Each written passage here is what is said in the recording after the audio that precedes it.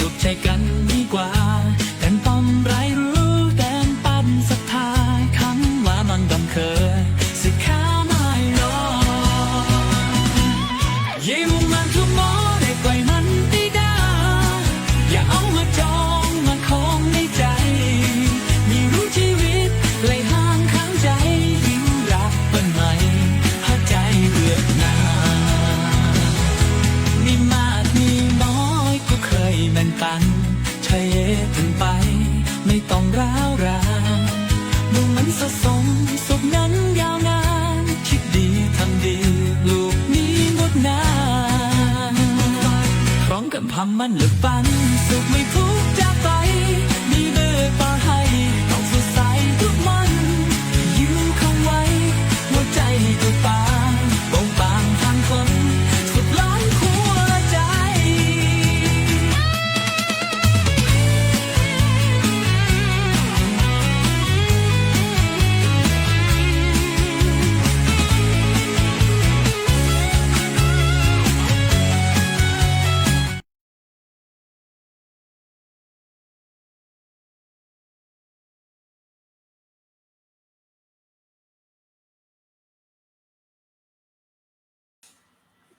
พระคุณแม่เลิศฟ้ามหาสมุทรพระคุณแม่สูงสุดมหาศาลพระคุณแม่เลิศฟ้าสุธาทานใครจะปานแม่ฉันนี้ไม่มีเลยกราบขอโอกาสพระเดชคุณพระเทพวชิรวิเทศประธานสมัชชาสงฆ์ไทยในสหรัฐอเมริกาพระเถรานุเถระเพื่อนพระธรรมทูตที่เคารพทุกรูปบุญรักษาธรรมคุ้มครองท่านสาธุชนทุกท่านวันนี้รายการเสียงธรรมจากสมัชชาสงฆ์ไทยในสหรัฐอเมริกากลับมาพบกับท่านสาธุชนทั้งหลายอีกครั้งหนึ่งเป็นประจำทุกวันอังคารและก็วันพุธเวลาเช้าของประเทศสหรัฐอเมริกาญาติโยมก็สามารถติดตามชมได้เป็นประจำทุกวันอังคารแล้วก็วันพุธหรือว่าจะติดตามชมย้อนหลังก็ได้ก่อนอื่นก็ขอแจ้งเกี่ยวกับเรื่องรายการของสมัชชาสงฆ์ไทยในสหรัฐอเมริกาซึ่งก็มีเป็นประจำเกือบทุกวันทั้งภาคภาษาไทยแล้วก็ภาษาอังกฤษภายใต้ฝ่ายเผยแผ่ของสมัชชาสงฆ์ไทยในสหรัฐอเมริกาวันจันทร์แล้วก็วันศุกร์มีรายการ Meet the Monk เป็นรายการภาคภาษาอังกฤษที่จัดโดยท่านพระอาจารย์สรายุทธวัดพุทธเมตตาวันอังคารแล้วก็วันพุธเป็นรายการเสียงธรรมจากสมัชชาสงฆ์ไทยในสหรัฐอเมริกาดำเนินการโดยท่านอาจารย์พระครูรัตนปัญญาวิเทศเลขาธิการสมัชชาสงฆ์ไทยในสหรัฐอเมริกาแล้วก็วันศุกร์ก็มีรายการธรรมะดลใจดำเนินการโดยท่านอาจารย์พระครูวรสิทธิ์ธรรมวิเทศวัดพุทธประทีปซานฟรานซิสโกญาติโยมก็สามารถติดตามชมหรือว่าติดตามฟังได้เป็นประจำตามวันต่างๆที่อาตมาได้ประกาศไปในเบื้องต้นสำหรับหัวข้อเสวนาในวันนี้อยู่ในช่วงวันแม่เพราะว่าวันนี้วันแม่ตื่นเช้ามาก็ได้รับข้อความ Happy Mother Day สุขสันต์วันแม่จากครูบาอาจารย์ซึ่งวันแม่ก็ถือว่าเป็นวันสำคัญเป็นบุคคลสำคัญพระเจ้าท่านบอกว่าบุคคลสำคัญหรือว่าบุคคลหาได้ยากในโลกนี้มีสองประเภทก็คือบุพการีแล้วก็กตัญญูกตเวทีวันนี้ครูบาอาจารย์ก็ยังมาครบทีมเหมือนเดิมจะเป็นใครบ้างก็อยากจะนิมนต์ครูบาอาจารย์ได้พบกับญาติโยมขอกราบนิมนต์ครับผมถวายความเคารพครับผมถวายความเคารพครับผมสบายดีทุกรูปนะครับวันแม่ไม่แน่ใจว่าแต่ละที่แต่ละแห่งทำอะไรกันบ้างนะครับสำหรับที่นี่ตอนเช้าสวดมนต์ก็นึกถึงคุณพ่อคุณแม่นะครับโดยเฉพาะโยมแม่ สำหรับท่านที่ยังมีแม่ยังมีชีวิตอยู่ก็ถือว่าโชคดีนะครับได้พูดคุยกับท่านนะแต่รูปไหนถ้าโยมแม่เสียชีวิตไปแล้ว ก็คงได้แต่นึกถึงบุญคุณแล้วก็ส่งบุญไปให้ท่านครับผม ผมมีทั้งพ่อทั้งแม่กินอยู่ในห้องนะ โอ้สาธุ ผมก็เจอตั้นทุกวันอ่ะ ครับ เจอตั้นทุกวันตั้งแต่ก่อนเริ่มมาตั้งแต่ตอนเช้าก็ต้องเจอกลับไปก็ต้องไปรายงานท่าน เพราะว่าวันนี้ได้ทำอะไรบ้างเป็นประโยชน์กับพระศาสนาครับ ครับสาธุถือว่ามีโยมพ่อโยมแม่เป็นกำลังใจให้ตลอดนะครับพระเดชพระคุณ ครับผม นะท่านอาจารย์วันลบล่ะครับทำอะไรบ้างครับเช้าวันแม่ หรือว่านึกถึงโยมแม่ คือแม่ผมเดินทางไกลเลยครับ ก็เลย ก็ทุกครั้งที่เราทำความดีก็ระลึกถึงท่านตลอดเลยครับ เพราะว่าเป็นการเรียกว่าให้ส่วนบุญส่วนหนึ่งให้ท่านได้อนุโมทนา ก็เป็นความสุขใจในฐานะที่เราได้ทุกอย่างมากับท่านนะฮะมีลมหายใจมีโอกาสในการใช้ชีวิตการทำความดี ก็เพราะผู้มีพระคุณ2 คนเป็นต้นหลักก็คือพ่อกับแม่ครับผม ครับผม ครับหลวงพ่อพระครูเกษมเป็นไงบ้างครับ ทางอุบลราชธานีสถานการณ์โอเคนะครับ โอ้ ผม อากาศร้อนครับฝนบ่ตก ฮ้อนหลายเนาะ โยมไม่กล้าก็ฮ้อนนี่ อา ค กา รั ศ บ ร้อน ครับ ท่านอาจารย์สลายุทธเป็นไงบ้างครับ ทางสุพรรณบุรี ถวายความเคารพครับ ครั ใน บผม บรรยากาศวันแม่ก็ไปบิณฑบาตโปรดโยมแม่โยมพ่อโยมญาติโยมครับ เป็นเครื่องเตือนจิตสะกิดใจนะเราเป็นพระนะพ่อแม่ไหว้เราทำให้ดีๆนะ อันนี้สำคัญครับอยู่ไกลบ้านก็มีข้อดีเตือนจิตสะกิดใจอย่าไปทำสมุสมะไปไม่ได้ ก็กอดแต่บาทแม่นบ่ ครับรักแม่บอกให้กอดบาทไว้ ผมก็จะมีคำคมอะไรนะเป็นคำถามสุดฮอตนะอีหยังคิดฮอตแต่กอดบ่ได้ กอดบาทไว้ แม่บอกให้กอดบาทไว้อย่างนี้ครับสาธุครับ ครับครับหลวงพ่อพระครูสุนทรธรรมนิเทศตั้งแต่กลับจากเกาหลีก็ไม่ได้คุยกันเลยนะครับ ตอนนี้ ครับผมครับกราบถวายความเคารพครูบาอาจารย์ทุกรูปครับผม แล้วก็ญาติโยมสาธุชนที่ติดตามรับชมรับฟังรายการเสียงธรรมจากสมัชชาทรงไทยด้วย เช้านี้ก็ไปรับบิณฑบาตที่เทศบาลอาจารย์แล้วก็สวดมนต์นิดหน่อย แล้วก็จากนั้นกลับมาก็มีเจริญพุทธมนต์ต่อที่วัดนะครับผมแล้วก็โดยของทั้งคณะสงฆ์และส่วนราชการ ก็พอดีว่าวันนี้มีโยมท่านเสียชีวิตใกล้ๆกับที่สำนักงานกองบุญคนพระช่วยเนี่ยครับผมแล้วก็เลยโยมมาแจ้งเมื่อวานผมก็เพิ่งไปเยี่ยมมาเอาแพมเพิร์สไปมอบให้แล้วก็ปรากฏว่าอาการของโยมก็คือเริ่มปฏิเสธอาหารแล้วก็วันนี้พอทราบข่าวเอาเช้าวันแม่มีโยมเสียชีวิตอีกแล้วอายุ60 ปีแล้วก็ยังไม่มีพระไปรับศพท่านผมก็เลยเดินไปเองเลยครับผมแล้วก็บรรทุกด้วยรถซาเล้งครับผม3 ล้อพ่วงเอาเสื่อปูแล้วก็เอาหมอนรองแล้วก็โยมก็ช่วยกันยกหามออกมาจากบ้านซึ่งติดชายคลองครับผมสภาพบ้านก็จะเรียกว่าบ้านก็ไม่เชิงนะครับอยู่ด้วยความลำบากมากมาจากกำแพงเพชรครับผมโยมจากกำแพงเพชรโยมผู้ชายก็เลยพาไปส่งที่วัดดีมากเลยครับกลับไปถึงวัดก็พระคุณเจ้า 4-5 รูปช่วยกันยกขึ้นจากรถซาเล้งไปวางในศาลาอีกทีนึงครับช่วยกันจัดสถานที่อะไรให้เพราะว่าเป็นศพที่เรียกว่าลำบากนะครับผมจะบอกว่าโยมเองก็ไม่ได้นับถือพุทธด้วยนะครับอ๋อครับก็ถือว่าช่วยกันเพราะว่าโยมก็จะจัดพิธีแบบพุทธคือตั้งศพให้พระสวดคนที่ขับมอเตอร์ไซค์รถพ่วงก็คือภรรยาของคนที่เสียชีวิตนะครับผมก็นั่งข้างไปด้านข้างแล้วก็ก่อนค่ำวันนี้ว่าก็นึกถึงแม่ขึ้นมาแต่แม่ไม่อยู่แล้วจากไป37 ปีแล้วก็เลย ถึงไม่มีแม่แต่ก็ยังมีพ่อก็เลยบอกโยมพ่อวันนี้ขอแช่เท้าหน่อย ต้มน้ำร้อนให้พ่อแช่เท้าเสร็จแล้วก็พ่อ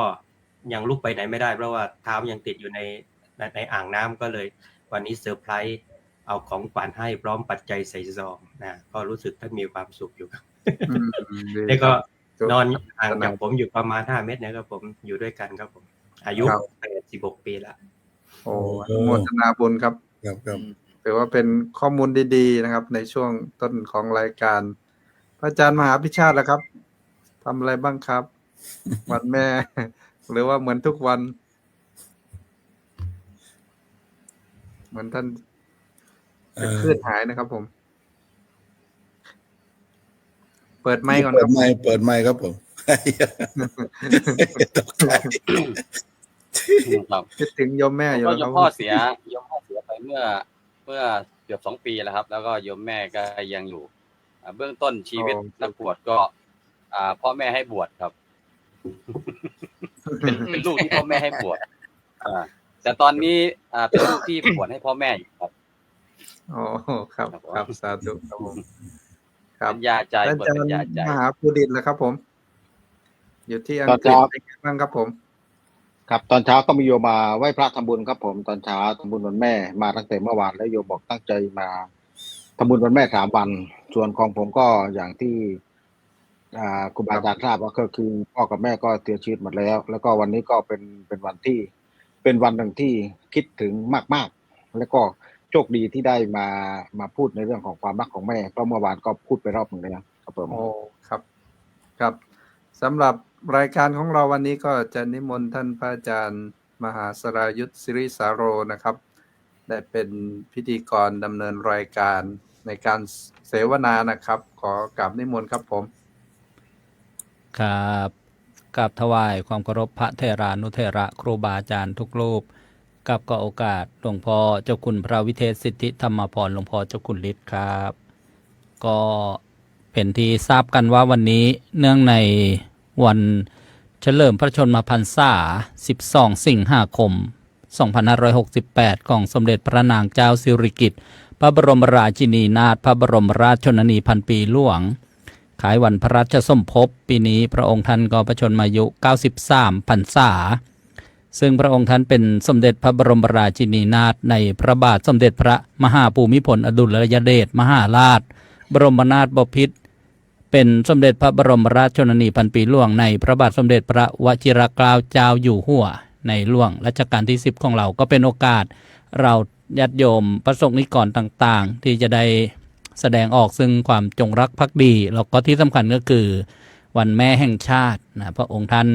นะเป็นสมมุติเทพเรานะยกย่องเคารพนับถือว่าเป็นแม่นะของชาติไทยเราก็เป็นที่ทราบกันดีว่ากำเนิดวันแม่นะก็มุ่งเน้นไปที่แม่แต่ว่าผู้เป็นบิดาเป็นพ่อนะก็ไม่ต้องนะน้อยใจนะก็รวมกันเลยนะทั้งแม่ทั้งพ่อเป็นทั้งพ่อเป็นทั้งแม่นะก็เป็นโอกาสที่ลูกๆนะจะได้แสดงออกซึ่งความกตัญญูกตเวทีนะต่อแม่มารดาบิดาด้วยแล้วก็นะแม่ของชาติด้วยเป็นพลเมืองดีของประเทศชาติเพราะฉะนั้นการได้เข้ามาสดับรับฟังเรื่องความรักของแม่เนี่ยเป็น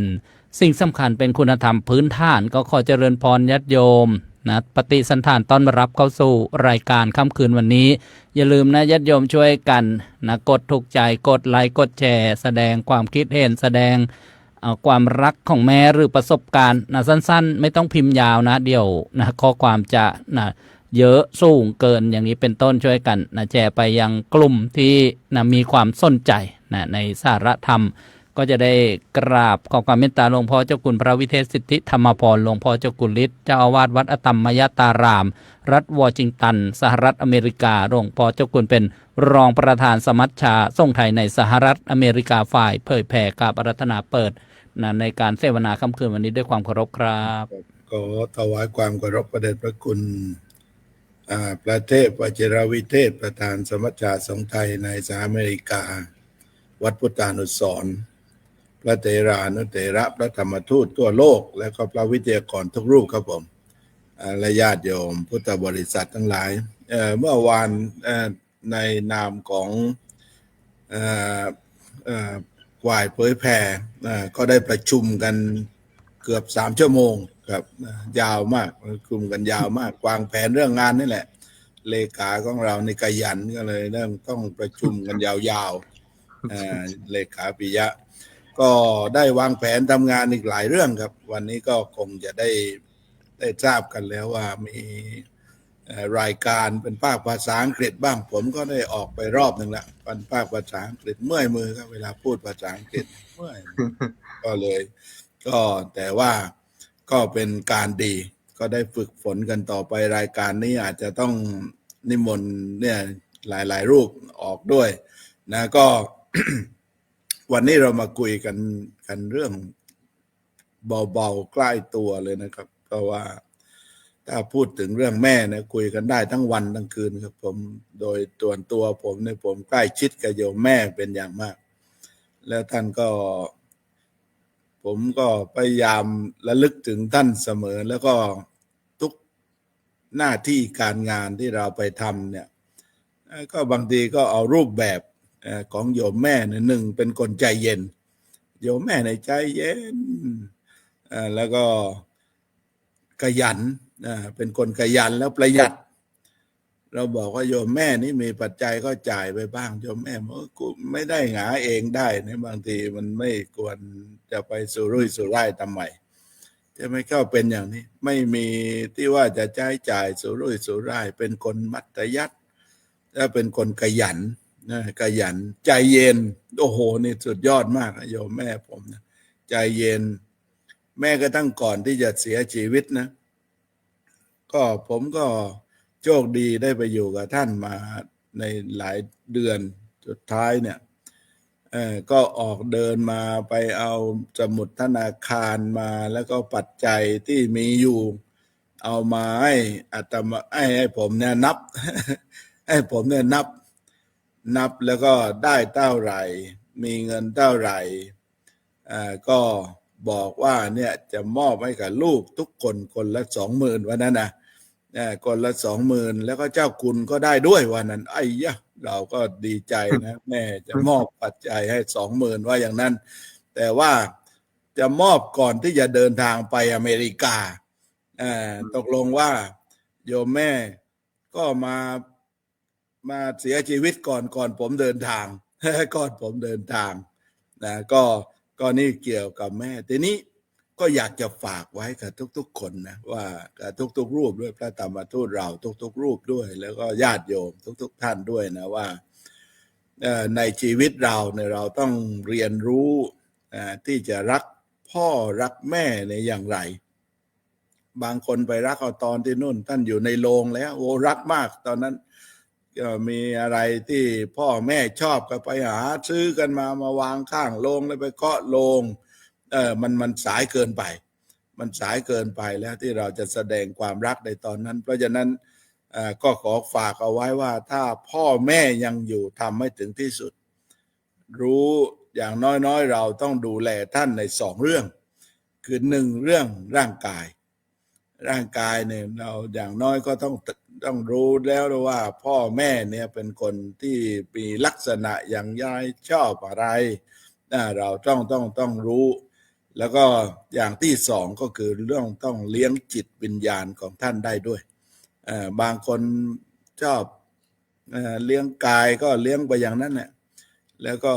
เลี้ยงไปแล้วพ่อแม่ก็น้ำตาไหลไปเลี้ยงไปพ่อแม่น้ำตาไหลไป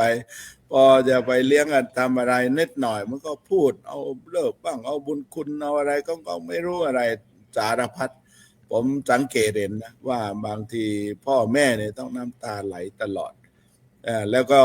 อย่างที่2ก็คือเรื่องจิตวิญญาณเนี่ยก็สำคัญมากนะครับก็ขอให้เราได้เลี้ยงจิตวิญญาณถ้าไม่มีความจำเป็นอะไรต้องอย่าแสดงออกถึงความเป็นคนอ่อนแอผมได้คุยกับที่ซีแอตเทิลเนี่ยเป็นรัฐที่มี ก็เรียกมีวัยรุ่นเนี่ยมากก็เป็นเมืองไอทีนี่คนย้ายก็มาคนมาหางานทำเป็นเมืองวัยรุ่นมากไอ้คนเมืองวัยรุ่นมากในบางทีมันก็มาหาแล้วก็บางทีมันพูดคุยเรื่องโน้นบ้างเรื่องนี้บ้างแล้วก็มาคุยให้เราฟัง ก็เลยบางทีต้องแนะนำเขาไปบอกว่าชีวิตเราเนี่ยต้องให้เข้มแข็ง ไม่ใช่ว่ามีปัญหาอะไรก็โทรหาพ่อแม่แล้วก็ทำให้พ่อแม่ก็ต้องเดือดร้อนต่ออีกพอมีปัญหาชีวิตอะไรเล็กน้อยเราต้องเข้มแข็งเราต้องแก้ปัญหาของเรา แล้วต้องโชว์ให้เขาเห็นว่าพ่อแม่เห็นว่าเราเข้มแข็ง พ่อแม่ไม่ต้องเป็นห่วงชีวิตเราจะต้องอยู่ได้ ต้องแก้ปัญหาได้ต้องทำอะไรได้ ให้ท่านมีความสบายใจ เพราะฉะนั้นวันนี้ก็มันถ้าคุยกันเรื่องแม่เนี่ยคุยกันยาวครับเพราะฉะนั้นก็อยากจะฟังรูปอื่นๆครับผมจะกินเวลามากก็ไม่ได้นะก็ขอเปิดครับวันนี้ครับผม สาธุกราบขอบพระคุณครับหลวงพ่อเจ้าคุณฤทธิ์พระวิเทศสิทธิธรรมพรเปิดหัวข้อเสวนากับผมอาตมาภาพก็รับหน้าที่ผู้ช่วยผู้ดำเนินรายการนะแทนหลวงพ่อพระครูรัตนปัญญาวิเทศหลวงพ่อกุ๊กไก่เลขาธิการสมัชชาส่งไทยในสหรัฐอเมริกาวัดรัตนปัญญารัฐแคลิฟอร์เนียสหรัฐอเมริกาซึ่งท่านกำลังไปปฏิบัติศาสนกิจกำลังเดินทางอยู่บนเครื่องบินนะญาติโยมที่นะเป็นศรัทธาสานุสิทธิ์ของท่านนะก็ขอให้ทราบในนะข้อสรุปของหลวงพ่อเจ้าคุณก็เลี้ยงพ่อเลี้ยงแม่นะเลี้ยงกายด้วยนะแล้วก็เลี้ยงจิตวิญญาณก็คือจิตใจนะโยมไม่ใช่ไปนะจุดธูปนะแล้วก็ไประลึกถึงพระคุณท่านตอนท่านอยู่ในกรอบแล้วนะท่านไม่ได้มีชีวิตอยู่เพราะฉะนั้นในความเป็นจริงเนี่ยนะสำคัญในปัจจุบันนะก็จะได้มาฟังในเรื่องของความรักของแม่จากพระอาจารย์พระมหาปิยะอุตตมปัญโยปรริยนธรรมกล่าวประโยคเจ้าวาดวัดโปรดเกตเยธารามรัฐนิวยอร์กสหรัฐอเมริกาและท่านก็ได้ดำรงตำแหน่งรองเลขาธิการสมัชชาส่งไทยในสหรัฐอเมริกากราบอาราธนาครับครับขอโอกาสพระเดชพระคุณพระวิเทศสิทธิธรรมพรครูบาอาจารย์เพื่อนพระธรรมทูตทุกรูปนะครับวันนี้พูดเรื่องแม่ปกติก็นึกถึงท่านทุกวันเพราะว่าโยมแม่นี่มีความผูกพันกันเรียกว่าสมัยอยู่อินเดียนะครับแม่ก็ขายควายส่งไปเรียนที่อินเดียนี่เรื่องจริงนะครับเพราะว่าที่บ้านผมนี่มีควายมีวัวเยอะเพราะว่าก็ไม่ค่อยมีตังค์ครับโยมแม่ก็ขายควายได้มา 40,000 บาทนะสมัยเมื่อเกือบ30 ปีที่แล้วนะ20 กว่าปีที่แล้วท่านก็ให้บอกว่าเอาเป็นทุนไปเรียนแต่ว่าไปอาศัยอยู่ที่วัดก็เลยโชคดีไม่ต้องใช้จ่ายอะไรเยอะนะครับอาศัยอยู่ที่วัดไทยพุทธคยาประเทศอินเดียก็เรียนแล้วก็โทรไปหาท่านนะทุกเดือนละครั้งนะครับ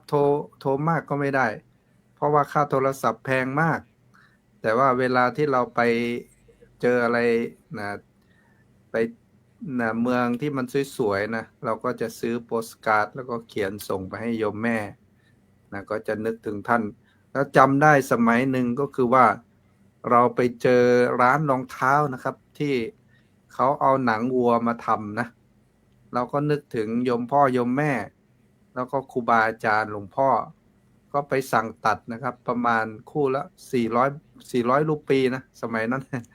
ก็ส่งไปให้กับโยมพ่อโยมแม่แล้วก็ครูบาอาจารย์แต่พอมาอยู่สหรัฐอเมริกาเนี่ย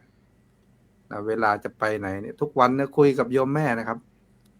คุยกับโทรเพราะว่ามันถูกนะครับแต่ก่อนเราใช้มันจะมีโยมซื้อบัตรโทรศัพท์มาถวายบัตรละ5 เหรียญ10 เหรียญก็ถวายเยอะนะแล้วก็ได้แบ่งปันครูบาอาจารย์ด้วยอย่างอาจารย์พระครูสถิตธรรมวิเทศนะครับอาจารย์ช้างท่านเพิ่งมรณภาพไปเนี่ยท่านอยู่อาริโซนาท่านก็โทรมาขอผมเรื่อยบอกมีบัตรโทรศัพท์ไหมขอหน่อยเราก็มีเยอะก็แบ่งปันกันเลยนะครับก็อันนี้ก็คือโทรศัพท์แล้วตอนหลังมันมีโปรแกรมสกายเนาะครูบาอาจารย์มีสกายเนี่ยก็เสียเดือนละไม่กี่เหรียญนะครับก็โทรได้ตลอดแล้วก็โทรคุยกันตลอดแต่ว่าสิ่งหนึ่งก็คือว่าเวลาที่เราจะไปทำกิจกรรมบางอย่างนี่เราบอกโยมแม่ไม่ได้ครับเช่นบริจาคเลือดนี่ต้องแอบไปทำเพราะว่าโยมแม่บอกว่ามันไม่ดีคือด้วยความเป็นห่วงของโยมแม่นะมันไม่ดีต่อสุขภาพอย่าไปทำ เราก็ไม่อยากให้โยมแม่ไม่สบายใจนะก็แอบไปทำเหมือนเดิมนะครับ เพราะว่าข้อมูลท่านไม่ถูกต้องนะ บางทีเราพยายามชี้แจงด้วยความรักท่านก็ไม่เข้าใจ เราก็แอบไปทำเพราะว่าคิดว่าเป็นประโยชน์แล้วก็เป็นบุญกุศล แล้วก็แบ่งให้โยมแม่เหมือนเดิม แล้วก็อีกอย่างหนึ่งก็คือว่าไปสอนในเรือนจำนี่โยมแม่ก็ไม่ชอบนะ ต้องแอบไปนะครับ เวลาคุยกับท่านนี่นะไปทำงานนี่บอกท่านไม่ได้นะว่าไปทำตรงนี้ เพราะว่าท่านกลัวว่าเข้าไปแล้วจะออกไม่ได้ หรือบางทีก็เข้าไปแล้วมันจะนะ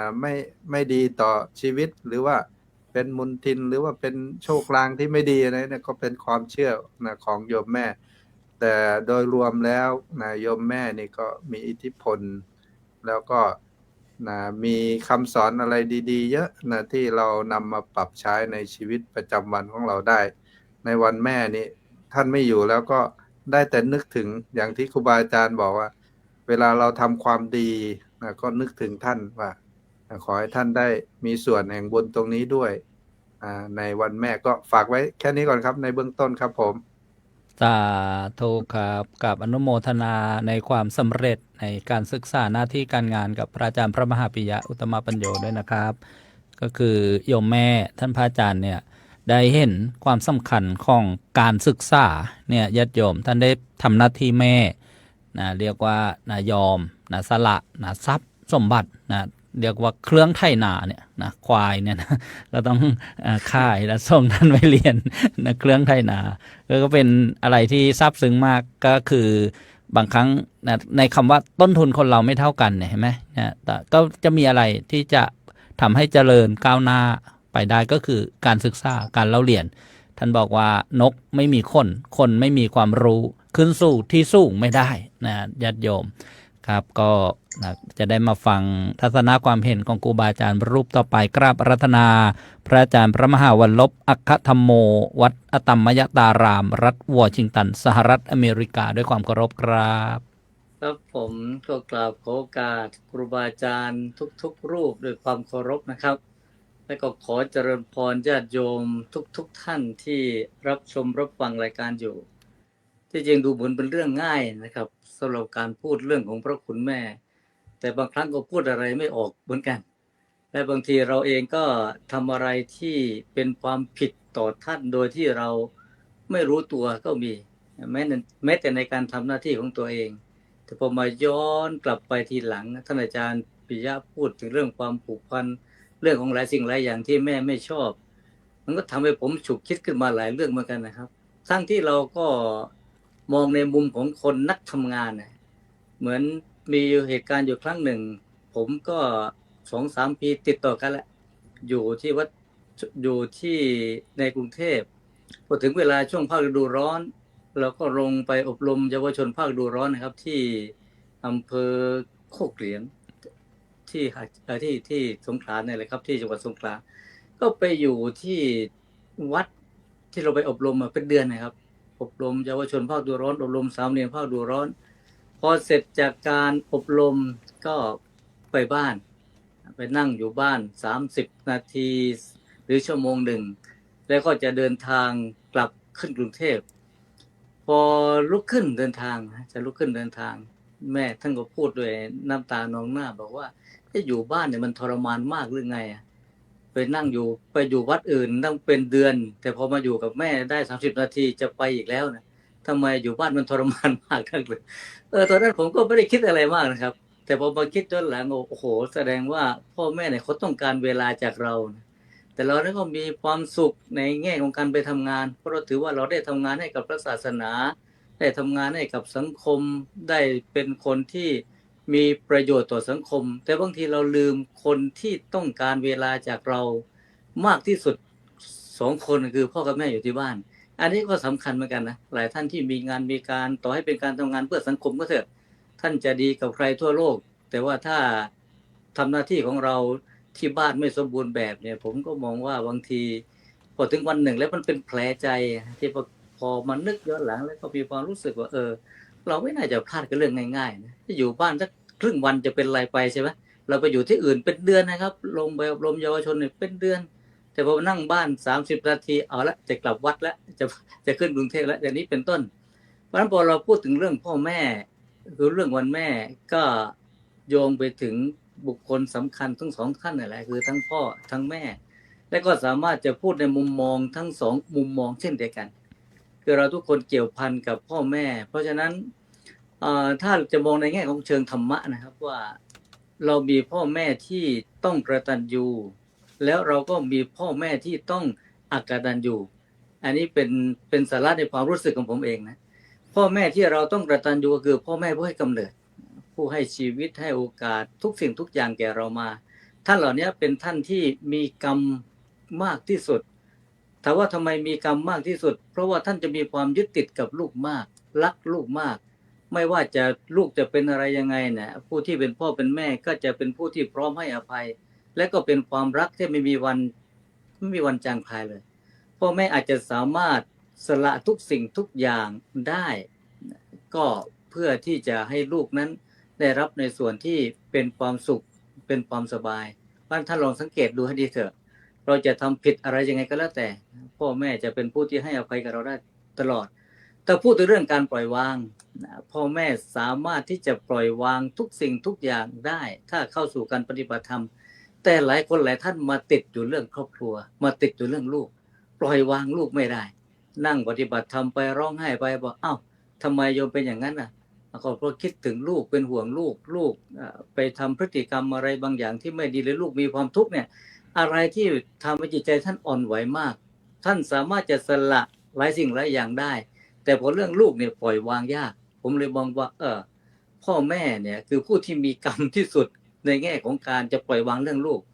ถ้าลองดูสิท่านอาจจะมีพ่อแม่บางท่านมีที่ไร่มีที่นาเนี่ยท่านรักมากหวงมากมีทรัพย์สมบัติทรัพย์สินเงินทองต่างๆเนี่ย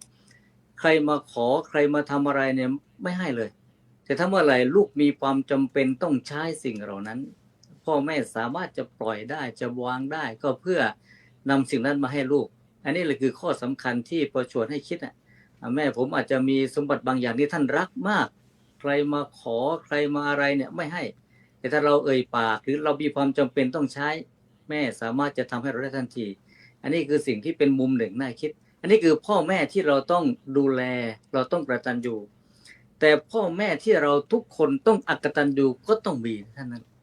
ก็คือในทางพระศาสนาเนี่ยท่านถือว่าอวิชชาเป็นพ่อตัณหาเนี่ยเป็นแม่ที่เป็นสิ่งที่ทำให้เราต้องเวียนว่ายตายเกิดในวัฏสงสารพ่อแม่สองชนิดนี้แหละเราทุกคนจะปฏิบัติตามคำสอนไม่ได้เลยเพราะว่าเมื่อไหร่ที่เราไหลตามอำนาจของอวิชชาคือความไม่รู้ไหลตามอำนาจของตัณหาคือความทะยานอยากไม่ว่าจะเป็นกามตัณหาภวตัณหาและก็วิภวตัณหาสุดท้ายพ่อแม่สองประเภทหลังเนี่ยจะทำให้เราต้องเวียนว่ายตายเกิดในสังสารวัฏอย่างไม่รู้จักจบสิ้นมันพอนึกถึงพ่อแม่ในแง่เชิงพุทธศาสนาก็มองได้สองมุมพ่อแม่ผู้ให้กำเนิดเกิดขึ้นมาบนโลกใบนี้นี่คือสิ่งหรือนี่คือบุคคลที่เราจะต้องมีความรักมีความกตัญญูแต่พ่อแม่ผู้ที่เป็นชนวนให้เราต้องเวียนว่ายตายเกิดในวัฏสงสารเราต้องทำหน้าที่อย่างเต็มที่ในการที่จะสลัดออกจากวงจรแห่งการเวียนว่ายตายเกิดเหล่านี้ก็เพื่อให้เราทุกคนนั้นเข้าถึงความสุขอย่างสมบูรณ์แบบแต่เบื้องต้นฝากไว้แค่นี้ก่อนครับสา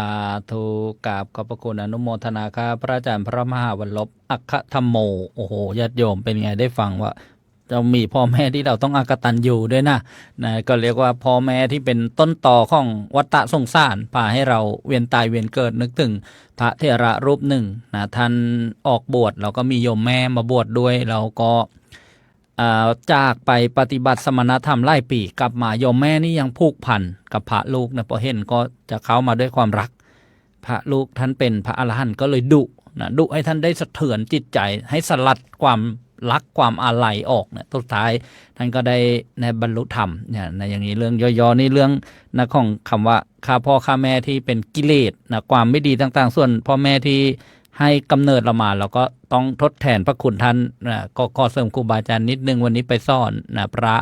นวกะชั้นนักธรรมโทก็ได้ปรารภเรื่องเนี้ยเป็นสำคัญเนื่องในโอกาสวันแม่ก็บอกว่าที่เรามาบวชกันเนี่ยก็เนื่องด้วยวัฒนธรรมประเพณีนะแทนข้าวป้อนน้ำนมพระคุณบิดามารดา ถ้าเกิดใครมาถามนะว่ามีไหมพระพุทธเจ้าตรัสบอกต้องให้บวชแทนพระคุณพ่อพระคุณแม่เนี่ยในพระไตรปิฎกว่าไว้ในเรื่องไหนนะก็เลยเสริมพระบอกว่ามีอย่างนี้การทดแทนพระคุณพ่อแม่น่ะก็คือด้วยการเชิญชวนชักจูงท่านนะพ่อแม่ที่ไม่มีศรัทธาให้มีศรัทธาไม่มีการให้ทานให้ท่านได้ให้ทานไม่มีการรักษาศีลให้ท่านได้รักษาศีลท่านไม่มีในการเจริญภาวนาฟังเทศน์ฟังธรรมลูกสามารถชักจูงชักชวนนะให้ท่านได้มีสิ่งเหล่านี้เนี่ยชื่อว่าทดแทนพระคุณพ่อพระคุณแม่ก็ได้แนะนำนะพระนวกะไปครับก็จะได้มาฟังเสียงอีสานแต่ไม่ใช่วงแสดงอะไรนะญาติโยมครูบาอาจารย์ที่ท่านนะบรรยายเสียงในฟิล์มนะเสียงในฟิล์มวันนี้ก็กราบอาราธนาพระอาจารย์พระครูเกษมพิโสพลผู้ช่วยเจ้าอาวาสวัดพิโสภารามอำเภอเขมราชจังหวัดอุบลราชธานีด้วยความเคารพครับ ขอความนอบน้อมแด่พระรัตนตรัยขอถวายความเคารพพระเถรานุเถระทุกรูปขอโอกาสประดิษฐ์พระคุณหลวงพ่อที่เป็นประธานในวงสนทนาขอความสุขความเจริญในธรรมจงมีแก่ญาติโยมสาธุชนคนใจบุญทุกท่านที่ติดตามรับฟังเสียงธรรมจากสมัชชาสงฆ์ไทยในสหรัฐอเมริกามื้อนี้เป็นมื้อสันวันดีเป็นวันมหามงคลโดยเฉพาะอย่างยิ่งประเทศไทยผู้ใดอยู่ไสอยู่เจใดของโลกที่เป็นคนไทยหูจักว่ามื้อนี้เป็นวันแม่แห่งชาติแต่ที่แน่ๆก็คือชาติกำเนิดของเฮาถ้าบ่มีแม่ก็บ่มีเฮาในมื้อนี้ทางพุทธศาสนาเพิ่นจังสอนให้หูจักบุญคุณผู้มีพระคุณพระคุณนี่มีอยู่แล้วผู้ใดสิปฏิเสธผู้ใดสิอ้างอิงเหตุผลกลใดตามมิจฉาทิฏฐิว่าเพิ่นบ่มีพระคุณก็ตามแต่ว่าจริงๆมีพระคุณอยู่คันเฮาปฏิเสธด้วยเหตุผลของเฮาก็ถือว่าเฮาเป็นมิจฉาทิฏฐิไปก็เป็นการสั่งบาปสั่งกรรมนักวัฏฏะสงสารก็สิวัฏฏะสงสารก็สิยืดยาวมื้อนี้หัวข้อเรื่องที่ผมเว้าบ่ค่อยได้มัน มันจุกคอครับ อุกอังครับอุกอังหรืออะไรจุกคอ จุกคอนี่มันคือมันเกิดความตื่นตันเพราะว่าพระคุณของแม่นี่แม่คำเดียวนี่วิจิตรพิสดารบุญคุณล้นฟ้าล้นดินสิเอาภูเขามาเป็นปากกาสิเอาน้ำในมหาสมุทรมาเป็นหมึกโจทย์บันทึกพรรณนาสรรหาคำเพราะพริ่งมาเว้าจนบัดนั่นก็บ่เบิดบุญคุณพ่อแม่แต่ว่าก็ย้อนแม่ขอให้บวชคืออาจารย์มหาเพิ่นว่านั่นล่ะแม่ขอร้องให้บวชบ่บวชบ่ได้แล้วบ่ไหวแม่ก็เทิงแม่เทิงพ่อเพิ่นก็ไปรายงานป้าลุงโอ้ยหลานเจ้าดื้อหลายเด้ออายุครบ20นี่มันยังเลาะบ้านเซยพ่อแม่แนะนำว่าให้บวชมันก็บ่เอาหูใส่เพิ่นว่า พอป้าลุงผมอยู่คนละตำบลแล้วก็ผู้หนึงก็อยู่กรุงเทพลุงคนกลางก็เลยเดินทางจากกรุงเทพได้ยินว่าหลานชายดื้อนี่ลุงนั่งเก้าอี้บ่ติดล่างานมาเจรจา ก็เลยเอาเป็นว่าแม่ขอร้องให้บวชก็เลยว่าคันแม่บ่ขอนี่บ่บวชเด็ดขาดเพราะอยากบวชแต่สมัยจบป .7 2518พ่อแม่ขอร้องว่ายังทุกข์ยังยากหลายไปซอยพ่อซอยแม่ซะก่อนก็เลยเสียใจมาตั้ง2518พุ่นแล้วครับ เลยสิพยายามขัดใจพ่อขัดใจแม่ตลอดตอนนี่เป็นเบาแล้วมักสาวแล้วสิมาบอกให้บวชโอ้ยสาวอย่ามาคุยกันว่าพุ่นได้ครับด้วยความหลงผิดผลสุดท้ายก็เลยเห็นแก่แม่นี่แหละครับ แม่สิเว้าเบาๆแล้วก็บ่เนียมหน้าลูกชายบวชซะก่อนลูกอีหยังก็สร้างมันสิบวชวันลาสิกขาก็อย่าเฝ้าเว้าบวชแล้วซะก่อนตอนนี้บ่ทันได้บวชอย่าสิเฝ้าเว้าเรื่องลาสิกขาแม่ว่าอันนี้ผมจือบ่ลืมครับ เพราะว่าบอกแม่ว่าบวชนี่บวชช่วงเดือนมีนา2525ว่ามือออกพรรษาคือวันลาสิกขาในแม่ว่าบอกแม่ไว้แม่ก็ว่าอย่าฟ้าวเพราะว่าเฮาบ่ทันได้บวชอย่าไปฟ้าวลัดหน้าว่าสิลาสิกขาแม่ว่าเหตุผลของแม่ก็สั่นก็บ่เว้าก็ได้ผลสุดท้ายก็บวชครับเมื่อ21มีนาคม2525บวชเข้ามาแล้วหลวงพ่ออุปชฌาย์ก็อบรมทุกวันโกนวันพระก็เลยแนมเห็นเฮาแหละชีวิตเฮาผ่านมาโอ้เฮ็ดตาบาปหรือบ่มีบุญจักดีบ่ตายว่ะ แล้วคือเห็นหน้าแม่บ่เศร้ากันจังได๋ก็เพื่อแม่มีผู้เดียวนี่แหละวะซั่นดอกครับจังว่าพันละนาเรื่องความรักของแม่นี่ก็เลยได้คติสอนใจบอกลูกบอกหลานบอกญาติบอกโยมว่าคันเฮาพลาดก็คือพลาดแล้วพลาดเลยจักศาสตร์ใดในวัฏสงสารเฮาจังสิไปพ้อแม่คนเดิมที่เฮาเคยฮู้จักมักคุ้นที่เฮาเคยสนิทสนมอันนี้โอกาสยากแฮงมีอย่างเดียวก็คือตอบบุญแทนคุณโดยการปฏิบัติดีปฏิบัติชอบเท่านั้นเพราะว่าความรักของแม่นี่พันละนาจังได๋ก็บ่เบิดด้วยความบริสุทธิ์ใจของเพิ่นแต่คันสิเว้าเป็นรูปธรรมอีกอย่างหนึ่งก็คำว่าแม่คำเดียวนี่ยิ่งใหญ่ขนาดใดกองทัพก็อาศัยแม่เด้อครับอาศัยแม่ทัพบกแม่ทัพอากาศแม่ทัพเรือแม่นี่ยิ่งใหญ่ขนาดใดทหารก็เป็นได้ทั้งบกอากาศน้ำคำว่าแม่ทัพเนี่ยป้าดยิ่งใหญ่แม่น้ำมหาสมุทรสารพัดนี่คันสิเว้าเป็นรูปธรรมง่ายๆให้เห็นง่ายๆเพราะฉะนั้นลูกบรรดาลูกทุกท่านทุกคนมื้อนี้ได้มาฟังเสียงธรรมจากสมชาสงฆ์ไทยก็ฝากให้ทุกท่านเก็บหอมรอมริบมาเด้อประสบการณ์ครูบาอาจารย์แต่ละรูปเพิ่นเว้าให้ฟังนี่ลึกซึ้งหลายถ้าฟังเป็นได้ถ้าฟังบ่เป็นแล้วก็แล้วไปอย่างนั้นแหละอย่างเช่นพระอาจารย์มหาปิยะวานี่กินใจผมขนาดครับญาติโยมกินใจอาตมาแห้งหลาย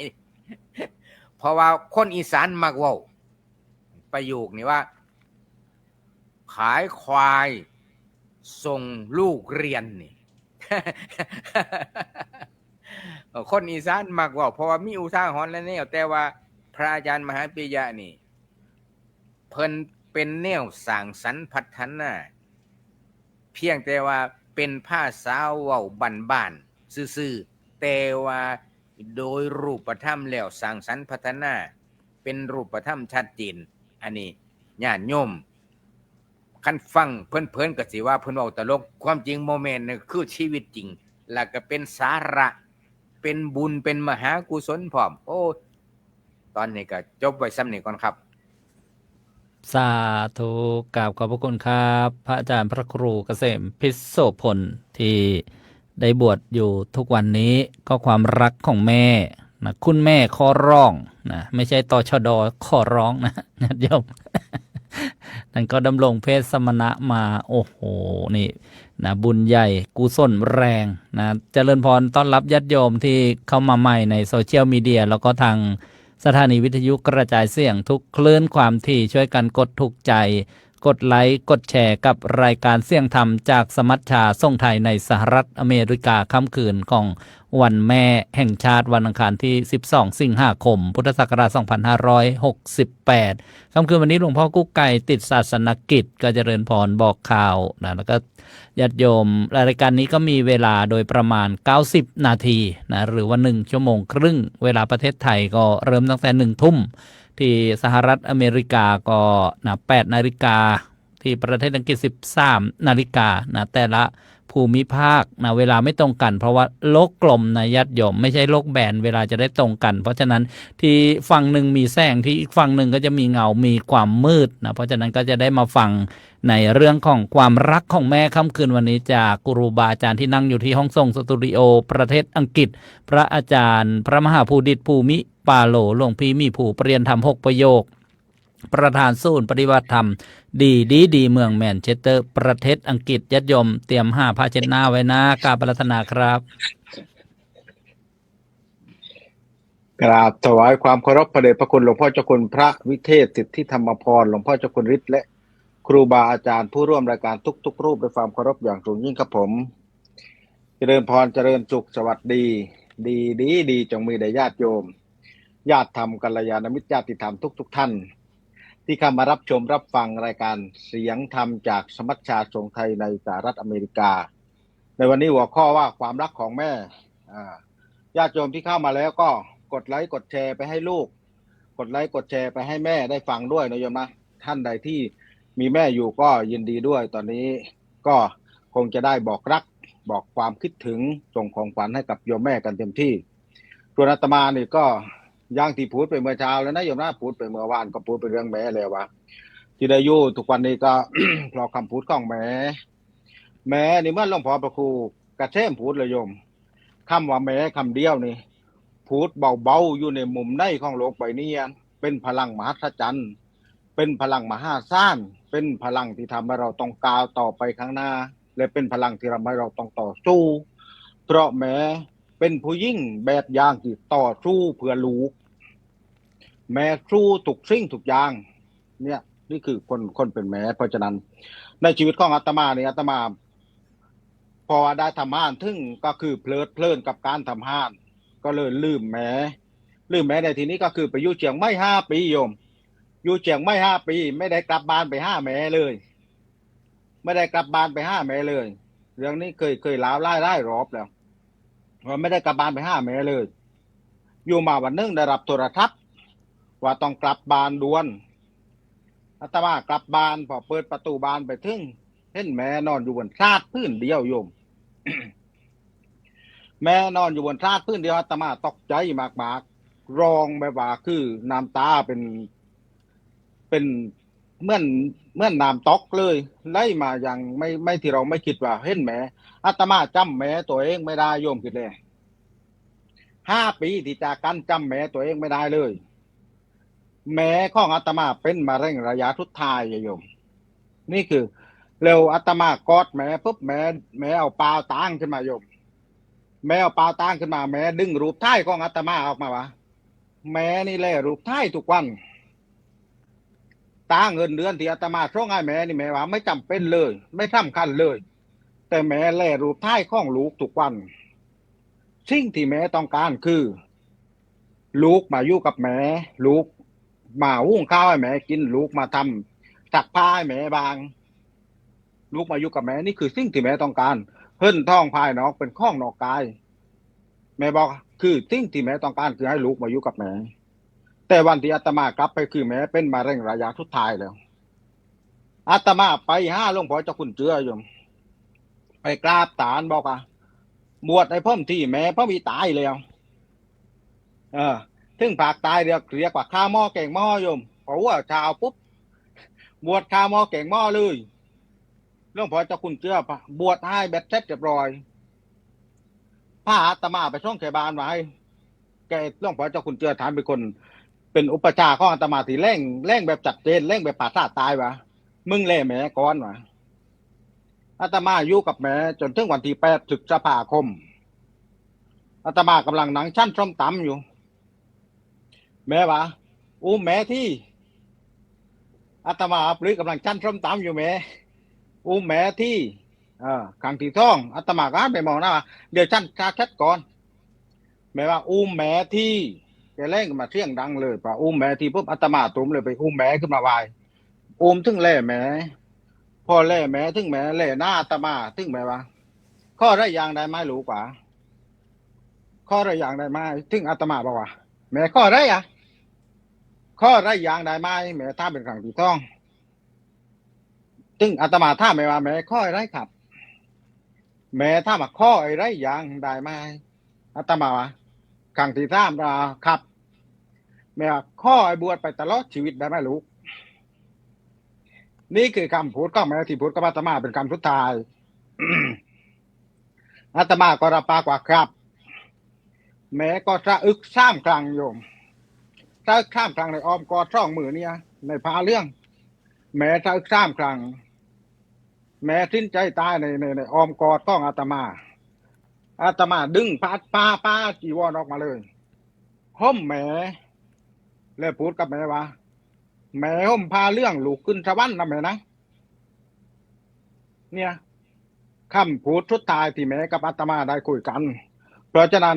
สิ่งติดอยู่ในใจอาตมาเลยว่าเรา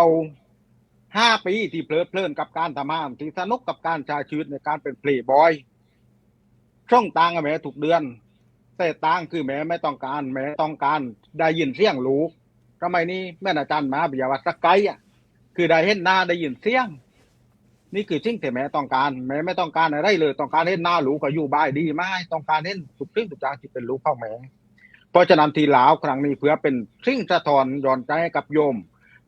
ที่เข้ามาฟังที่อยู่ต่างประเทศว่าในเมื่อมีแม่แล้วโทรทัศน์ทำไมนิยมเฟซก็ดีไลน์ก็ได้โทรวิดีโอคอลไปให้ฐานเห็นหน้าแม้จะมีความทุกข์ที่สุดในเมื่อเห็นหน้าลูก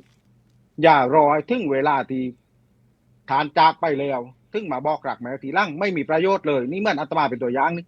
เนี่ยเพราะฉะนั้น12 ปีในพาเรื่องที่อยู่มาจนถึงทุกวันนี้ไปมาทั่วทุกมุมโลกเลยไปต่างประเทศไปโน่นไปนี่ไปนั่นเพราะคำพูดของแม่เนี่ยเพราะคำพูดของแม่แล้วอาตมาก็เชื่อคำพูดของแม่เมื่อที่หลวงพ่อพระครูกระเทมบอกคือคำพูดของแม่เป็นคำพูดที่ศักดิ์สิทธิ์ที่สุดในโลกที่อาตมาคือพูดไว้ตลอดเวลาเพราะฉะนั้นคว้าควายเป็นข้อคิดนะโยมนะวะในเมื่อมีแม่ยังมีชีวิตอยู่สื่อข้องสื่อแกงสื่อข้าวทุกสิ่งทุกอย่างไปดูแลแม่เมื่อที่แม่ดูแลเราอย่าถือไปตั้งข้างลงเมื่อที่หลวงพ่อเจ้าคุณฤทธิ์แรงว่าอย่าถือไปตั้งข้างลงไม่มีประโยชน์เพราะฉะนั้นครูบาอาจารย์7-8 รูปที่มาอธิบายวันนี้เพื่อเป็นการเตือนสติชาวพุทธว่าถ้ามีแม่กลับไปดูแลแม่กลับไปบอกรักแม่วันนี้อาตมาก็ตื่นตันใจนะแล้วก็ดีใจเหมือนเมื่อวานพูดน้ำตาไหลเลยโยมร้อยเพราะหน้าที่ที่ทรงพลังที่สุดในชีวิตของผู้หญิงที่ได้ชื่อว่าเป็นแม่ที่ฐานดูแลเราอย่างดีที่สุดคนนั้นคือรักที่สุดในโลกคือแม่และคำของแม่คือศักดิ์สิทธิ์ที่สุดกับป้อมฝากไว้ในเบื้องต้นครับสาธุกับอนุโมทนาขอบคุณหลวงพี่มีภูพระมหาภูดิตภูมิปาโลได้มาแสดงความรักของแม่ซึ่งท่านได้ประสบการณ์บางทีเราไม่ต้องถึงให้มีกับเราเองเนี่ยญาติโยมมาเก็บเกี่ยวประสบการณ์จากข้อคิดเตือนจิตสะกิดใจในรายการค่ำคืนวันนี้ก็จะได้มาฟังทัศนะความเห็นของครูบาอาจารย์ที่จะได้มาแสดงในเรื่องวันแม่ก็กราบอาราธนาพระอาจารย์พระมหาอภิชาติกรัญยวสีเปลี่ยนธรรม9 ประโยควัดพุทธจักรมงคลรัตนารามเอ็ดคอนดิโดรัฐแคลิฟอร์เนียสหรัฐอเมริกากราบอาราธนาด้วยความเคารพครับกราบถวายความเคารพ นักเถรานุเถระคณะพระวิทยากรทุกรูปซึ่งมีท่านอาจารย์เจ้าคุณพระสิทธิพระครูเทศสิทธิธรรมาภรณ์เป็นประธาน และก็ขอเจริญพรญาติโยมที่รับชมรับฟังอยู่ ทั่วโลก ต้องแกมบ่อยๆนี่คือมันตื้นตันมันจุกนะปกติก็ถ้าพูดเรื่องแม่เนี่ยมันน้ำตามันจะไหลผมกลับบ้านเนี่ยถ้าผมพูดเสียงดังเวลาจะลาโยมพ่อโยมแม่กลับกรุงเทพเนี่ยนะผมจะต้องพูดดังๆนะครับเพื่อข่มความรู้สึก ไม่งั้นมันจะน้ำตามันจะไหลนะ ท่านอาจารย์มหาปิยะโยมแม่ขายควายส่งเรียนนะโยมแม่ท่านคงว่าคุ้มละที่ขายควายส่งท่านเรียนควายนี่คือสมบัติที่มีค่าของชาวนาเลยนะท่านยอมเสียสละสมบัติที่มีค่าของชาวนาเพื่อ ส่งให้ลูกเรียนแต่มีบางคนพ่อแม่บางครอบครัวเนี่ยนะก็บอกว่าผู้ขายควายส่งควายเรียน คือแสดงว่าส่งไปเรียนแล้วมันไม่คุ้มค่าเนี่ยนะสาวกระโปรงเฮียนนะครับสาวกระโปรงเฮียนส่งควายกลับได้ควายไปเรียนนี่มันไม่ได้เรื่องนะอันนี้คือพูดเรื่องนี้ก็หนึ่งก็อยากจะตัดบทอารมณ์อาจารย์พระครูหมีภูนะเมื่อกี้ผมก็ฟังไปผมก็น้ำตาก็ซึมนะครับเพราะว่าเรื่องพระก็มีแม่นะคุณโยมนะคุณโยม พระทุกรูปเนี่ยก็มีคุณแม่นะมีคุณแม่เหมือนกันเพราะฉะนั้นผู้ที่เป็นแม่จะเข้าใจความรู้สึกความรักของแม่ได้ดีในขณะเดียวกันที่ผู้เป็นลูกอาจจะไม่ซึมซับไม่เข้าใจความรักของแม่ก็ได้อย่าคิดถึงแม่เฉพาะยามท้ออย่าคิดถึงพ่อเฉพาะยามเหงาพ่อแม่คือผู้ให้กำเนิดเราจงคิดถึงพวกเขาตลอดเวลาแต่ที่ผ่านมาครูบาอาจารย์จะบอกว่าเวลาเราทำคุณงามความดีแล้วเราจะนึกถึงคุณพ่อคุณแม่ในเวลาที่ไม่ทำดีก็ต้องนึกถึงด้วยนะครับฝากครูบาอาจารย์ฝากญาติโยมที่ฟังอยู่ลูกหลานที่ฟังอยู่ว่าเวลาทำดีเราก็นึกถึงพ่อแม่นะ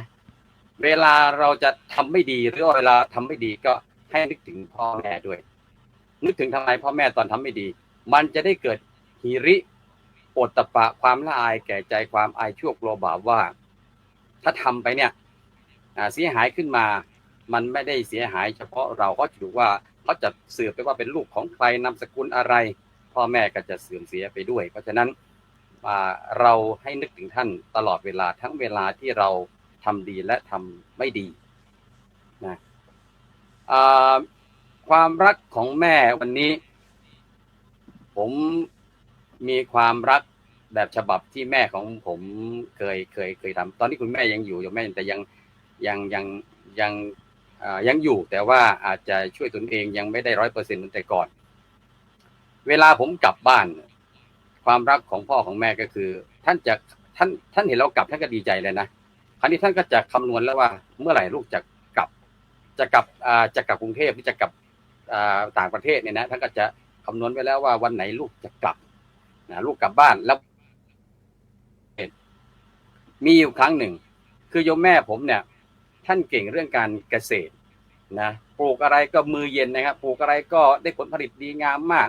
โดยเฉพาะพวกพืชผักทั้งหลายเนี่ยผมเป็นเด็กเป็นเล็กก็เคยได้ไปขายผักที่คุณแม่ปลูกแล้วก็ซึมซับเรื่องนี้มามีอยู่ครั้งหนึ่ง คุณแม่ผมปลูกโยมแม่ของผมเนี่ยปลูกกะหล่ำปลีนะครับได้หัวใหญ่มากนะหัวใหญ่มากกรอบและหวานผมฉันแล้วก็กรอบหวานดีพอท่านเห็นว่าเราชอบวันกลับท่านแอบทำเซอร์ไพรส์นะครับไปตัดกะหล่ำปลีขนาดนี้หัวขนาดนี้ให้ผมเอากลับกรุงเทพผมบอกว่าแม่ผมซื้อตั๋วเครื่องบินกลับนะ แม่จะให้อะไรฝากผมกลับเนี่ยแม่ต้องคำนึงรักษาหน้าตาผมด้วยนะแม่ ผมจะต้องเอาหัวกะหล่ำปลีขนาดนี้แม่ใส่กระเป๋านะแครี่ออนขึ้นเครื่องนะแม่แล้วแม่รู้ไหมว่าเวลาเอากระเป๋าขึ้นเครื่องเนี่ยเขาจะต้องสแกนนะแม่และสแกนเข้าไปในเครื่อง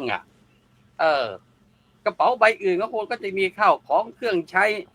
ส่วนตัวใช่ไหมครับแล้วพอเขามาถึงกระเป๋าของลูกนะเขาจะเห็นหัวกะหล่ำปลีเขาจะหัวเราะนะแม่ว่าอะไรเนี่ยผมก็ทำไปต้องเอาหัวกะหล่ำปลีใส่กระเป๋ากลับไปกรุงเทพไม่มีกินเหรอ ผมก็พูดเลยนะพูดตามภาษาตอนนั้นนะแม่ก็บอกว่าก็แม่อยากให้กิน แม่อยากให้เอาไปกินแค่นั้นนะครับผมก็เลยบอกว่าอ้าวงั้นใส่กระเป๋าเลยไม่สนใจว่าจอนอย่าร้องไห้แม่ไม่สนใจว่าใครจะดูอะไรยังไงว่าใครจะเป็นยังไงผมไม่สนใจว่าใครจะเป็นยังไงนะครับผมก็เลยตอนหลังจากนั้นมาก็ บางครั้งหลายๆครั้งที่ผมกลับเมืองกลับอุดรนะฮะกลับบ้านผมจะต้องซื้อน้ำหนักกระเป๋าไว้เผื่อโหลดใต้ท้องเครื่อง เพื่อว่าจะแบกความรักของคุณแม่กลับกรุงเทพนะฮะอันนี้ก็เป็นความรักของแม่ที่เขาบอกว่าแม่เป็นบุคคลหาได้ยากในโลกทำไมจึงบอกว่าในทางพุทธศาสนาบอกว่าบุคคลหาได้ยากในโลกมีอยู่2ประเภทคือบุพการีคือโดยเฉพาะคือพ่อแม่ทำไมจึงหาได้ยากปัจจุบันนะฮะปัจจุบันนี้มีประชากรทั่วโลกประมาณ 6-7 พันล้านคนนะแบ่งเป็นสตรีอาจจะมีปริมาณมากกว่าชายหรือชายมากกว่าก็แล้วแต่ไปลองไปดูข้อมูลนะฮะมีผู้ที่เป็นแม่กี่ร้อยกี่พันล้านที่เรียกว่าแม่นะแต่ว่าแม่เรามีแค่คนเดียวพ่อเราก็มีคนเดียวหายากไหมฮะในจำนวน 6-7 พันล้านคนหาคนที่เป็นแม่คือแค่คนเดียวคนที่เป็นพ่อก็มีแค่คนเดียวเพราะฉะนั้นจึงหาได้ยากหาไม่ออกหาไม่ยากนะหาแม่เลี้ยงหาแม่บุญธรรมหาไม่ยากนะหาแม่ทุนหัวแม่อะไรก็แม่แกแม่อะไรก็ไม่ยากนะแต่ว่าหาแม่ผู้ให้กำเนิดมีแม่คนเดียวแล้วก็แม่คนเดียวเลี้ยงลูกหลายคนได้นะครอบครัวผมลูกอยู่6 คนแม่คนเดียวเลี้ยงลูกหลายคนได้แต่ลูกหลายคนอาจจะเลี้ยงแม่คนเดียวไม่ได้มีแม่คนหนึ่งแกมีความทุกข์มากแกไปเล่าให้เพื่อนบ้านฟังว่าฉันน่ะทุกข์ใจมากฉันน่ะเสียใจมากฉันมีลูก2 คนคนหนึ่งหน่วยไปทำงานใหญ่โตอยู่เชียงใหม่อีกคนหนึ่งไปทำงานหน้าธุรกิจอยู่ภูเก็ตมันอยากจะให้ฉันไปอยู่ด้วยฉันก็ตัดสินใจไม่ถูกจะไปอยู่กับใครเป็นความทุกข์เป็นความเสียใจของฉันมากแม่คนก็บอกว่าแกจะเสียใจทำไมลูกมันอยากให้ไปอยู่ด้วยน่าจะทุกคนน่าจะอิจฉาแกน่าจะมีความสุขแม่ก็บอกว่ามันจะมีความสุขได้ยังไงไอ้ลูกที่อยู่ภูเก็ตก็บอกอยากให้ไปอยู่เชียงใหม่ไอ้ลูกที่อยู่เชียงใหม่ก็อยากจะให้ไปอยู่ที่ภูเก็ตพอจะเข้าใจคำอยู่ครับคำอยู่ครับคำอยู่นะดีอาจารย์สลายุทธขำให้นะความทุกข์ของแม่นะลูกมันเกี่ยงกันเลี้ยงไอคนที่อยู่ภูเก็ตอยากให้ไปอยู่กับลูกที่อยู่เชียงใหม่ไอลูกที่อยู่เชียงใหม่ก็ไปอยู่กับลูกอยากให้ไปอยู่ที่ลูกกับลูกที่ภูเก็ตนะครับอันนี้ก็เป็นความรักของลูกที่ปฏิบัติต่อแม่ผู้ที่มีบุญคุณกับเราที่สุดว่าเราควรจะทำอย่างไรในการที่เราได้ซึมซับความรักของพ่อของแม่อย่างที่เราเคยได้ยินประจำนะครับเวลาไปสอนเด็กสอนบรรยายผมไปบรรยายเรื่องแม่ให้เด็กนี่ผมก็บางทีเปิดเพลงเพื่อจะบิ้วอารมณ์ให้นักเรียนนะฮะตัวเองพระอาจารย์เนี่ยครับแอบน้ำตาไหลอยู่นะเพราะว่าความรักของแม่เราซึมซับเราสัมผัสได้นะครับเพราะฉะนั้นจึงมีสโลแกนที่เราใช้ประจำเวลาไปสอนบรรยายให้กับเด็กๆฟังว่าแม่มีบุคลิกลักษณะความรักที่ไม่เหมือนสตรีอื่นใดในโลกนี้คือแม่อุ้มไม่เมื่อยแม่เหนื่อยไม่พักแม่รักไม่ลวงแม่ห่วงไม่เลิกแม่เบิกไม่คิดแม่ผิดไม่แค้นแม่ตายแทนลูกได้เพราะฉะนั้นนี่คือความรักของแม่ใครที่ยังมีแม่อยู่ก็ดูแลแม่ให้ดีอย่าไปดูแลแม่ในวันที่แม่ไม่อยู่กับเราแล้วอาจจะสายเกินไปขอโอกาสครับผมสาธุกับตาก่อนนะครับสาธุครับกับขอบพระคุณครับพระอาจารย์พระมหาอภิชาติกรัญยวสีเรียนธรรม9 ประโยค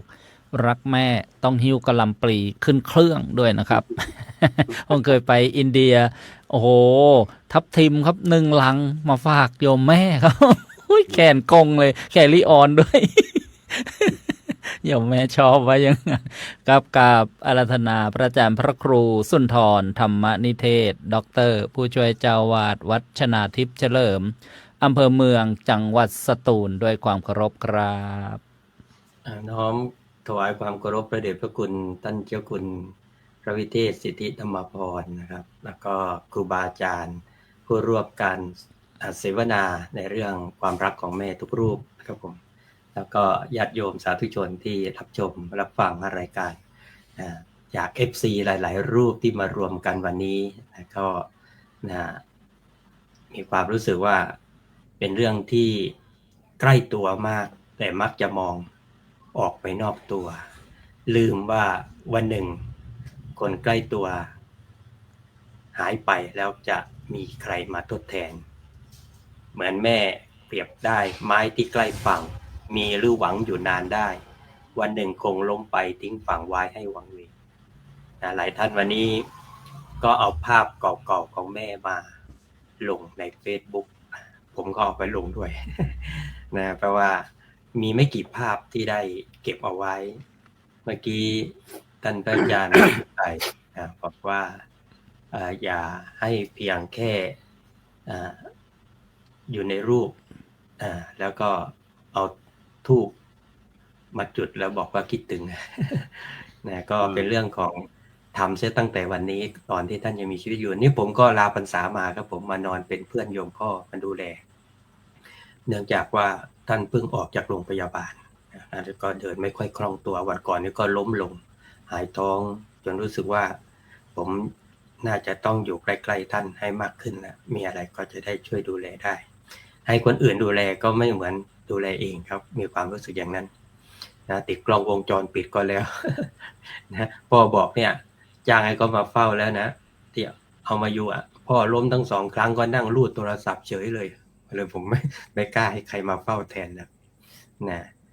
ไม่อยากให้เกิดครั้งที่3ครับผมแล้วก็เนี่ยนอนฟังอยู่ด้วยนะพ่อก็นอนฟังอยู่ข้างๆด้วย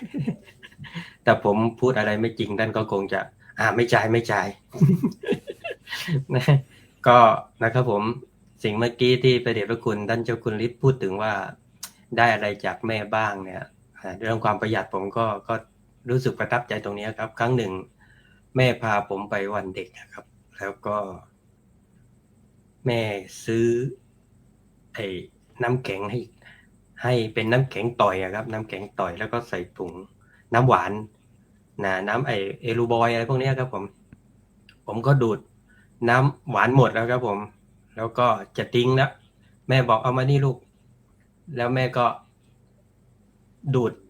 ที่มันเหลืออยู่นิดหน่อยติดก้นถุงนะครับแล้วก้อนน้ำแข็งทุกก้อนแม่ทานหมดนะครับผมรูดจนกระทั่งก้อนสุดท้ายครับผมเห็นแม่รูดก้อนน้ำแข็งเหลือแต่ถุงเปล่าๆกับหลอดดูดนะครับไม่คือผมมีความรู้สึกว่าหลังจากนั้นมาเนี่ยผมจะทานอะไรเนี่ยต้องพยายามทานให้หมดเพราะว่ามันเป็นความอะไรเขาเรียกว่า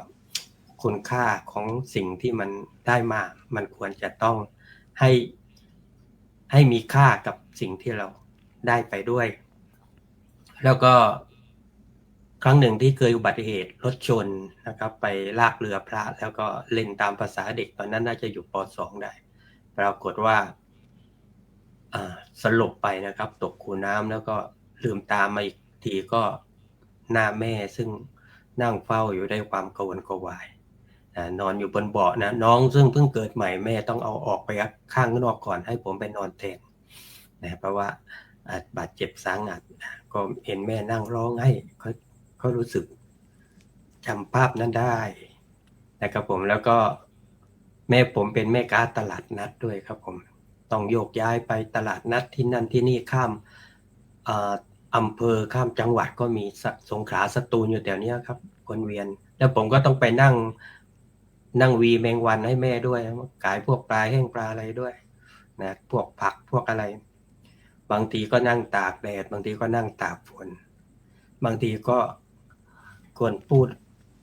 เพราะก็มีคนพูดหยาบๆก็มีแต่ว่าแม่ก็พยายามแม่อดทนนะครับผมคือช่วยในการที่จะให้ครอบครัวอยู่ได้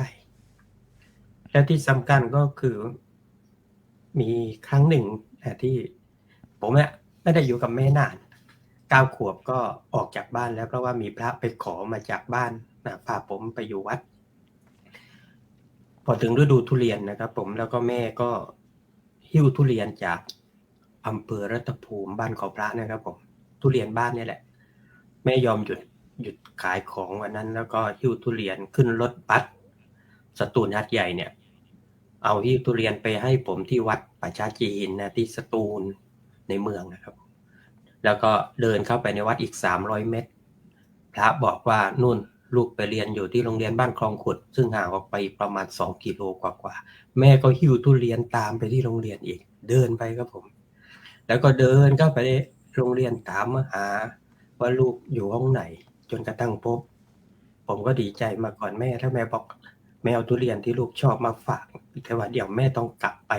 จัดของไว้ขายอีกนะแค่นั้นนะครับไม่ถึงนั่งมาเกือบครึ่งวันนะครับผม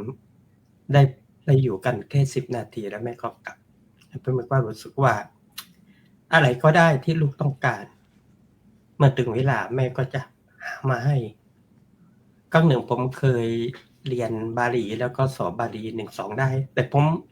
คือไม่ได้คิดว่ามันจะสำคัญกับแม่มีเนรที่วัดไปบอกว่าลูกเนรสอบบาลีได้แม่นี่ดีใจมากแต่ผมคิดว่าผมต้องสอบเป็นมหาได้ด้วยแต่ว่าปีนั้นวันที่3 ธันวาแม่ก็เสียก่อนแล้วก็ถัดมาต้นปีผมก็สอบบาลีเป็นมหาปรริญญาได้แต่ไม่มีแม่แล้วแต่งานศพแม่ผมก็เทศเองด้วยนะครับเพราะว่าหลวงพ่ออาจารย์ท่านก็บอกว่าเนรนี่แหละเทศงานศพแม่เองก็มีความรู้สึกว่ามันเป็นความผูกพันนะแม้ช่วงเวลาไม่นานผมเห็นคลิปนั้นทีไรผมก็นึกตีพระอาจารย์พระครูเกษมพูดถึงว่าแม่นั้นมีความสำคัญกับลูกอะไรต่างๆหลายอย่างหรืออย่างที่พระอาจารย์มหาพิชาติพูดถึงว่าตายแทนได้นะครับผมดูคลิปที่ว่าลูกกวางลงไปในน้ำครับผมไปเล่นน้ำหรือจะข้ามน้ำก็ไม่ทราบแต่ว่ามันมีจระเข้ที่หมายจะกินลูกกวางแม่กวางซึ่งยืนบนฝั่งแล้วรีบกระโจนลงน้ำแล้วไปยืนขวางระหว่างลูกกับจระเข้แล้วก็ยืนนิ่งเลยให้จระเข้กินตัวเองแทนเพื่อให้ลูกกวางวิ่งขึ้นฝั่งได้นี่มันผมว่าความรักนี้มันไม่ใช่เฉพาะมนุษย์ด้วยนะครับสัตว์ก็ยังยอมตายแทนลูกได้อันนี้เป็นความรักที่ยิ่งใหญ่มากแต่ไม่ว่าสุนัขลูกอ่อนหรือว่าสัตว์ที่มันมีลูกอ่อนๆเนี่ยมันจะห่วงลูกเพราะฉะนั้นนับภาษาอะไรกับมนุษย์ที่มีความรักอันยิ่งใหญ่มากผมเนี่ยไปไหนมาไหนเวลาบอกลาแม่ก็จะให้พรว่าไปไหนก็ปลอดภัยนะลูกและมันเป็นคำสุดท้ายที่ผมได้ยินและหลังจากนั้นแม่ก็ไม่ได้มีคำพูดอื่นให้ฟังอีกเลยนะครับเพราะว่าท่านก็เสียชีวิตไป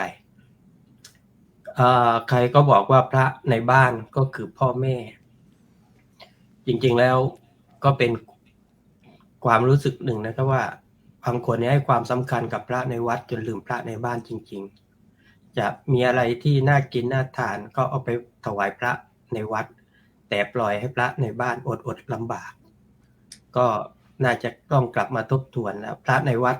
เพียง1 คนโยมไม่ไปถวายก็ยังมีคนอื่นถวายได้อีกตั้งหลายคนในขณะเดียวกันพระในบ้านเราไม่มีอะไรให้ท่านเนี่ยจะให้คนอื่นมาให้ก็คงจะยากกว่าฉะนั้นก็เช้าใดตักบาตรใส่ข้าวถวายพระในวัดแล้วก็อย่าลืมตักข้าวใส่จานให้พระในบ้านด้วยนะก็เป็น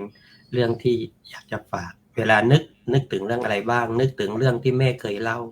นึกถึงน้ำนมข้าวที่แม่เคยป้อนนึกถึงที่หลับที่นอนที่แม่คอยปูนึกถึงที่อยู่ที่แม่คอยจัดหานึกถึงการศึกษาที่แม่ส่งเสียให้ปัญญาและความคิดนึกถึงชีวิตที่แม่ให้มามันเป็นเรื่องที่คนอื่นเนี่ยให้ไม่ได้อย่างที่อาจารย์บอกว่ามีแค่2 คนเท่านั้นแหละคือแม่กับพ่อของเราอันใครก็ตามที่อยู่ที่ไหนแม้จะทุกข์แค่ไหนปัญหาประดังเข้ามามากมายแค่ไหนกลับไปซบตักพ่อกอดแม่เนี่ยมันจะทำให้พลังกลับคืนมานะเรียกว่ามันช่วยชาร์จแบตให้เราได้นะในการที่จะลุกขึ้นสู้ต่อไปขอทิ้งท้ายเอาไว้ในบทประพันธ์หนึ่งที่จำเอาไว้ตอนที่ไปอบรมเด็กนะครับว่าวันใดที่ว้าเหวและเงียบเหาขอเจ้ากลับคืนบ้านเกิดนาพ่อและแม่จะคอยรับซับน้ำตาเยียวยารักษาแผลใจหญิงแก่ๆคนนี้ยังคอยอยู่เอ็นดูลูกเสมอเจ้ารู้ไหม ไม่เคยคิดมุ่งร้ายหมายพิษภัย มีแต่ให้กับให้ด้วยใจจริง รักคนอื่นหมื่นแสนไม่แม้นแม่ เป็นรักแท้มอบให้ลูกชายหญิง พร้อมปลิดชีพพรีร่างไม่ประวิง เจ้าคือสิ่งสูงค่า แก้วตาเอ่ยก็ฝากไว้เป็นเบื้องต้นครับผมครับขอบคุณครับ สาธุกราบอนุโมทนาบุญขอบบุญขอบคุณพระอาจารย์พระครูสุนทรธรรมนิเทศด็อกเตอร์ครับ ก็มีความซาบซึ้งในบทบาทความรักของแม่ของพระอาจารย์พระครูที่ได้นำมาถ่ายทอดญาติโยมหลายท่านก็มีความซาบซึ้งนะกราบถวายความเคารพครับหลวงพ่อพระครูรัตนปัญญาวิเทศหลวงพ่อกุ๊กไก่ก็ส่งคติคำคมคำกรนะแล้วก็นะได้เมตตาทักหลวงพี่ผู้ดิษฐ์นะว่าพี่หลวงผู้ดิษฐ์ร้องให้ทำไมยิ้มหวานๆนะครับ นะครับก็ญาติโยมนะเราเนี่ยเป็นพุทธบริษัทพุทธศาสนิกชนนะเป็นบุญเป็นวาสนาของเราที่มีองค์พระสัมมาสัมพุทธเจ้านะทรงแสดงธรรมคำสอนและพระองค์เนี่ยทรงปฏิบัติอย่างเช่นเรื่องความกตัญญูกตเวทีตอนบำเพ็ญพระบารมีเนี่ยโอ้โหมากมายนับชาตินะแทบไม่ถ้วนเลยทีเดียวนะเราก็ได้มาพบนะก็เพราะเป็นบุพเพกตปุญญาตานะเราได้เคยสั่งสมบุญมาก็พอมาธรรมภาพมีประสบการณ์หรือว่าความรักของแม่นะมาแสดงนิดๆหน่อยๆนะครับครูบาอาจารย์ก็ได้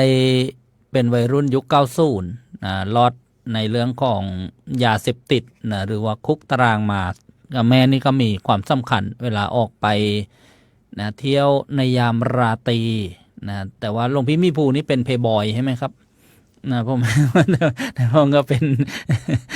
นะนักท่องเที่ยวยามราตรีก็แล้วกันแม่ก็จะคอยถามเวลาได้เสี่ยงรถมอเตอร์ไซค์กลับมาว่ากลับมาหรือยังผมก็มีน้องชายนะห่างกันแค่ปีเดียวเที่ยวด้วยกันแต่ถามต้องเรียกนะท่านจะไม่นอนหลับนั่นไงค่อยฟังนะว่าลูกเนี่ยกลับมาดึกดื่นเที่ยงคืน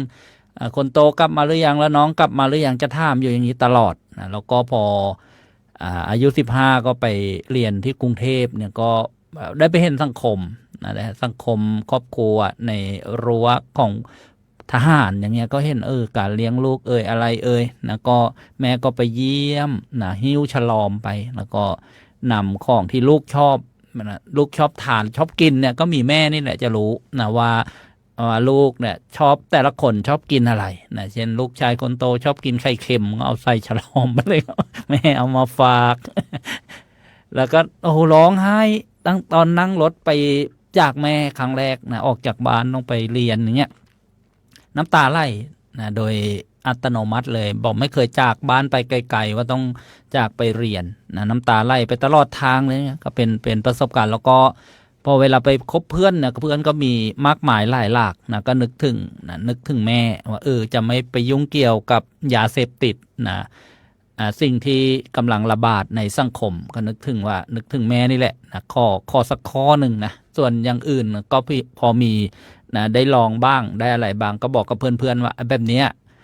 ไม่ติดคุกไม่ผิดกฎหมายนะก็ลองกันครับแต่แบบเนี้ยมันติดคุกมันผิดกฎหมายไม่เอานะก็เป็นหลักนะว่าเพื่อแม่นะไม่ได้ไปลองเสพหรืออะไรในยาเสพติดก็หลุดรอดมาได้แล้วก็บวชถึงเวลาบวชเนี่ยโยมแม่ก็บอกว่าแม่บวชให้นะตอนบวชนั้นเป็นรัชกาลลามาบวชลามาอุปสมบทวันที่จำได้วันนี้ก็ไปเล่าให้พระนวกะฟังวันที่แห่นาคมาวัดนะแม่เนี่ยมาสวมเสื้อคลุยนาคนะครับสวมชุดนาคเสื้อคลุยแล้วผมก็มองออกมาทางหน้าต่างมองมาทางวัดแม่ก็บอกว่าแม่บวชให้นะถึงเวลาศึกนะลูกผมก็ปากพูดไปเองไม่ศึกวันนั้นพูดอยู่2-3 ครั้งแล้วก็ไปพูดในโบสถ์อีกตอนห่มผ้าเป็นสามเณรทีแรกหลังพระประธานโยมลุงมาห่มผ้าศึกนะหลานถึงเวลาศึกนะปากมันก็ไปอีกบอกไม่ศึก อันก็เลยได้อยู่มา25 พรรษาตอนแรกเนี่ยต้องตัดสินใจลาออกจากราชการเมื่อครบวันลาอุปสมบทตอนนั้นวันพรรษาแรกแม่ก็ร้องไห้ว้าวุ่นนะก็บอกว่าโยมแม่ไม่มีอะไรหรอกชีวิตไม่มีอะไรมากยศถาบรรดาศักดิ์ทีแรกไม่มีเข้าไปทีแรกไม่มีแล้วก็มามีแล้วก็มาลาออกก็ไม่มีก็ไม่เป็นไร ทำงานเนี่ยอยู่กับเครื่องบินขึ้นเครื่องบินไปทั่วประเทศ แม่ก็เป็นห่วงนะเวลาเครื่องตกหรือมีข่าวออกมาเนี่ยแต่ถ้าอยู่บวชเป็นพระเนี่ยก็อยู่แค่นี้นะบ้านก็อยู่แค่นี้เช้าก็ไปบิณฑบาตเนี่ยมีแต่บุญทั้งนั้นเลยโยมแม่ค่ะท่านก็คลายอารมณ์ลงมาแล้วก็นะท่านก็บอกงั้นก็นิมนต์อยู่นี่แหละอยู่ไปนานๆ10 พรรษาให้ได้เห็นไม่ต้องอยากเป็นใหญ่เป็นโตอะไรหรอกนะก็นะอยู่มาปีนี้ก็25 พรรษาเมื่อเย็นก็ไปเยี่ยมไปเอานมไปบ้างเอาปัจจัยไปบอกว่านี่นะเดี๋ยวนี้โยมเขาทำบุญเนี่ยเขาแบ่งเป็นซองแล้วนะ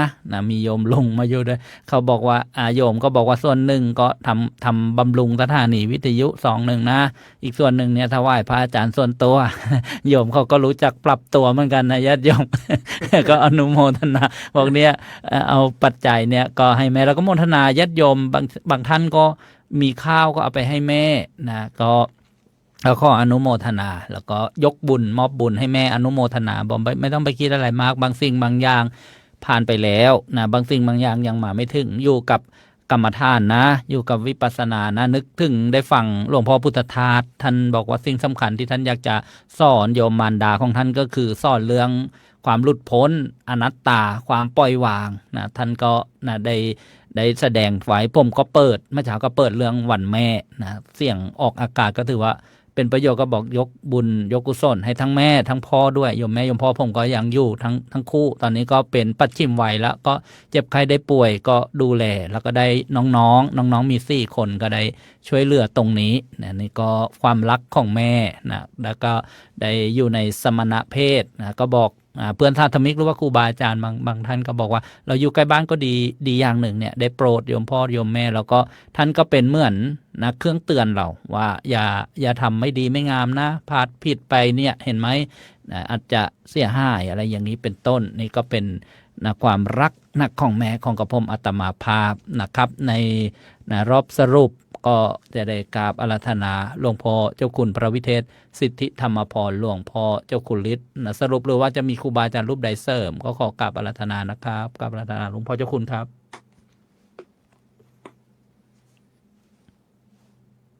เปิดไมค์ครับผม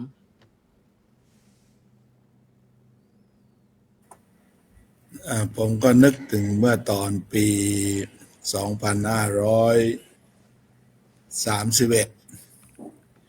เป็นครั้งแรกที่ผมนั่งเครื่องบินเดินทางไปประเทศอินเดีย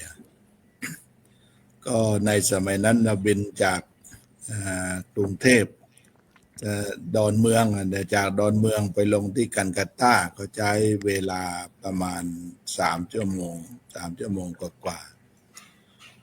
ผมก็แล้วก็บินกลางคืนนะไปถึงที่อินเดียก็เป็นตอนเช้า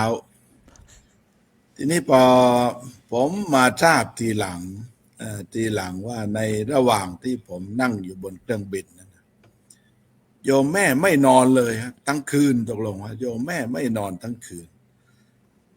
ซึ่งมันเป็นเรื่องที่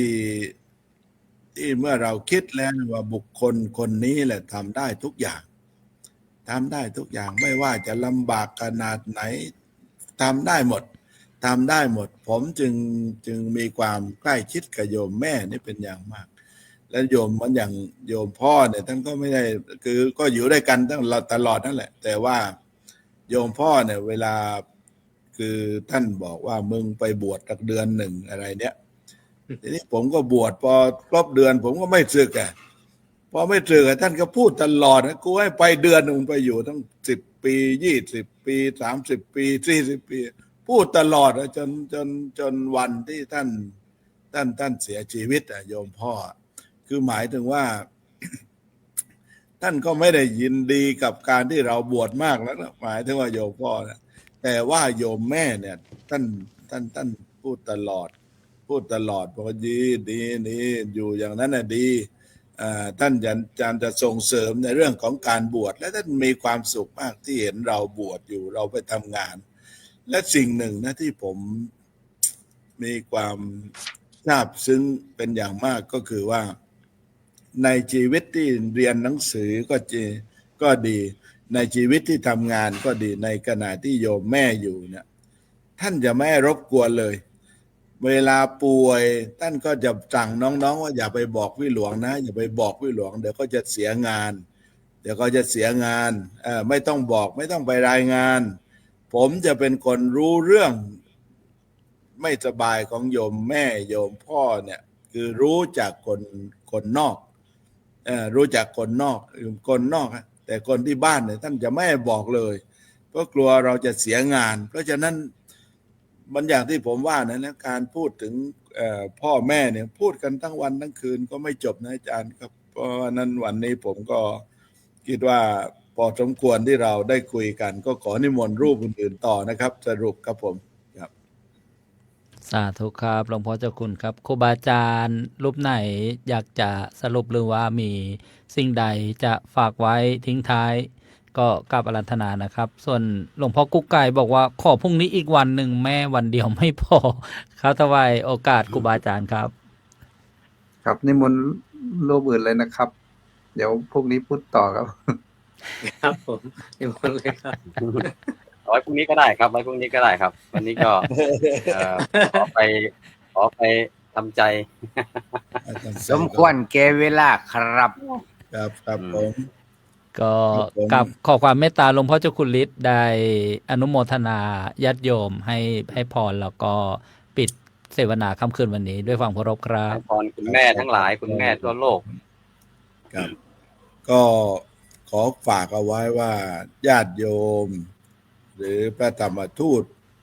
รูปหนึ่งรูปใด ที่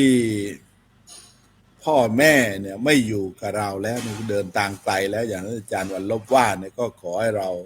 ทำหน้าที่ให้ดีที่สุด แล้วก็เพื่อยกความดีที่เราได้ทำหน้าที่เนี่ยไปให้กับพ่อแม่ แต่ว่าท่านหนึ่งท่านใดญาติโยมท่านหนึ่งท่านใดที่พ่อแม่ยังมีชีวิตอยู่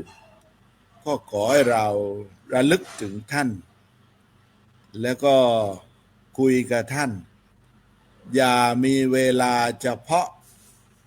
นำท่านไปโรงพยาบาล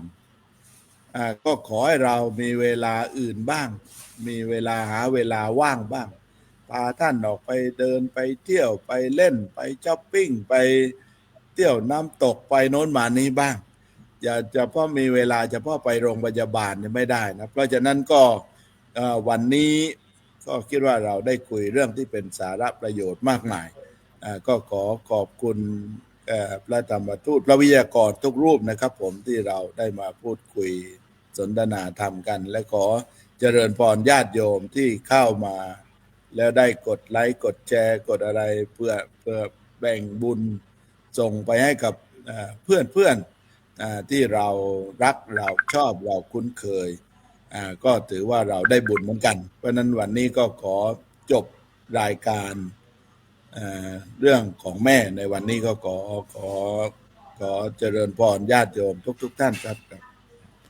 สาธุ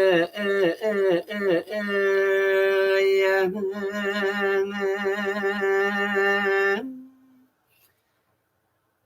กราบคารวะพระเถระผู้ทรงคุณนะผู้มีบุญคำจุนพระศาสนากราบคารวะพระเถระที่เมตตาที่ท่านมา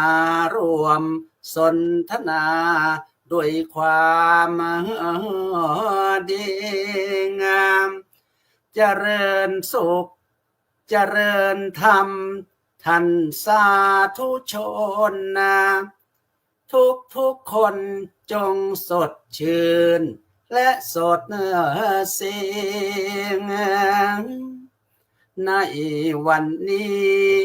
ขอเสนอรายการดี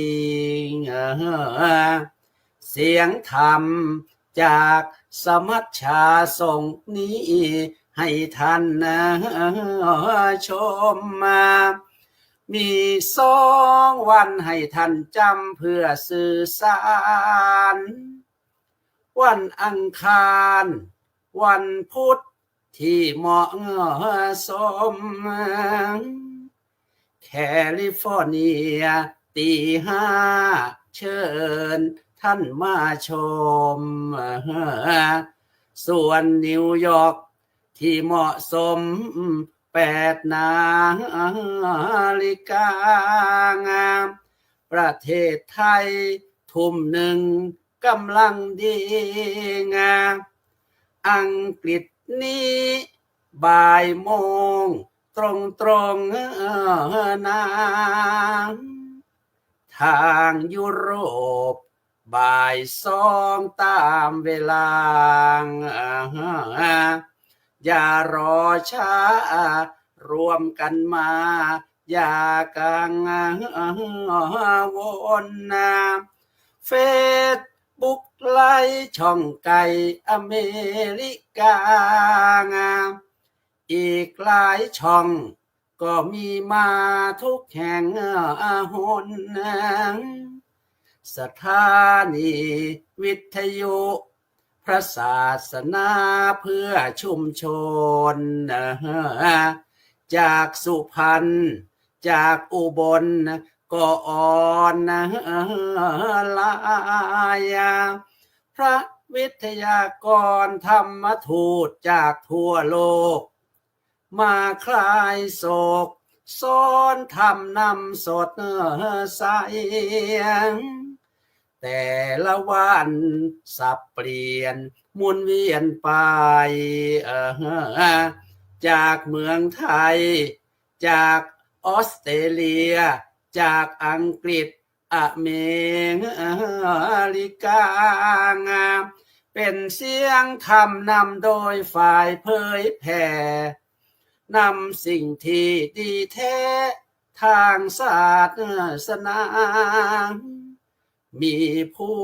นำคือท่านรองประธานสมัชชา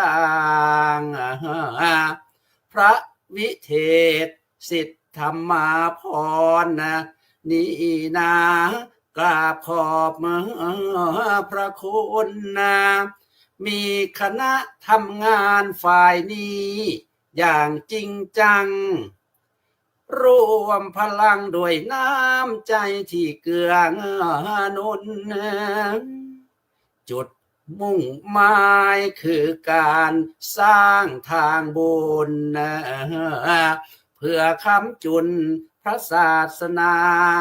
ในต่างแดนมีทีมงานเลขาที่ตั้งใจส่งเสริมให้รายการนี้ดีเหลืองแสน ร่วมปรึกษาหารือและวางแปลนได้ตอบแทนข่าวน้ำสาธุชนชอบกดไลค์ใช่กดแชร์ให้กว้างไกลจะอยู่ในฟังธรรมไว้ฝึกฝนมอบธรรมะเป็นของขวัญให้ทุกคนเสริมกมลให้มีสุขทุกคืนวันตอนนี้ไปเชิญทุกท่านรับชมได้จงเปิดใจรับชมอย่างสุขสันต์เป็นข้อคิดข้อธรรมเสริมชีวันขอเชิญท่านพบกับพระวิทยากรทุกท่านบัดนี้เธอ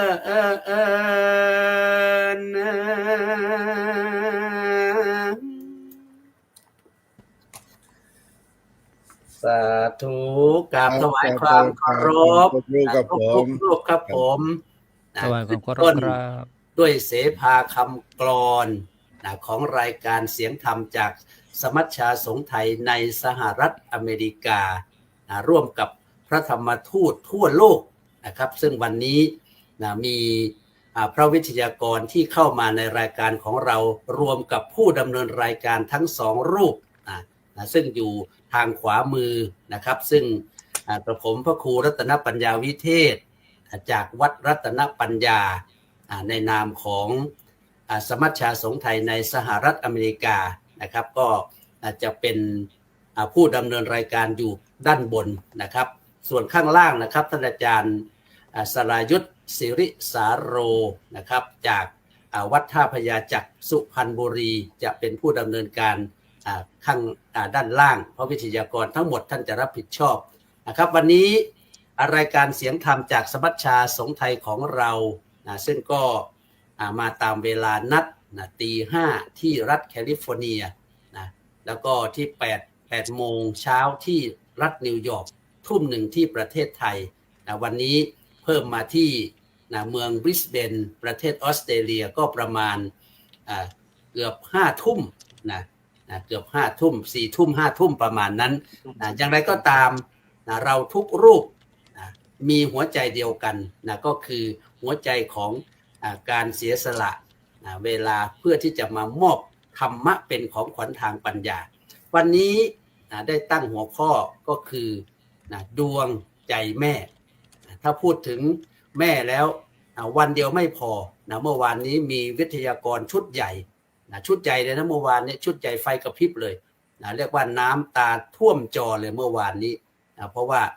พอพูดถึงแม่แล้วมันตื้นตันใจเพราะนั้นวันนี้เรามาเพิ่มเติมมีวิทยากรน้องใหม่มาโดยเฉพาะวันนี้เราเห็นหน้าน้องใหม่หรือน้องเก่าก็ไม่รู้แหละวันนี้ก็มีพระวิทยากรมาเพิ่มเติมอย่างเช่นท่านอาจารย์พระครูอัฏฐสิทธิ์พระครูอัฏฐสิทธิ์อริยเมธีนี่ก็ถือว่าเป็นพระวิทยากรที่สุดยอดวันนี้ท่านจะมาแปลเป็นภาษาอีสานแล้วก็ท่านอาจารย์พระมหาสมเกียรติจากออสเตรเลียท่านจะมาแปลเป็นภาษาไทยวันนี้มีแปลทั้งสองภาคเลยเพื่อที่จะให้เป็นการเปลี่ยนบรรยากาศว่าฟังแล้วท่านจะได้ข้อคิดอะไรเป็นการเพิ่มเติมรสชาติของรายการครับดังนั้นวันนี้เดี๋ยวเราก็จะได้เข้าสู่รายการเสียงธรรมจากสมัชชาในหัวข้อเรื่องดวงใจแม่เนื้อหาสาระจะเป็นอย่างไรนั้นบัดนี้ขอกราบนิมนต์พระเดชพระคุณพระวิเทศสิทธิธรรมพรได้เป็นประธานในการสนทนาธรรมในวันนี้ครับขอกราบนิมนต์ด้วยความเคารพครับผมครับขอถวายความเคารพพระเดชพระคุณพระเทพวชิรวิเทศประธานสมัชชาสงฆ์ไทยในสหรัฐอเมริกาวัดพุทธานุสรณ์พระเถรานุเถระเพื่อนพระธรรมทูตทั่วโลกและพระวิทยากรทุกรูปครับผมญาติโยมที่ฟังอยู่ทางบ้านวันนี้ก็เรามา สนทนากันเรื่องดวงใจแม่ต่อจากเมื่อวานก็เมื่อวานก็ถือว่าได้เป็นรายการหนึ่งนะเป็น EP หนึ่งที่น่าสนใจแล้วก็อยากให้ญาติโยมได้ไปฟังซ้ำได้ไปดูซ้ำอีกหลายๆรอบก็ได้ไม่เป็นไรยังไม่จูใจวันนี้ก็ดวงใจแม่กลับมาอีกรอบซึ่งมีพระวิทยากรน้องใหม่เป็นพระวิทยากรอายุน้อยๆทั้งนั้นนะแต่วันนี้ดูหน้าตาแต่ละรูปก็อายุน้อยๆแต่ว่าเป็นพระธรรมทูตที่มีพลังในการทำงานพระศาสนาเพราะฉะนั้นในวันนี้ก็อยากจะเปิดด้วยความรู้สึกที่ดีๆเมื่อวานเนี่ยมีญาติโยมอย่างน้อย2 ท่านที่นำแม่ซึ่งยังพอนั่งรถเข็นมาแล้วก็ยังพอเดินได้ก็2 ท่านที่มาคนแรกก็คือคุณทิติพรแจ่มจันทร์ประธานตุลมูลนิธิบุญบารมีBuddhist Foundationนะที่เรารู้จักกันในนามคือคุณยุ้ยคุณยุ้ยนี่เขาเป็นเจ้าของรายการฝ่ายธรรมสุขใจเมื่อฝ่ายธรรมด้วยนะแล้วก็เป็นเจ้าของคลินิกหมอฟันด้วยที่อยู่รัฐวอชิงตันเนี่ยแต่ว่าที่ประทับใจก็คือการที่เขาได้ดูแลแม่เขาพาแม่เข้ามาที่วัดแล้วมาดูแลมานั่งทานข้าวด้วยนะแบบดูแลอย่างใกล้ชิดแม่แล้วก็อีกคนก็คือคุณปีเตอร์เจ้าของร้านไอรีนเขาบอกว่าตอนเย็นแล้วก่อนที่ผมจะลงไปทำวัดสวดมนต์เย็นเนี่ยเขาก็เข้ามาก็บอกว่าแม่อยากมาวัดเขาเข้ามานั่งคุยเขาก็คุยเป็นแบบอย่างที่ดีมากคือเขาบอกว่าการที่เราคุยสนทนากับผู้สูงอายุเนี่ยบางทีเราต้องตามใจเขานะเขาต้องการทำอะไรก็เราก็ต้องตามใจอย่าไปขัดใจลูกนะอย่าเก่งคือหมายถึงว่าอย่าไปเก่งมากเกินเวลาพ่อแม่ซึ่งอายุมากๆเนี่ยเขาก็จะต้องคุยอะไรแบบซ้ำไปซ้ำมาเนี่ยเราก็ต้องตามใจต้องเข้าใจผู้สูงอายุเพราะฉะนั้นก็ขอฝากเอาไว้กับทุกรูปทุกท่านว่าขอให้เราได้เข้าใจผู้ที่สูงอายุอย่าไปเบื่อกับคำที่เขาบ่นอย่าไปเบื่อกับคำพูดที่มันซ้ำไปซ้ำมาวันนี้เรามาฟังเรื่องดวงใจแม่ครับขอนิมนต์ครับครับผมครับขอบพระคุณครับพระเดชพระคุณครับผมดวงใจแม่สะอาดแท้กว่าทุกสิ่งดวงใจแม่สะอาดยิ่งกว่าสิ่งไหนดวงใจแม่สะอาดเกินกว่าสิ่งใดดวงใจแม่มีไว้เพื่อลูกเอ่ยท่านเจ้าคุณท่านเน้นบอกว่าอย่าไปรำคาญการที่คุณแม่ต้องจู้จี้ต้องบางทีอาจจะมีขี้บ่นบ้างอาจจะมีเรื่องนั้นเรื่องนี้ให้นึกถึงตอนที่เราเป็นเด็กถ้าใครที่รำคาญคุณพ่อคุณแม่ให้นึกถึงตอนที่เราเป็นเด็กตอนเป็นเด็กเนี่ยก็จะมีเด็กถามว่าอันนี้อะไรแม่อันนี้อะไรแม่อันนี้อะไรพ่อนี่คือสิ่งที่เด็กได้ทำกับคุณแม่ไม่เคยเบื่อในการที่จะตอบคำถามลูกลูกต้องการอยากรู้อะไรบอกหมดแม้จะซ้ำแล้วซ้ำอีกไม่เคยเบื่อแต่ตรงกันข้ามท่านทั้งหลายทุกวันนี้พอแม่บ่นอะไรนิดอะไรหน่อยแม่อาจจะลืมเรื่องนั้นเรื่องนี้แล้วกลับมาพูดซ้ำๆกลับเป็นการรำคาญคุณแม่อันนี้ฝากท่านผู้ชมที่เป็นลูกๆลองหาวิธีการทำอย่างไรเราถึงจะให้คุณแม่มาอยู่ในใจของเราอย่างไม่รำคาญอย่างไม่อึดอัดอย่างไม่ขัดเคืองตรงนี้ ถือว่าเป็นการสร้างบุญบารมีให้กับชีวิตนะดวงใจแม่นะเต็มไปด้วยความเมตตากรุณาไม่เลือกเวลานะไม่หวังผลตอบแทนรักเรานะตอนที่เราเป็นเด็กนะแม้ว่ายามที่เราผิดพลาดนะยามที่เราผิดหวังนะคุณแม่ก็ยังรักเรานะอยากเรียกว่าเต็มที่จนถึงวันนี้ท่านก็ยังรักเราอยู่ครับนะความรู้สึกอย่างนี้นะเกิดขึ้นกับเราแล้วทำให้ครอบครัวของเราทำให้แม่ของเรานั้นมีอายุมั่นขวัญยืนครับท่านอาจารย์พระมหาปิยะครับดวงใจแม่ในทัศนคติของท่านเป็นอย่างไรครับเมื่อวานนี้ก็ได้พูดไปในประเด็นหนึ่งแล้วแต่ว่าอยากจะฟังอีกครับผมฟังแล้วเรื่องแม่นี้ฟังไม่เบื่อครับผมครับครับนิมนต์ครับครับกราบขอโอกาสพระเดชพระคุณพระวิเทศสิทธิธรรมพรประธานในที่เสวนาเพื่อนพระธรรมทูตทุกรูปนะครับวันนี้ท่านอาจารย์เลขานะกลับมาปฏิบัติหน้าที่เหมือนเดิมก็ถือว่าครบทีมนะครับหัวข้อที่ท่านให้ก็คือดวงใจแม่คำว่าดวงใจแม่เนี่ยก็น่าจะหมายถึงบุตรธิดาหรือว่าลูกนะครับพอพูดถึงเรื่องดวงใจแม่นี่ก็นึกถึงคาถาที่เราสวดนะที่อยู่ในกรณียเมตสูตรมันมีอยู่บทหนึ่งนะครับพระอาจารย์อาจจะเคยได้ยินเขาบอกว่ามาตายถานิยังปุตตังอายุสาเอกปุตตมนุรักเขความหมายก็คือว่าคนเนี่ยเขาบอกว่าให้เจริญเมตตาไม่มีประมาณเหมือนกับว่ามารดาที่ถนอมบุตรคนเดียวผู้เกิดแต่ตนนี่นะครับด้วยการยอมสละชีวิตได้อันนี้ก็คือว่าให้เราเจริญเมตตาอย่างนั้นคือพ่อแม่เนี่ยคือคำเปรียบเทียบนี่มันชัดเจนว่าลูกนี่ก็คือแก้วตาดวงใจของคุณพ่อคุณแม่แต่โดยส่วนมากไม่รู้ลูกจะรู้หรือเปล่าบางคนที่เคยสนทนาด้วยนะครับกว่าจะรู้ว่าพ่อแม่เหนื่อยแค่ไหนนี่จนกระทั่งตัวเองกลายเป็นพ่อเป็นแม่พอตัวเองกลายเป็นพ่อเป็นแม่นี่โอ้รู้ซึ้งเลยบางคนนี่โทรไปปรับทุกข์โทรไปพูดให้แม่ฟังว่าโอ้โหการเป็นพ่อเป็นแม่การเป็นพ่อเป็นแม่ที่ดีไม่ใช่เรื่องง่ายนะครับเราจะเคยได้ยินนะอาจารย์สรายุทธพาญาติโยมไปที่อินเดียไปที่คุกขังพระเจ้าพิมพิสารพระเจ้าชาติศัตรูเนี่ยพอตัวเองมีลูกเนี่ยนึกถึงพ่อเลยหัวอกพ่อหัวอกแม่นึกถึงพ่อจะไปปล่อยพ่อแต่ไปไม่ทันพ่อตายก่อนด้วยความทรมานผมคิดว่าเรื่องดวงใจแม่นี่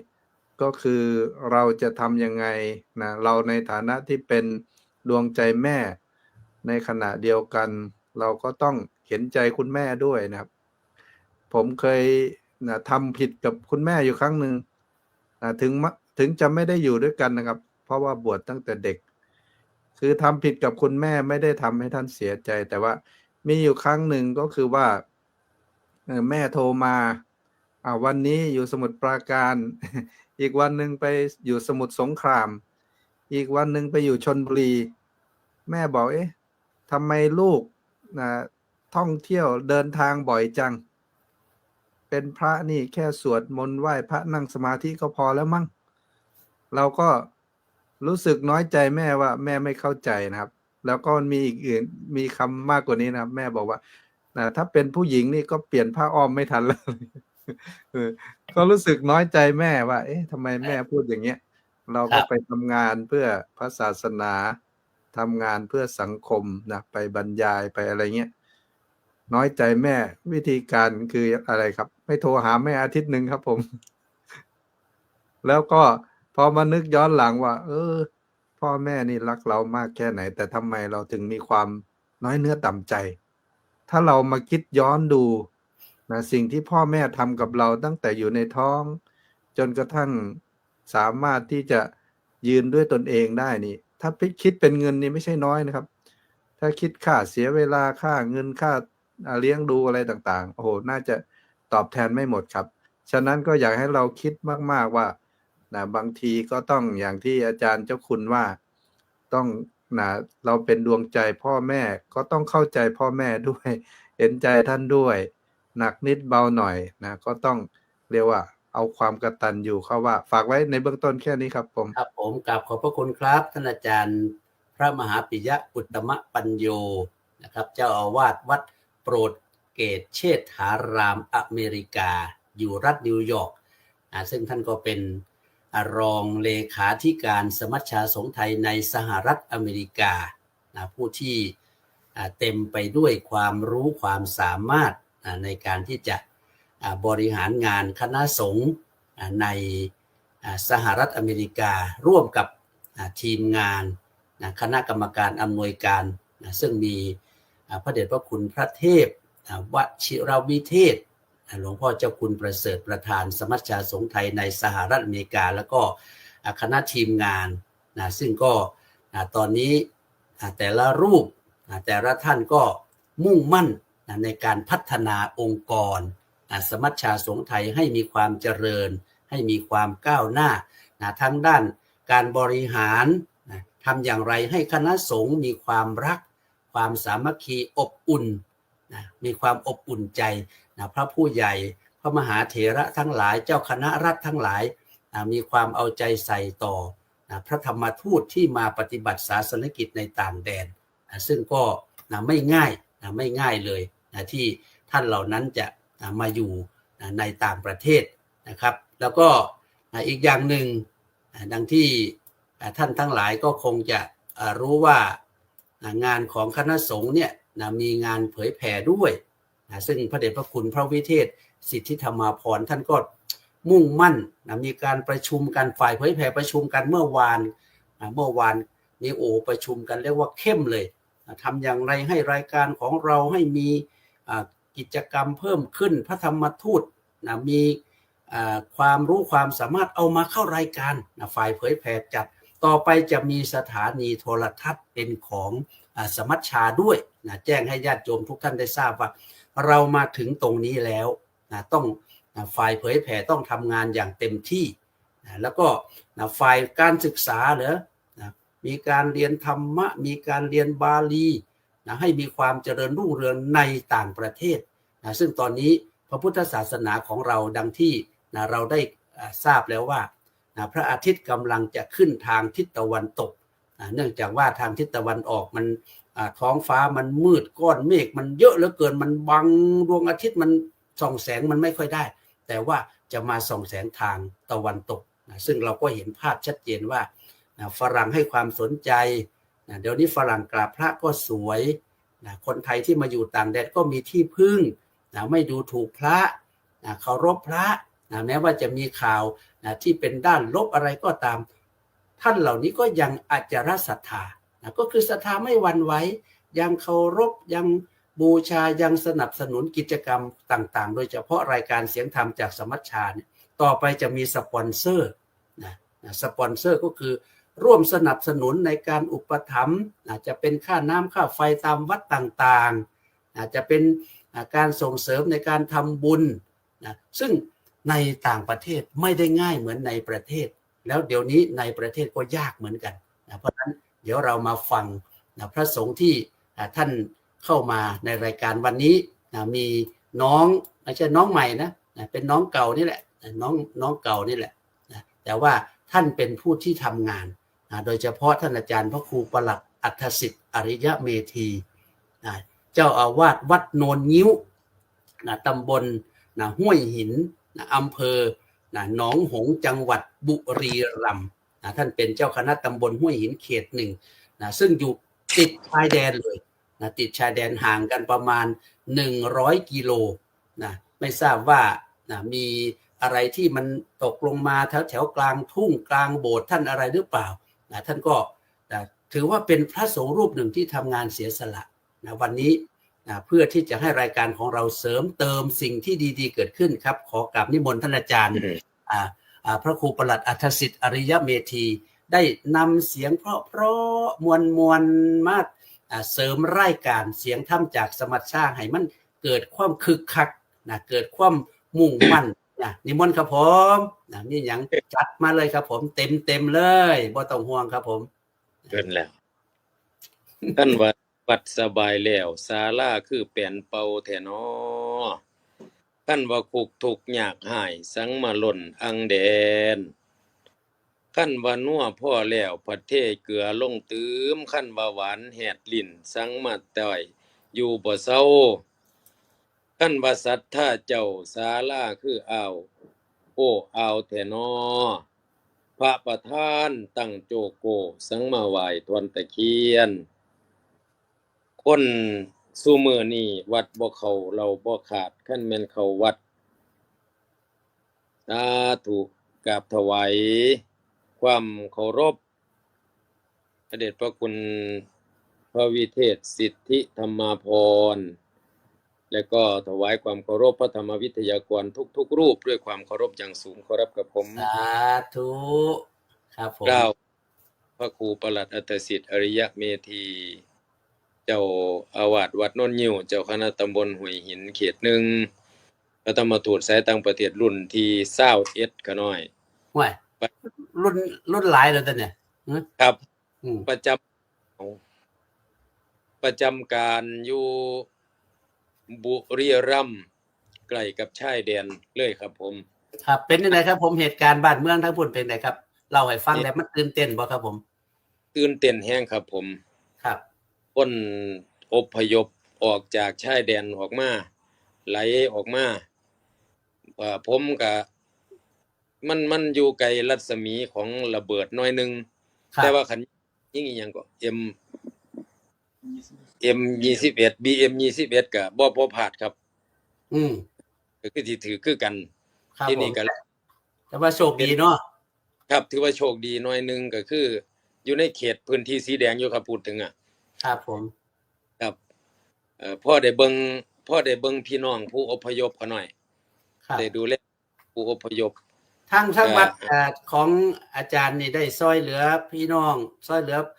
พระเนนซอยเหลือครูบาอาจารย์แถวนั้นจังไดบ่ครับผม กับพากันประชาสัมพันธ์ระดมเครื่องใส่ของสอยเงินค่ำกำแก้ว ครับ บางวันครับแล้วก็ขนไปให้ศูนย์อพยพ แล้วก็ทหารที่อยู่แนวหน้าครับผม โอ้ยสาธุครับผม ครับซอยเหลือพระเน้นหลวงพี่หลวงพ่อผู้ออกมาบ่ได้นำก็เป็น ครับ โอนไปให้ญาติโยมผู้อยู่ใกล้ได้เอาเขาไปถวายให้ครับผม โดยขน้อยครับ ที่ตนลูกเน้นเพราะว่ามีโรงเรียนปริยัติธรรมที่มีสามเณรอยู่ใกล้ชายแดนจังอำเภอกันทะลักจังซี่ครับ ครับ ก็ที่ตนก็พาฝ่าอพยพออกมาก็บอกว่าถ้าบ่ปลอดภัยก็มาหาผมเด้อซึ่งมงก็บ่ปลอดภัยคือกันก็เลยว่าจังซี่ หนีจากสิ่งที่บ่ปลอดภัยก็มาอยู่กับสิ่งที่บ่ปลอดภัยมันก็สิปลอดภัยครับผม ครับก็เลย ครับ เบิ่งเนาะยามทุกข์ยามยาก ครับผมก็เห็นกันย่ำนี่แหละครับ เห็นกันย่ำทุกย่ำยานนี่แหละครับผมท่านอาจารย์มื้อนี้หัวข้อของเฮาคือดวงใจแม่นะดวงใจแม่อันภาคอีสานนี่เอิ้นแม่ว่าจังได๋ก็คือ แม่ก็อีแม่ครับผม โอ้ย อีแม่บ่ก็พ่อเด้ พ่อก็อีพ่อครับผม เอ้าคือไปเอิ้นอีคือกันบัด พ่อบ่ได้เด้อครับ เออ เอิ้นบอกพ่อมีสวน โอ้อีพ่ออีแม่เนาะ ครับเป็นคำที่น่ารักเด้อครับ อีพ่ออีแม่ อีแม่ย่าอีปู่อีย่า โอ้แสดงว่าเป็นคำที่เขาให้ความเคารพพ่อแม่เนาะ ครับ เป็นคำที่รักครับผม ครับ ฟังแล้วมันก็บ่ได้หยาบคายอีหยังเด้แต่คันอีห่านี่น่าเกลียดเลยครับ อีห่านี่ เออ ครับแต่โอ้ขะหน่อย ครับผม ครับผม ครับมีหยังมาฝากออกตนญาติโยมมื้อนี้ครับโดนๆเดือนหนึงผมอยากให้อาจารย์ได้นำเสียงที่มีอยู่นี่แหละครับมาให้ญาติโยมได้ฟังครับผมครับนิมนต์ครับ ขออนุญาตครูบาอาจารย์สิลองใส่ไม้เบิ่งเด้อครับดังที่ดังบ่ อ้าว ชัดเจนบ่ครับ ลองเบิ่งดิ บัดนี้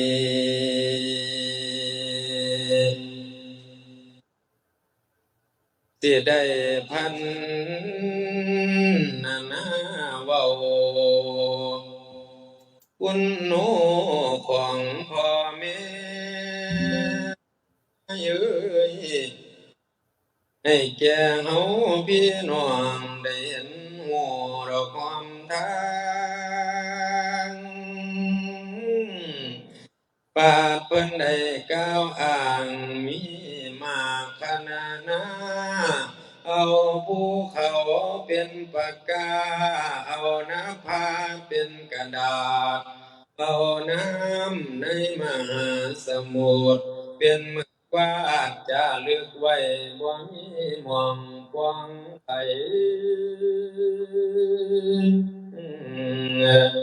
คุณที่เพิ่นกล่าวไว้มีอยู่สองประการหนึ่งอุปการะคุณสองปรมัตถคุณหักตั้งกันฉันนี้เสียงชัดไหมครับ ดีครับผมนิมนต์ต่อเลยครับกำลังมว ป น าตะคุณสีถึงการปั้นเตียงพ่อแม่เพียงรูปร่างแนวได้เกิดจอมธาตุสีพ่อดินและน้ำไฟลมเพิ่นผสมกันมาจึงเกิดเป็นคนใดส่วนนี้ผมเอาไว้บ่ทันใครเปิดปองส่วนที่สวงสิได้โตแหวท่านเห็นอุปการะคุณสิก้าวเน้นเห็นบอนสะอ่อนโอกยังสิขอยอยกบอนบนอุปธรรมไว้ตั้งแต่ในขั้นพุ่นสองบุญพ่อพ้องหวามพ่อก็ท่อมแม่ก็รวมผู้คำซอยถนอมทั้งสองพำพร้อมเตรียมท่าทานการพอทำงานหนักเบาบ่ได้เจ้าพ่อแม่ก็ถือขันตั้งได้เตรียมตัวทนฝ่าความกายยิ่งหล่นทนสู่สุแนวก็พอเฮาฮู้ว่าแก้วลูกมิ่งสิ่งสถิตกำลังนอนเนาจิตแน่ผู้ทนเพียมไกลแนวใดแสดงทองก็อดอ้อมกะลำอยู่ย่านแต่ผู้น้อยในท้องบ่สำบายกลัวว่าลูกสิหายายเพื่อนคลอดบุตรธิดากว่าสิถึงเวลาว่าแม่นนานเอาหายเสียงความตายหลายหลอนนาลุตนบัดคลอดลูกอยู่ใต้ลมฟ้ามาห่มถอนอยู่บอนเดียวเบ่งออกจนหน้าเบี้ยวเหงื่อแตกยางตายทรมานเหลือหลายบ่ตายจังยังข้างจากว่าข้างหรือห้องไปเห็นมาจังหูคาโอ้น้อเมียผู้มันดาทุกข์หายซ้ำตายแล้วเกิดใหม่มาผู้ลังคนจะลบไปบ่ฟื้นขึ้นตาวกลับมานับว่าเป็นข้าวสวยซอยเหลือบ่มีใดเลยตายไปสำลูกคาอนิจจาผู้เพศอ่อนโอ้โอ้ยโอ้ยโอ้อนาถสาบสิ้น แดดดินกะสวนหลาย เมื่อก่อนเฮาสิได้ยินเสียงสถิต กำลังนอนเนาจิตแน่ผู้ทนเพียมไกลแนวใดแสดงทองก็อดอ้อมกะลำอยู่ย่านแต่ผู้น้อย ข้าวเมื่อลูกนั้นย้ายออกจากคันมาทั้งบิดามารดา ก็ชื่นชมสมแม่ จัดแจงแนวถนอมเลี้ยงอุปถัมภ์ป้อนมามย้ำลูกยิ้มแล้วยามใจสู่ดอกชื่นชมว่าลูกสิมอมเติบใหญ่แข็งแรงพ่อแม่เพียงเพียนหักดังกะตาสองกำ อุปถัมภ์บุตรหลาถนอมมาจนใบใหญ่คุณยายเอ้ยให้กระบ่ให้ต้องปูนป้องซอยถนอม อีกทั้งสองพำพร้อมให้ลูกอยู่ในคลองถือว่าเป็นคุณครูก่อนผู้ใดทั้งบ้านบูรพาจารย์แท้ภูมิแจเจ้าสอนสั่งลูกก็ยังอ่อแอเฮียนเว้าเจ้าก้าวขานเพิ่นนั้นบ่ขี้ข้านสอนสั่งความดีผิดกติคือครูบอกนอนสอนใดเอ้ยแม่ใหญ่เอ้ยย่ำมาไว้พ่อเขาโรงเรียนเจ้าเขียนอ่านก็พ่อแม่ท่านพาเขาดังเขาเอาให้คนได้เว้าว่าลูกมิ่งแวนตระกูล จนสมบูรณ์พอเพียงผู้สุอันสันไว้สิมีผัวมีเมียเพิ่นพิจารณาให้สมกันปันแต่งแบ่งสมบัติให้พร้อมควรย่องยกพระคุณแม่นลูกเต้าสิก่อเรื่องเดือดวุ่นแสนสิเกิดโมโหขึ้นบักโกบักโมซอยเหลือดอกดีจำ ก็ยังคำยังลาว่าจะอดอ้อยบ่ถือสาสำจอยปล่อยเว้าแต่สิ่งดีใจพ่อแม่ก็เป็นจังสี่ตั้งต่อบริสุทธิ์จานพ่อครูเอ้ย มนต์ โอ้ยเป็นพ่อพรหมของบุตรหมู่ธิดาโดยแท้ ขอให้เลี้ยขึ้นคำข้าวหลังเจ้าเกิดก่อนเฮาสิหวนเกิดพ่อบ่คุณท่านอ่านเห็น การเลี้ยงลูกบ่แม่นยากเล่นกว่าสิใหญ่เป็นโพกว่าสิโตเป็นไห้ใหญ่มากะน้องกา บุตรธิดาบ่ทันหูบ่คุณดีคิดอ่านเอาเดือยังบ่ทันแต่งงานลูกบ่ควรแอวห่วงบ่เห็นมองค่าคุณเพิ่นยังว่ายามหนูกาดเพื่อเอาหูจังคือเห็นคุณแมวลูกแขนข้างแขนแอวจังหูจักคุณพ่อแม่เพิ่นว่าไว้ถึกแท้คือคำเฒ่าเก่าลัง คิดเบิ่งเด้อลูกทุกคนเอ้ยคิดเบิ่งตั้งแต่ครั้งเข้าเมื่อเจ้าเป็นเด็กตอนที่เฮายังเล็กยังเดินบ่ทันก้าวพอก็สาวเอาขึ้นถึงหัวเจ้าผากบ่าเฮาก็หัวเราะลาวขาเขาขาพ่อ นั่งสนุกพ่อหมอจักตบบาตบหัว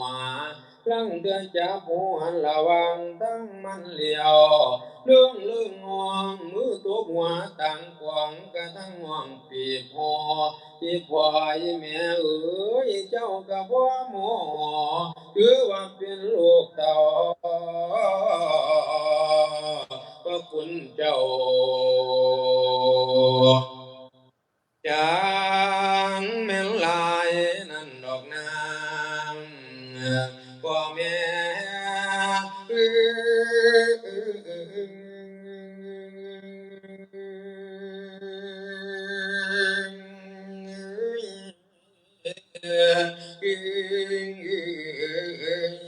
โอ้โหโอ้โห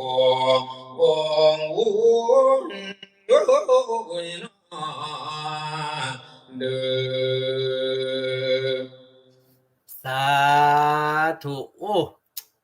ฟังเพลินฟังมวลนะได้เนื้อหาสาระนะผู้ใดที่เป็นผู้อยู่ทางภาคอีสานทางประเทศใกล้ๆบ้านเฮาทางสปป.ลาวนะครับฟังแล้วน้ำตาไหลนะขึ้นฮอดพ่อขึ้นฮอดอีแม่ครับ ผู้ให้บุญคุณให้ข้าวให้น้ำโดยเฉพาะท่านอาจารย์พระครูปลัดอัธสิทธิ์ถือว่าได้นำเสียงอันมวลเสียงไพเราะมาขับกล่อมในรายการเสียงทำจากสมัชชาเบิ่งอาจารย์พิยาเนี่ยนั่งซึมๆอยู่เลยขึ้นฮอดแม่ผมว่าขึ้นฮอดแม่โดยเฉพาะท่านอาจารย์เจ้าคุณฤทธิ์ก็บ่แม่นธรรมดาเด้น้ำตาไหลเด้อนะเพราะว่าฟังบ่ออกเป็นตนผู้อยู่ไกลเนาะครับเนาะแล้วตนผู้อยู่ไกลขึ้นฮอดพ่อขึ้นฮอดแม่ผู้ใดยังมีพ่อมีแม่อยู่ต้องฟังมีโอกาสสินิมนต์มาแลเรื่องพระคุณแม่โดยเฉพาะเลยท่านอาจารย์เอาแบบเป็นชั่วโมงกันเลยชั่วโมงนี่คือชั่วโมงของเสียงธรรมจากสมัชชาภาษาอีสานเสียงธรรมจากสมัชชาภาษาอีสานแลเรื่องพระคุณของแม่ถ้ามีโอกาสผมต้องจัดแน่นอนต้องจัดแน่นอนแล้วก็ทางภาคกลางกันสินิมนต์อาจารย์พระมหาสมเกียรติทางภาคใต้กับสินิมนต์อาจารย์ผู้ดิษฐ์ทางภาคเหนือกันสินิมนต์อาจารย์บุญยกรคือสิมวนแต่ว่าแลสุพรรณสิเป็นจังไดเดี๋ยวก็รู้กันครับผมครับสำหรับมื้อนี้ก็ขอบพระคุณพระวิทยากรทั้ง3รูปที่อยู่ด้านบนท่านอาจารย์เจ้าคุณพระวิเทศสิทธิธรรมพรท่านอาจารย์มหาปิยะและอาจารย์พระครูปลัดอัธสิทธิ์ซึ่งก็ได้มาให้ความรู้เกี่ยวกับพระคุณของแม่ขออนุโมทนากับญาติโยมที่เป็น FC ที่เข้ามารับชมวันนี้มารับชมกันเป็นจำนวนมากคุณโยมแม่คำจากเยอรมนีคุณโยมกัญญาภักดิ์จากประจวบคีรีขันธ์คุณโยมเสียมจากแคลิฟอร์เนียคุณโยมรินพัฒน์จากกทมแม่คำบอกว่าโอ้ยมวลหลายทำมวลหลายนี่แม่คำเอ้ยลองติดต่อเพิ่นไปเด้อเพราะว่าเพิ่นมีลูกเน้นหลายมีลูกเน้นอุปถัมภ์ลูกเน้นได้บุญหลายเดี๋ยวมีโอกาสสิให้เพิ่นเว้าเกี่ยวกับโครงการของเพิ่นโครงการของเพิ่นนี่โครงการแบบเรียกว่าทำงานอย่างเดียวบ่มีเรื่องอื่นทำหน้าพร้อมที่การส่วนญาติโยมมาทำหน้ามาดำหน้าสุดยอดที่สุดเลยเป็นโครงการว่าเป็นโครงการธรรมดาโครงการพันล้านแต่ว่าจะเว้าหลายมันโครงการพันล้านคือหมายว่าพันหัวล้านพันหัวล้านบางทีเฮ็ดงานไปจมไปได้บางทีก็โอ้ยบ่มีทุนบ่มีแห้งขนาดนั้นเขาก็ยังสิไปตรวจสอบอยู่ว่าโอ้ยอาจารย์พระครูอัธสิทธิ์คือไปแหล่มากคือสิได้เงินหลายเนาะอาจารย์พวกเขาเป็นจังซี่แหละแต่บ่เป็นหยังดอกทนเอามันสิได้จังได๋ก็ตามความอดทนทำให้คนเป็นคนดีอดทนถึงที่ได้ดีทุกคนคุณโยมกัญญาภักดิ์บอกว่าแชร์ไปให้กลุ่มและได้รับธรรมะดีๆคุณโยมเจแมนทาง YouTube บอกว่ากราบนมัสการท่านพระครูกุ๊กไก่ไม่เห็นท่านพระครูจัดรายการ2เดือนแล้วมั้ง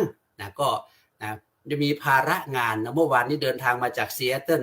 ไปที่วัดท่านเจ้าคุณฤทธิ์มาถึงวัดตี2เมื่อวันก่อนจัดรายการไม่ได้แต่ว่ารายการของเรายังมีอยู่วันอังคารกับวันพุธเนี่ยแม้ว่าไม่มีอาตมาเป็นผู้ดำเนินรายการก็ยังมีน้องๆที่จะช่วยดำเนินรายการไม่ใช่ตัวสำรองเพราะฉะนั้นยิ่งกว่าตัวจริงอีกโดยเฉพาะท่านอาจารย์สรายุทธ์เนี่ยโอ้โหองค์ไหนมานี่ก็จัดได้หมดก็ไม่สนใจเราเรียกว่าเข้ากันได้ทุกอย่างเพราะว่า DNA เราเหมือนกันเพราะว่าเราจัดรายการเนี่ยก็คือหัวใจของการจัดรายการคือนักเผยแผ่ได้หมดไม่มีปฏิเสธเวลาบอกว่าอาจารย์ยุทธวันนี้จัดการเลยนะครับผมครับขอบพระคุณครับอาจารย์โอ้โหชื่นใจเราก็เลยมีตัวแทนตัวแทนที่ทำงานอย่างมั่นคงโยมเล็กจากนครปฐมโยมกนกวันโยมกนกวันจากทางเมืองเลยหรือหนองคายคุณโยมคำคุณโยมน้อยจากประเทศอังกฤษคุณโยมเจมแมนบอกว่าธรรมะสำเนียงเสียงเหนือบวกกับธรรมะสำเนียงเสียงอีสานก็ นะจะมีมาเรื่อยๆแหละนะคุณโยมเด่นชัยท่านอาจารย์เด่นชัยคุณโยมสายพินช่วยเมืองจากพัทลุงนะแล้วก็คุณโยมลอยบัวลอยนะคุณโยมกาญจนาจากนะกทมนะคุณโยมเจแมนบอกว่าบทกลอนไพเราะมากตามสไตล์ท่านพระครูเริ่มบทก็มีธรรมะสำเนียงเสียงเนอหลวงพี่สลายุทธ ธรรมะสำเนียงเสียงอีสานท่านพระครูเกษมวันนี้รุ่นใหญ่นะพูดไปแล้วเมื่อวานนี้นะรุ่นอาจารย์พระครูเกษมอาจารย์ภูดิตนะก็พูดไปแล้วก็วันนี้เอารุ่นน้องมานะโยมเจแมนบอกไพเราะมากสาธุนะคุณโยมคำคุณโยมนวลศรีจากทางอังกฤษหรือทางสกอตแลนด์นะคุณโยมณรงค์ชัยนะแล้วก็หลวงพี่หมีภูนานาสาระถวายกำลังใจครูบาอาจารย์ทุกรูปมีล่วงนะวันนี้ไม่ได้นิมนต์ออกรายการนะเพราะว่าแต่ว่าออกแล้วพอออกแล้วถึงวันนี้ให้รุ่นน้องๆเนี่ยพระครูอัฏฐเซตมั่งนะแล้วกับพม่าส้มเกียรติมั่งตอนนี้กำลังแขจินอนแล้วนี่นะคุณโยม คุณโยมไก่นะคุณโยมอะไรเอ่ยนะอันนี้ชื่ออะไรเอ่ยนะเห็นแต่อีโต้เนี่ยนะอีโต้ บอกมาด้วยนะอยู่ที่ไหนโยมเพราะบางทีเราไม่รู้ว่าญาติโยมอยู่ที่ไหนนะคุณโยมหลายท่านแม้จะทักไม่หมดโยมอย่าไปน้อยใจนะโยมเข้ามารายการนี้มาชมนี่ก็ถือว่าสุดยอดแล้วนะคุณโยมทองนิวฟาวเวอร์มาให้กำลังใจลูกชายต่อไปนี้นะก็จะมอบเวรประเคนไมค์ให้กับท่านอาจารย์สรายุทธนะได้ดำเนินการต่อนะกับพระวิทยากรที่อยู่ด้านล่างทั้ง3รูปครับขอนิมนต์ท่านอาจารย์สรายุทธศิริสาโรจากวัดท่าพญาจักรอำเภออู่ทองจังหวัดสุพรรณบุรีครับผมกราบขอบพระคุณครับหลวงพ่อพระครูรัตนปัญญาวิเทศหลวงพ่อกุ๊กไก่กราบถวายความเคารพหลวงพ่อเจ้าคุณพระวิเทศสิทธิธรรมพรหลวงพ่อเจ้าคุณฤทธิ์ครูบาอาจารย์พระธรรมทูตทุกรูปครับขอโอกาสครูบาอาจารย์เจริญพรญาติโยมทั้งผู้ฟังทางสถานีวิทยุกระจายเสียงทุกคลื่นความถี่แล้วก็ทางสื่อออนไลน์ก็อนุโมทนาได้ช่วยกันกดถูกใจกดไลค์กดแชร์นะเผยแผ่ธรรมะด้วยกันค่ำคืนวันนี้รายการเสียงธรรมจากสมัชชาส่งไทยในสหรัฐอเมริการ่วมกับพระธรรมวิทยากรพระธรรมทูตพระนักเผยแผ่พระพุทธศาสนาเรียกว่าทั่วทุกมุมโลกเลยทั่วทุกมุมโลกบางท่านบอกโลกเรากลมๆมันมีมุมด้วยเลยพระอาจารย์ก็จัดรายการเป็นประจำทุกวันอังคารแล้วก็วันพุธโดยเวลาประเทศไทย 19 นาฬิกาหรือว่า 1 ทุ่มถึง 20 นาฬิกา 30 นาทีเวลาจัดรายการประมาณ 90 นาทีก็เพื่อต่อเนื่องกับอารมณ์ธรรมะที่กำลังรับฟังประเภทแบบโคสัปปมาณิกาเสียงเพราะญาติโยมเป็นเหตุให้เกิดศรัทธาได้ก็จะได้รับฟังต่อเนื่องกันจากครูบาอาจารย์ที่ได้มาร่วมรายการเนื่องโดยท่านก็อยู่ที่ประเทศออสเตรเลียก็มีเวลาช่วงนี้ก็เรียกว่าดึกแล้วก็ขอกราบอาราธนาพระอาจารย์พระมหาสมเกียรติกิตติธีโรวัดไทยพุทธารามเมืองบริสเบนประเทศออสเตรเลียด้วยความเคารพครับออกขอเสือชัดเจนเลยกันนะครับขอโอกาสครับพระมหาเถรานุเถระครูบาอาจารย์ทุกรูปนำโดยท่านเจ้าคุณพระวิเทศสิทธิธรรมาภรณ์นะครับแล้วก็ขอโอกาสพระอาจารย์ทุกรูปนะครับ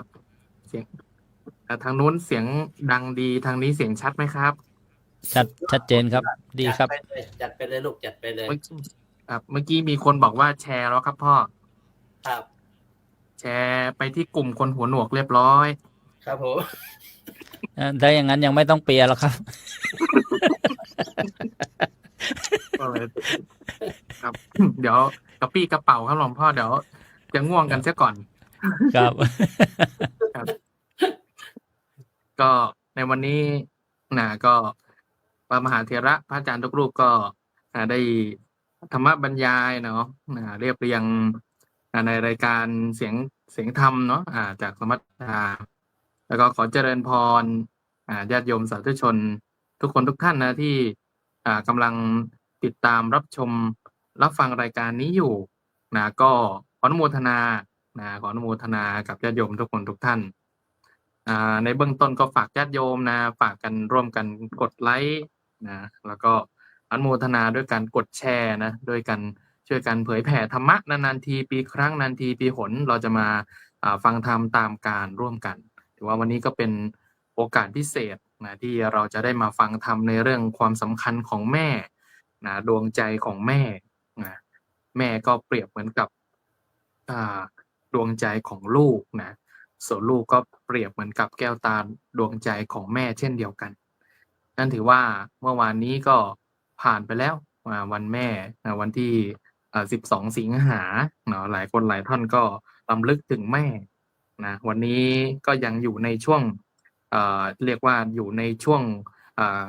ความแสดงถึงความกตัญญูกตเวทีนะหรือว่าความตอบแทนพระคุณแม่ในการรำลึกถึงแม่เนาะอันนั้นแล้วหลายคนหลายท่านนะก็พึงเข้าใจนะว่าแม่นี่ถือว่าเป็นบุคคลที่สูงยิ่งนะหรือที่เรียกว่าสถาบันพ่อแม่นี่ถือว่าเป็นครูคนแรกนะของพวกเราทุกคนที่ได้เกิดมาพ่อเป็นผู้ทำให้เราเกิดแม่เป็นผู้ให้แดนเกิดทั้งสองคนนี้ก็มีพระคุณยิ่งแต่ก็ยังมีหลายคนหลายท่านก็ยังไม่เข้าใจนะพอถึงวันแม่ก็เพียงแค่ไหว้แม่นะบอกรักแม่ในวันสำคัญนะพอถึงวัน12 สิงหาปุ๊บหลวงพ่อโทรหาแม่แล้วว่าแม่เดี๋ยวผมจะไปที่บ้านนะจะไปไหว้แม่ต้องหน่อยวันนี้วันแม่เดี๋ยวจะโพสต์ลงโซเชียลเดี๋ยวจะอายคนอื่นเขาอย่างนี้พอลงโซเชียลเรียบร้อยนะวันต่อมาหายเงียบนะ วันต่อมาผ่านไป1 อาทิตย์2 อาทิตย์1 เดือน 2-3 เดือนผ่านไปเป็นปีครับหลวงพ่อก็ไม่ได้ทักหาแม่เลยทักอยู่วันเดียวคือก่อนวันแม่นะก่อนจะมาก็ให้แม่โอนตังค์มาด้วยว่าขอค่ารถซะหน่อยนะอุตส่าห์ลางานลาหยุดนะอยู่ในช่วงวันหยุดอะไรอย่างนี้นะบางคนเข้าใจอย่างนี้ผิดครับหลวงพ่อคือให้ความสำคัญกับพ่อกับแม่ของเราเฉพาะในช่วงเทศกาลและกิจกรรมสำคัญการเราจะบำรุงพ่อแม่นะการจะบอกรักแม่หรือการจะดูแลแม่ของเราพ่อของเรานี้ก็ต้องรักแม่ทุกๆวันหรือว่าให้ความสำคัญทุกๆวันนะครับคิดเสียว่าทุกๆวันนั้นคือวันสำคัญ1 ปีมี365 วันเนาะแต่ว่ามาหาแม่แค่วันเดียวมันก็ไม่ใช่นะพอคิดไปคิดมาก็ทำให้เราได้คิดเนาะว่าลูกกี่คนนะแม่ทนเลี้ยงได้นะแต่ว่าฉะไหนแม่คนเดียวนะลูกแต่ละคนถึงเลี้ยงแม่ของเราไม่ได้ดังนั้นคนที่รักเรามากที่สุดนั้นก็คือผู้หญิงที่ชื่อว่าแม่นะคนที่ซื่อสัตย์กับเรามากที่สุดก็คือผู้ชายที่ชื่อว่าพ่อนะเหมือนกับคำกลอนที่ว่ารักของใครหรือจะแท้เท่าแม่รักผูกสมัครสายเลือดไม่เหือดหายคนอื่นรักยังประจักษ์ว่ารักใครจืดจางง่ายไม่จีรังดั่งมารดานะลูกบางคนได้ภรรยาแล้วนะหรือแม่ก็เยอะแยะลูกบางคนได้สามีแล้วก็ทิ้งพ่อก็มากมายดังนั้นพุทธศาสนสุภาษิตของพระองค์ท่านตรัสไว้ว่าภูมิเวสัพปุริสานังกตัญญูกตเวทิตาความกตัญญูกตเวทีนั้นเป็นพื้นฐานของคนดีดังนั้นหน้าที่ของลูกนะก่อนที่เราจะไปฟังแหล่กันครับหลวงพ่อเดี๋ยวจะได้พูดถึงว่าหน้าที่นะที่ลูกควรจะต้องทำหรือที่เรียกว่าบำรุงทิศเบื้องหน้านะก็คือบำรุงครูคนแรกบำรุงบิดามารดาของเรานี่แหละ5 ประการนะมีอะไรบ้างประการที่1ท่านเลี้ยงเรามาเราเลี้ยงท่านตอบนี่ประการที่2ช่วยเหลือกิจการงานของท่านนะประการที่3นะช่วยการดำรงวงศกุลสืบวงศกุลนะให้กับครอบครัวประการที่4ก็คือว่ารักษาชื่อเสียงของตนนะรักษาชื่อเสียงอย่าให้เสียชื่อเสียงพอมาประการสุดท้ายเมื่อท่านล่วงลับดับชีวิตไปก็ทำบุญอุทิศให้กับท่านในวันนี้ถือว่าอยู่ในช่วงวันสำคัญของวันแม่ก็เดี๋ยวจะแหล่พอสังเขปเพื่อให้ญาติโยมสาธุชนทุกคนทุกท่านได้รำลึกถึงแม่ของเราแม่ใครที่ยังมีแม่อยู่ก็ให้ดูแลแม่ให้ดีใครที่ไม่มีแม่แล้วก็ให้รำลึกถึงท่าน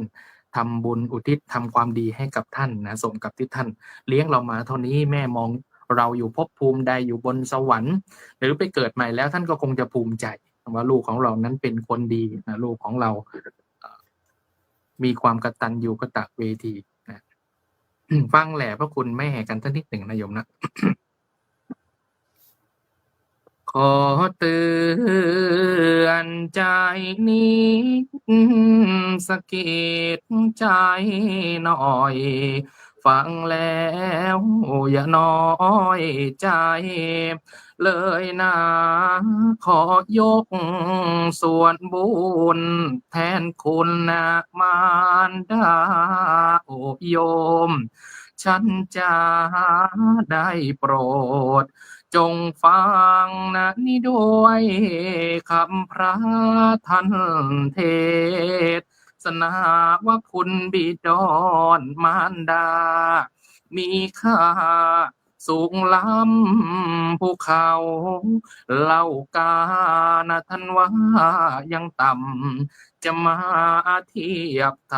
ำแน่ไม่เท่ากันจะยกภูเขานะทั้งใหญ่ทั้งกว้างเอามาขึ้นตราช่างประชด ประชันเขาว่าไม่ถึง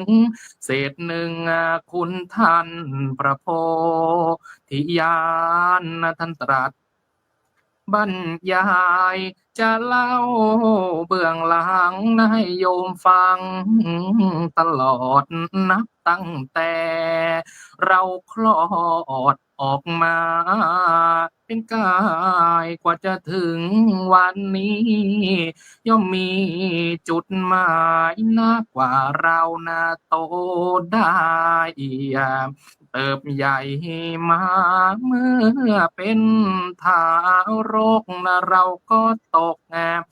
ถึงฝากโยนความลำบากแน่ให้กับแน่มารดาแม่ต้องเอ็นกายอังแน่อังอย่างกายาอย่างน้อยนะตั้ง10กว่าวันแม่เปลี่ยนไฟฟื้นเลยนะนะนะแม่เปลี่ยนไฟฟื้นมาอยู่ไฟชุดต้องลำบากเพราะบุตรที่อยู่กลางบ้านไฟร้อนสุ่มร้อนแม่ทนแน่กัดฟันช่างน่าสงสารเสียนี้กระไรหัวอกหน้าของแม่จะมีใครเหมือนบางคนเกือบเดือนกว่าจะออกไฟได้ต้องพิงไฟเผาเพราะเราใช่ไหมนะอย่าลืมให้ได้พระคุณมารดาถนอมกล่อมเกลี้ยงแม่เลี้ยงลูกอ่อนถึงลูกจะอ่อนไม่เอื้อมนราพุทธาฟูมฟักแน่ปกปักรักษาชื่นหูชื่นตารักโลกของตัวลูกของตัวทูลหัวนะก็ทูลกล้าวอาบน้ำป้อนข้าววันแน่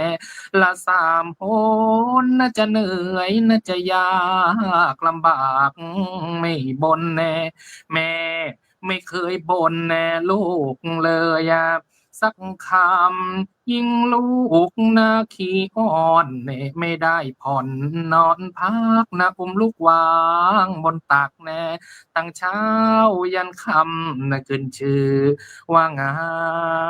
นนะมีเป็นอันจะทำเฝ้าพยายามคอยเลี้ยงลูกอย่างแลสาธุเอาซ้ำนี่ก่อนครับหลวงพ่อ สาธุกับอนุโมทนาขอบพระคุณครับ พระมหาสมเกียรติกิตติทีโรวัดไทยพุทธารามเมืองบริสเบนประเทศออสเตรเลียแหมอยากจะแล่ต่อเลยเดี๋ยวโยมจะว่ามาประชันแล่กัน ก็เนื่องโดยมีเวลาจำกัดนะครับครูบาอาจารย์แล้วก็เจริญพรญาติโยมอนุโมทนาท่านก็นำมาโคสัปปมาณิกานะเรียกว่าเทศนะทั้งเนื้อห้าธรรมะท่านก็ไตเติ้ลนะแล้วก็มาเทศเสียงด้วยโอ้โหบางท่านบอกโอ้ยคนคิงลุกเลย นะก็ขออนุโมทนาบอกว่าลูกนี่เป็นเหมือนแก้วตาดวงใจนะแต่วันนี้มันบางทียุคสมัยนะลูกบางคนอาจจะเป็นแก้วแตกดวงตกเพราะฉะนั้นก็จะได้มาฟังทัศนะความเห็นของครูบาอาจารย์ที่ได้มาร่วมกันสั่งสนทนาธรรมในค่ำคืนวันนี้กับปรารถนาพระอาจารย์พระมหาอิสดามาศประภัสรวันโนวัดสุขันธารามเขตดุสิตกรุงเทพมหานครด้วยความเคารพครับ แม่คือจันทร์ส่องใจให้กระจ่างแม่คือทางนำลูกสู่ฝั่งฝันแม้ชีพมวยมรณาสิ้นชีวันดวงใจนั้นยังรักอยู่มิรู้คาย ขอกราบถวายความเคารพครูบาอาจารย์ทุกรูปครับแล้วก็เจริญสุขเจริญพรธรรมสวัสดีไปยังญาติโยมที่กำลังรับชมรับฟังทุกคนทุกท่านหัวข้อวันนี้ถือว่าเต็มอิ่มคุณโยมเป็นบุญหูแม้แต่ผู้ฟังที่เป็นพระธรรมวิทยากรเองก็รู้สึกว่าโอ้วันนี้คุ้มค่าคุณโยมให้เราได้มาตระหนักรู้ถึงพระคุณของมารดาถือว่าเป็นการสรรเสริญคุณท่านให้ปรากฏเพราะว่าแน่นอนว่ามารดาถือว่าเป็นผู้ผลักดันทุกสิ่งทุกอย่างให้เกิดขึ้นกับบุตรเป็นผู้สร้างโลกนี้ก็ได้สร้างสรรค์โลกด้วยการดูแลบุตรของตนให้เป็นคนดีฉะนั้นคำว่าดวงใจแม่ในทัศนะของอาตมาเองหรือว่าของกระผมเองก็คือหัวใจของความเป็นแม่แน่นอนว่าความเป็นแม่มันเป็นครั้งแรกของผู้หญิงทุกคนบางทีอาจจะยังไม่ได้เตรียมพร้อมที่จะเป็นแม่แต่พอมีเด็กมาอยู่ในครรภ์หัวใจของความเป็นมารดาก็จะเริ่มเกิดขึ้นในการที่จะใส่ใจดูแลเลี้ยงดูรักษานอกจากนั้นแล้วพอเกิดขึ้นมาเป็นหน้าที่ที่หนักแม่จึงเป็นบุคคลที่เสียสละทุกอย่างให้กับตัวเราให้กับลูกเราจะเห็นได้ว่าบุคคลสำคัญของโลกที่ประสบความสำเร็จส่วนใหญ่ก็คือมาจากแม่ที่เสียสละจึงมีคำว่ามารดาของมหาบุรุษยกตัวอย่างเช่นพุทธเจ้าของเราการจะมาสำเร็จเป็นพุทธเจ้าที่ยิ่งใหญ่ในโลกเบื้องหลังนั้นก็คือพุทธมารดา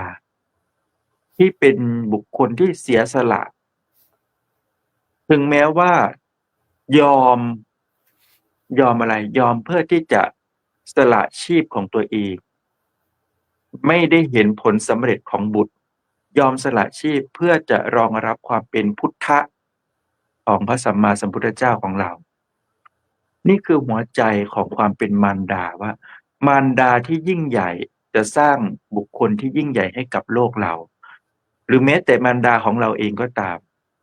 ความสำเร็จของเราในปัจจุบันแรงผลักดันที่สำคัญก็คือพ่อและแม่ลูกคนไหนที่รักดีก็เพราะมีพ่อแม่ที่ดีคอยผลักดันความรักดีนั้นจะเกิดมาจากจิตสำนึกที่ดีเพราะเห็นความรักที่บริสุทธิ์ของแม่ของพ่อขอเล่าสักเล็กน้อยครับในเรื่องของตัวเองนิดนึงคือภาพการปลูกฝังแบบอย่างของแม่มันมีอิทธิพลต่อพวกเราที่เป็นลูกอย่างมากโดยเฉพาะวัยเด็กเป็นวัยแห่งการปลูกฝังคุณธรรมจริยธรรมแม่จึงเป็นบุคคลต้นแบบที่สำคัญมากความเอาใจใส่ มีเหตุการณ์หนึ่งที่เกิดความประทับใจในการเสียสละของแม่ จึงทำให้เป็นแรงขับ ให้เราว่าเราต้องใฝ่ดี เราต้องอยู่ในทางที่ดี แล้วก็ต้องเป็นคนที่ดีขึ้นเพื่อแม่ของเรา แม่ด้วยความปรารถนาดี ช่วงนั้นคือโยมแม่ดูแลเราคนเดียว เพราะว่าโยมพ่อไม่อยู่ไปทำงาน มันเป็นช่วงทำนาคุณโยม ถ้าเป็นภาคอีสานโยมน่าจะนึกออกว่าสมัยก่อนในอดีต บรรยากาศมันลำบากลำบนมาก มีควายอยู่3-4-5 ตัว ที่โยมแม่จะต้องรับผิดชอบในการเลี้ยงดู แล้วก็มีท้องนาที่เขาก็ทำนากันเสร็จเรียบร้อยแล้ว มันมีทั้งนาของตัวเองแล้วก็นาของคนอื่น โยมแม่ก็ต้องเอาควายนี่ไปเลี้ยง แล้ววันนั้นปรากฏว่าพายุมันเข้าฝนมันตก ควายมันก็ตกใจ เพราะว่าฟ้ามันร้อง เราก็เดินข้างหลัง แม่เราก็ลำบาก เพราะว่าฝนมันตกหนักแล้วควายมันก็จะไปนาคนอื่น ภาพนั้นมันก็เลยติดตาเราว่า แม่ต้องไปไล่ต้อนควาย ผู้หญิงคนเดียวต้องไปไล่ต้อนควาย3-4-5 ตัว เพื่อจะไม่ให้ควายเนี่ยไปลงนาของคนอื่น แล้วในมือก็แบกสัมภาระ เพราะว่าเป็นหน้านาจะต้องไปดูแลไปเฝ้านา ไปดูแลนาด้วยเลี้ยงควายด้วย มันลำบากลำบนมาก ไอ้ควายมันก็แรงเยอะพอมันตกใจเสียงฟ้าผ่ามันก็ไปคนละทิศคนละทาง แม่ก็คอยดึงทุกตัวไม่ให้ไปลงนาคนอื่น ภาพนั้นมันเป็นภาพที่ลำบากมากของคนเป็นแม่ มือก็ดูดึงควาย ข้างหลังก็ต้องหันมาดูลูกยังอยู่ดีหรือเปล่า เพราะฝนมันตกฟ้าผ่า เราก็กลัวแต่เราก็ยังไม่ตื่นตกใจก็เดินตามหลังไป ภาพนั้นจึงเห็นว่า ความลำบากของคนเป็นแม่ นอกจากจะดูแลทุกสิ่งทุกอย่างแล้ว ดูแลเราแล้ว ต้องดูแลรับผิดชอบหลากหลายเรื่อง จึงทำให้เราก็ควรที่จะช่วยแบ่งเบาอะไรที่เราพอจะทำได้เราก็จะแบ่งเบา ฉะนั้น ตัวของกับผมเองอาตมาก็เลยรู้สึกว่า ตอนเป็นเด็กเราจะมีความรับผิดชอบ หน้าที่หุงข้าวทำความสะอาดทุกอย่างเราก็พยายามที่จะแบ่งเบา เราทำอะไรได้เราก็จะทำเพราะเราเห็นว่าความลำบากของแม่ ความลำบากนั้นเกิดจากอะไร ก็เกิดจากการที่จะดูแลเราด้วย ฉะนั้นอันไหนที่เราจะทำให้ท่านสบายใจแล้วก็ช่วยเหลือ มันก็เลยเป็นการปลูกฝังความดีให้เรารักดี เราจึงรับผิดชอบหน้าที่ เพราะถ้าเราไม่รับผิดชอบความหน้าที่เหล่านั้นก็จะไปตกที่แม่ แม่ก็ยิ่งลำบากเป็นทวีคูณ ฉะนั้นเราก็แบ่งเบา อันนี้คืออิทธิพลของแม่ก็จะมีส่วน และนอกจากนั้นคือคำสอนแน่นอนว่าคำพูดที่ออกมาจากความรัก โยมแม่จะเป็นคนที่มีศิลปะในการพูดมาก ท่านจะเลือกเวลาในการสอน ไม่ใช่ว่าพอทำผิดแล้วสอนเลยจะไม่สอนด้วยอารมณ์ แต่ใช้เหตุผลมันจึงทำให้เราเป็นคนที่มีเหตุมีผลเหมือนท่าน อันนี้คืออิทธิพลของแม่ที่มีต่อลูก ฉะนั้นเราในความที่เป็นดวงใจของแม่ ก็อยากจะฝากไว้ครับ ก็คือ2เรื่องที่เราทำได้ 1. ดูแลกาย เมื่อเรามีความพร้อมดูแลกายท่านด้วยปัจจัย4ตามกำลังของเรา แต่เราอย่าละเลย เราสามารถที่ช่วยเหลืออะไรท่านได้ปัจจัย4แบ่งปันออกไป อย่าไปหวงอย่าไปคิดว่าโอ๊ยน่าเสียดายเราให้ท่านไปเถอะ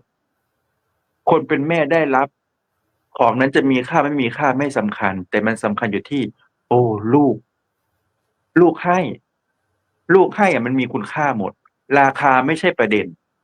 ลูกให้จะ10 บาท20 บาท100 บาท1,000 บาทแค่ลูกให้แม่ดีใจยิ้มได้ทั้งวัน อันนี้ก็คือเลี้ยงกายท่าน แล้วการเลี้ยงกายแค่เนี้ยมันก็ส่งผลไปสู่การเลี้ยงจิตใจท่านด้วย เลี้ยงใจก็เหมือนกันครับคิดดีทำดีพูดดี เมตตาต่อแม่ของเรา แน่นอนว่าบางทีเราไม่สามารถที่จะอารมณ์ดีได้ตลอดบางทีเราก็หงุดหงิดใส่ท่านเหมือนกัน แต่เมื่อหงุดหงิดแล้วตั้งสติให้ไวเพราะว่าถ้าเราแสดงอารมณ์ด้านลบออกไปคำพูดด้านลบออกไปพฤติกรรมด้านลบออกไปแม่เสียใจอันนี้แน่นอนเรารู้เราทราบแต่เมื่อรู้เราทราบแล้วก็ควรที่จะปรับปรุงให้มันดีขึ้นเพื่อที่จะรักษาจิตใจของท่านเป็นการเลี้ยงดูกายเลี้ยงดูใจ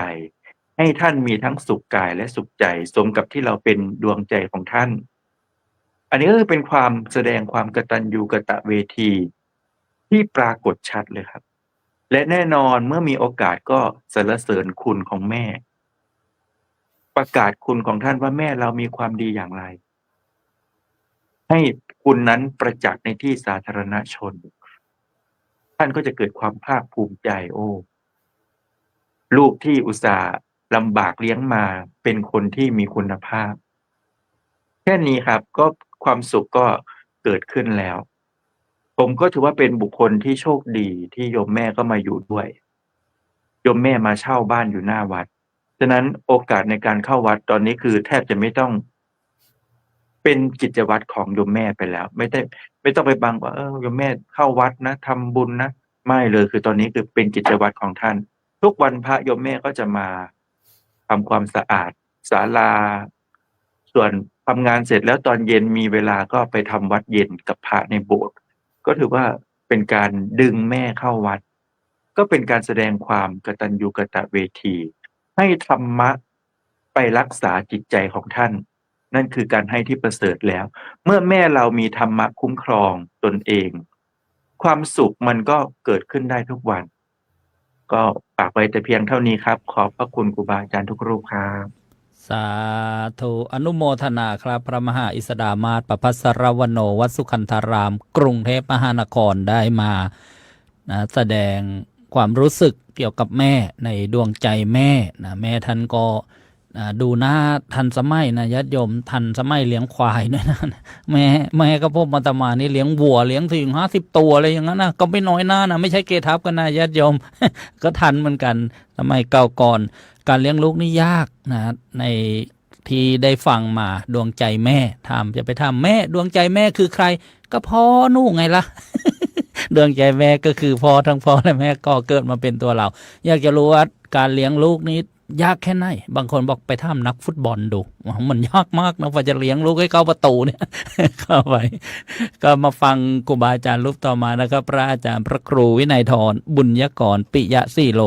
รองเจ้าวาดวัดไทยธรรมจาริกสังฆวิหารรัฐแคลิฟอร์เนียสหรัฐอเมริกากราบอาราธนาครับ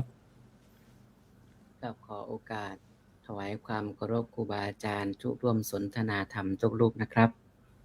และก็เจริญพรเจริญสุขเจริญธรรมท่านทั้งหลายที่รับฟังในขณะนี้และก็ย้อนหลังก็ตามฟังสำเนียงครูบาอาจารย์หลายสำเนียงแล้วผมบอกผมก็อยากจะฝึกเหมือนพระอาจารย์ศักดิ์สิทธิ์อยากจะฝึกเหมือนอาจารย์สมเกียรติบ้างเสียงเนอก็อยากจะไปเหมือนอาจารย์สรายุทธ เสียงใต้อยากจะไปเหมือนอาจารย์เจ้าคุณบ้างนะแต่บางทีแล้วก็ไปไม่ไหวให้เสียงมันไม่ถึง ขอบคุณอนุโมทนาครูบาอาจารย์ทุกท่านครับผมพูดนำนองประมาณนี้ครับว่ามันมีคนโยมมาเล่าให้ผมฟังเขาบอกว่าเมื่อประมาณ2 เดือนที่ผ่านมาเนี่ยเขารีบกลับเมืองไทยด่วนกระทันหันมากเลยถามว่ากลับไปทำอะไรเขาบอกว่าแม่ป่วยเข้าโรงพยาบาลตอนเนี้ยแม่ไม่ทานข้าวแล้วผมเลยถามมาเป็นแม่จริงหรือเปล่าเขาบอกไม่ใช่แม่จริงแต่เขาเหมือนว่าเป็นแม่ที่เลี้ยงเข้ามาตอนเลี้ยงเข้ามาตั้งแต่ตอนอายุเขา10 ขวบอะถึงตอนนี้เขาจะ50แล้วเนี่ยเขาก็เลยนับถือมันเป็นแม่จริงๆเป็นแม่จริงๆแล้วก็แม่คนเนี้ยก็ประมาณว่าเข้าโรงพยาบาลแล้วก็ไม่กินข้าวแล้วก็ถามหาแต่เขาว่าเมื่อไหร่เขาจะกลับมาเมื่อไหร่เขาจะกลับมาเมืองไทยอยากจะเจอหน้าเมื่อไหร่เขาจะกลับมาถามแล้วถามเล่าอย่างเงี้ยจนกระทั่งบอกว่าเขาเลยตัดสินใจว่ากลับไปด่วนเลยกลัวว่าจะไม่ทันเห็นใจแม่กลัวว่าจะไม่มีโอกาสได้คุยกับท่านกับซื้อตั๋วเท่าไหร่งานเท่าไหร่ไม่สนใจลางานเลยยอมซื้อตั๋วเลยบินกลับด่วนไปหาท่านไปดูแลท่านที่โรงพยาบาลพาพระไปให้ระลึกนึกถึงบุญพ าท่านได้ทำบุญคุยกับท่าน ปรากฏว่าในช่วงที่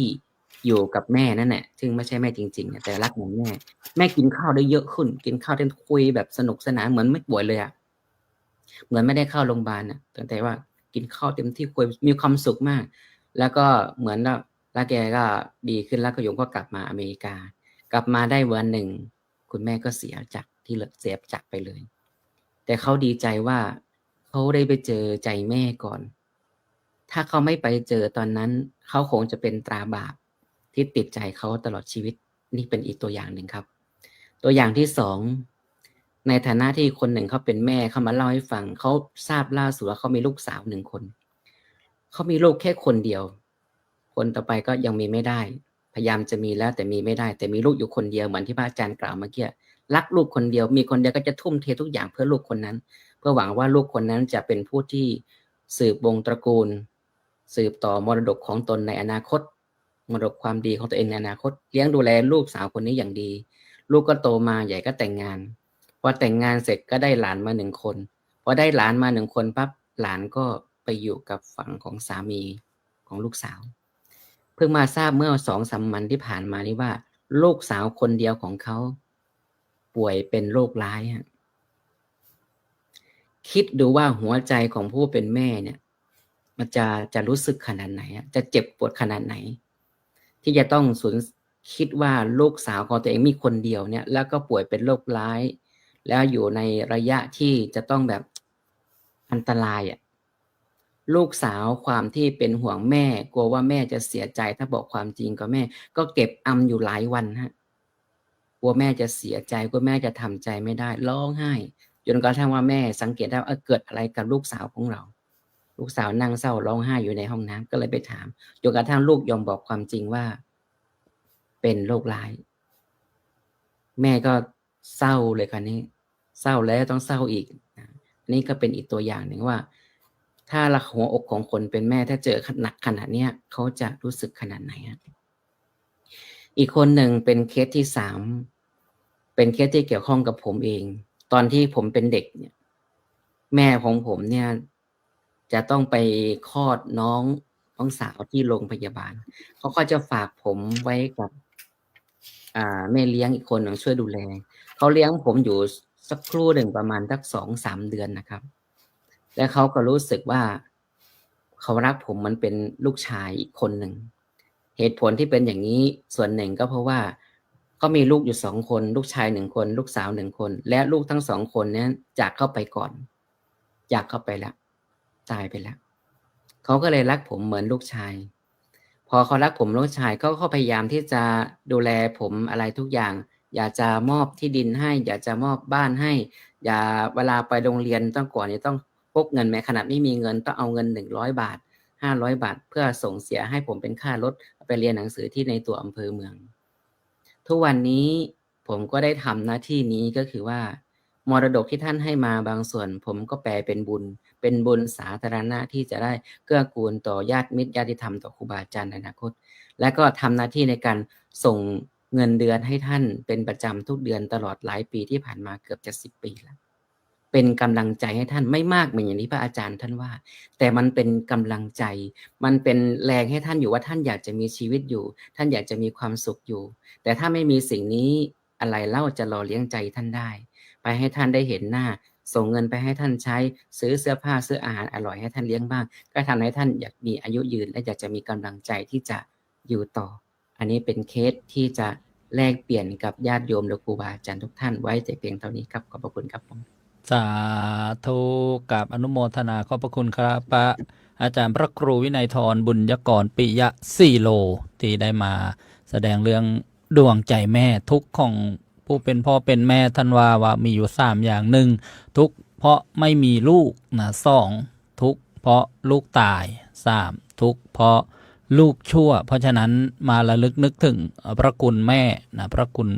พ่อนะบางท่านเนี่ยก็อาจจะเกิดมาแล้วก็มีความเห็นไม่ถูกต้องพ่อเราแม่เราทำไมไม่รวยอย่างเขาไม่สุขไม่สบายก่อนมีเราเนี่ยทำไมไม่ เตรียมความพร้อมให้ดีนะถ้าเราทำไมเราต้องเกิดมาเจอพ่อแม่แบบนี้มันเป็นทำไมเจ้าหนูจำไม่อะไรเงี้ยนะแล้วก็เพราะฉะนั้นเนี่ยการมาฟังนะฟังธรรมะความรู้เนี่ยว่าโอ้การได้มาเกิดรวมขันนะรวมท้องกับท่านเนี่ยเป็นเพราะเราทำมาแบบนี้จึงมาได้แบบนี้ท่านเราอาจจะมองว่าท่านไม่มีศีลธรรมบ้างนะหรือที่ดีก็ยกไว้นะขออนุโมทนาแต่ว่าบางเคสเนี่ยก็มีนะความทุกข์กับพ่อกับแม่กับลูกอะไรอย่างเงี้ยเป็นสะท้อนซึ่งกันและกันนะก็เกิดเป็นข้อกังขานะข้อกังขาและถ้าไม่ได้รับฟังในสิ่งที่ถูกต้องดีงามเนี่ยนะก็จะอาจนะหลงผิดไปเพราะฉะนั้นเนี่ยก็มาฟังกันนี่แหละจะได้ก่อให้เกิดประโยชน์ว่าเราทำกรรมบางนี้เราได้อย่างนี้พ่อแม่เราอาจจะไม่มีศีลมีธรรมหรือว่าอะไรมันมาบีบคั้นต่างๆเราต้องยกไว้นะญาติโยมยกไว้เลยแล้วนะเราก็จะทำอะไรกับท่านก็มีแต่ความดีเท่านั้นที่จะทำนะทำความไม่ดีมันก็ยิ่งไม่ดีเข้าไปใหญ่มีแต่คุณงามความดีเท่านั้นที่จะมาช่วยนะให้ชีวิตดีขึ้นนะถึงว่าจะไม่ร่ำรวยไม่นะสุขสบายอะไรก็ให้อยู่ในศีลในธรรมเนี่ยญาติโยมบางคนนี่อาจจะเคยฟังนะประวัตินะของครูบาอาจารย์หรือพระเถรานุเถระหลายรูปนะประวัติพระพุทธเจ้ากับพระมารดานี่ก็เรียกว่าเป็นนะมหาบุรุษเป็นแม่ที่เลิศที่สุดในโลกเป็นลูกที่เลิศที่สุดในโลกผมเคยพาโยมแม่ไปกราบสังเวชนียสถาน4 ตำบลนะก็ถ่ายรูปคู่กับโยมแม่ที่นะพระพุทธเจ้าน้อยหรือนะเจ้าชายพระโพธิสัตว์ตรงทางเข้าลุมพินีนะก็จะโพสต์แคปชั่นว่าลูกที่ดื้อนะพานะแม่มากราบลูกที่ประเสริฐที่สุดในโลก ก็เป็นความประทับใจครั้งหนึ่งเกี่ยวกับนะโยมแม่แล้วก็ทุกวันนี้ก็มีเหตุปัจจัยหลายอย่างเพราะฉะนั้นก็เตือนจิตสะกิดใจนะญาติโยมนิดหนึ่งว่าเป็นลูกนี่ก็มีนะหลายประเภทนะบางคนนี้อย่างที่ว่าเจอปัญหาต่างๆก็เป็นลูกลอกลูกลากลูกเลิกลูกกาฝากอย่างเงี้ยลูกลอกเกาะปอกลอกทรัพย์สินเงินทองพ่อแม่ลูกลากก็ลากพ่อลากแม่นะไปโรงพักไปโรงศาลไปนะเรือนจำต่างๆลูกเลิกนี่บางคนลูกบางคนไม่ได้ดังใจนะก็บอกเลิกเป็นพ่อเป็นแม่กันไม่นับถือแล้วนะไม่นับถือว่าเป็นคุณพ่อคุณแม่โอ้โหวันเนี้ยลูกกาฝากก็พอเกาะ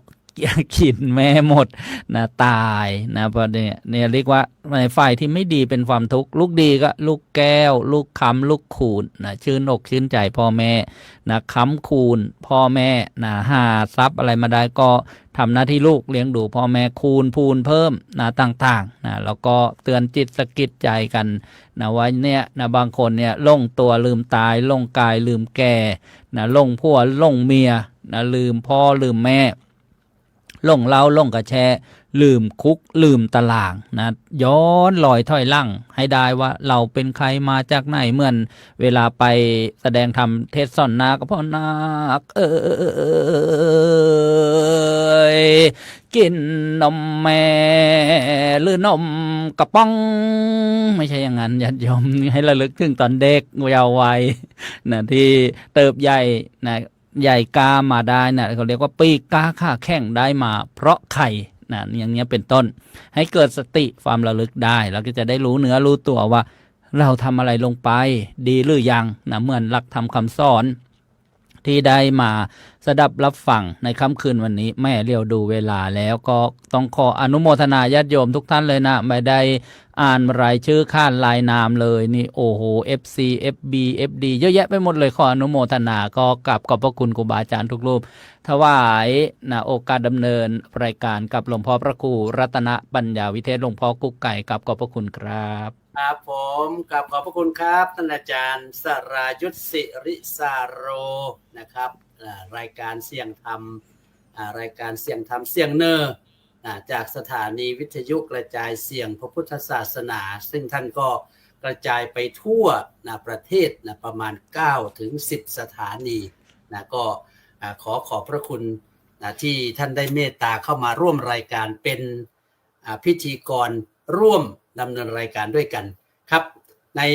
ช่วงนี้1 ชั่วโมงครึ่งผ่านไปก็ทำให้เราได้รับข้อคิดข้อธรรมมากมายทั้งเสียงธรรมทั้งเสียงแลแล้วข้อคิดต่างๆครับในช่วงสุดท้ายวันนี้ นะครับก็จะให้ทุกท่านนะได้ฝากข้อคิดเกี่ยวกับนะความรักของแม่นะสักรูปละ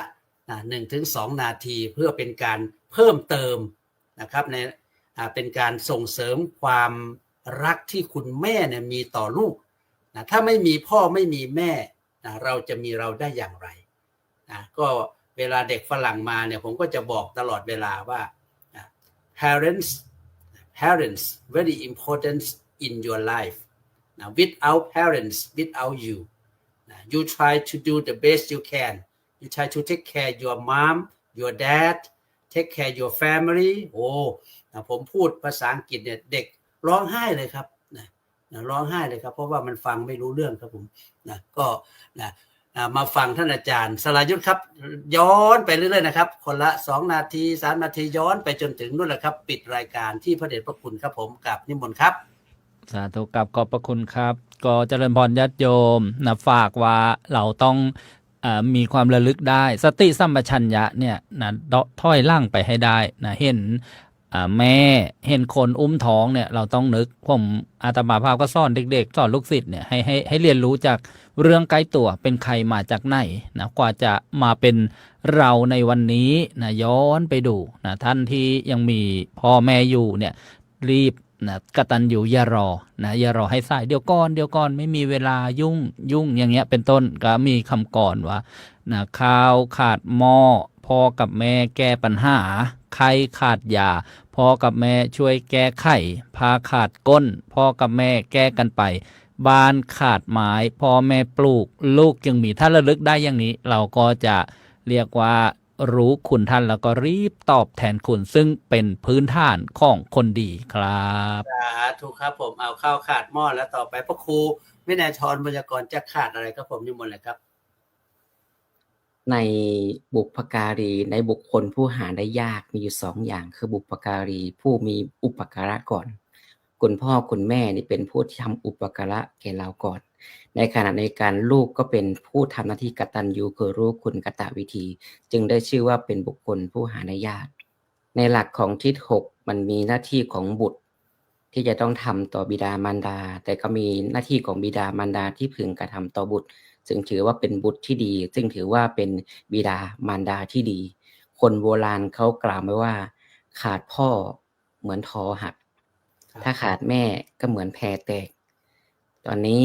เราอยากมีพ่อเราอยากมีแม่ก็จะได้ประคับประคองเรือบ้านหลังใหญ่ของเรานี้ให้สมบูรณ์ต่อไปขอเป็นกำลังใจให้กับคุณลูกทุกท่านที่จะทำดีต่อพ่อต่อแม่และเป็นกำลังใจต่อแม่ที่จะต้องดูแลลูกๆต่อไป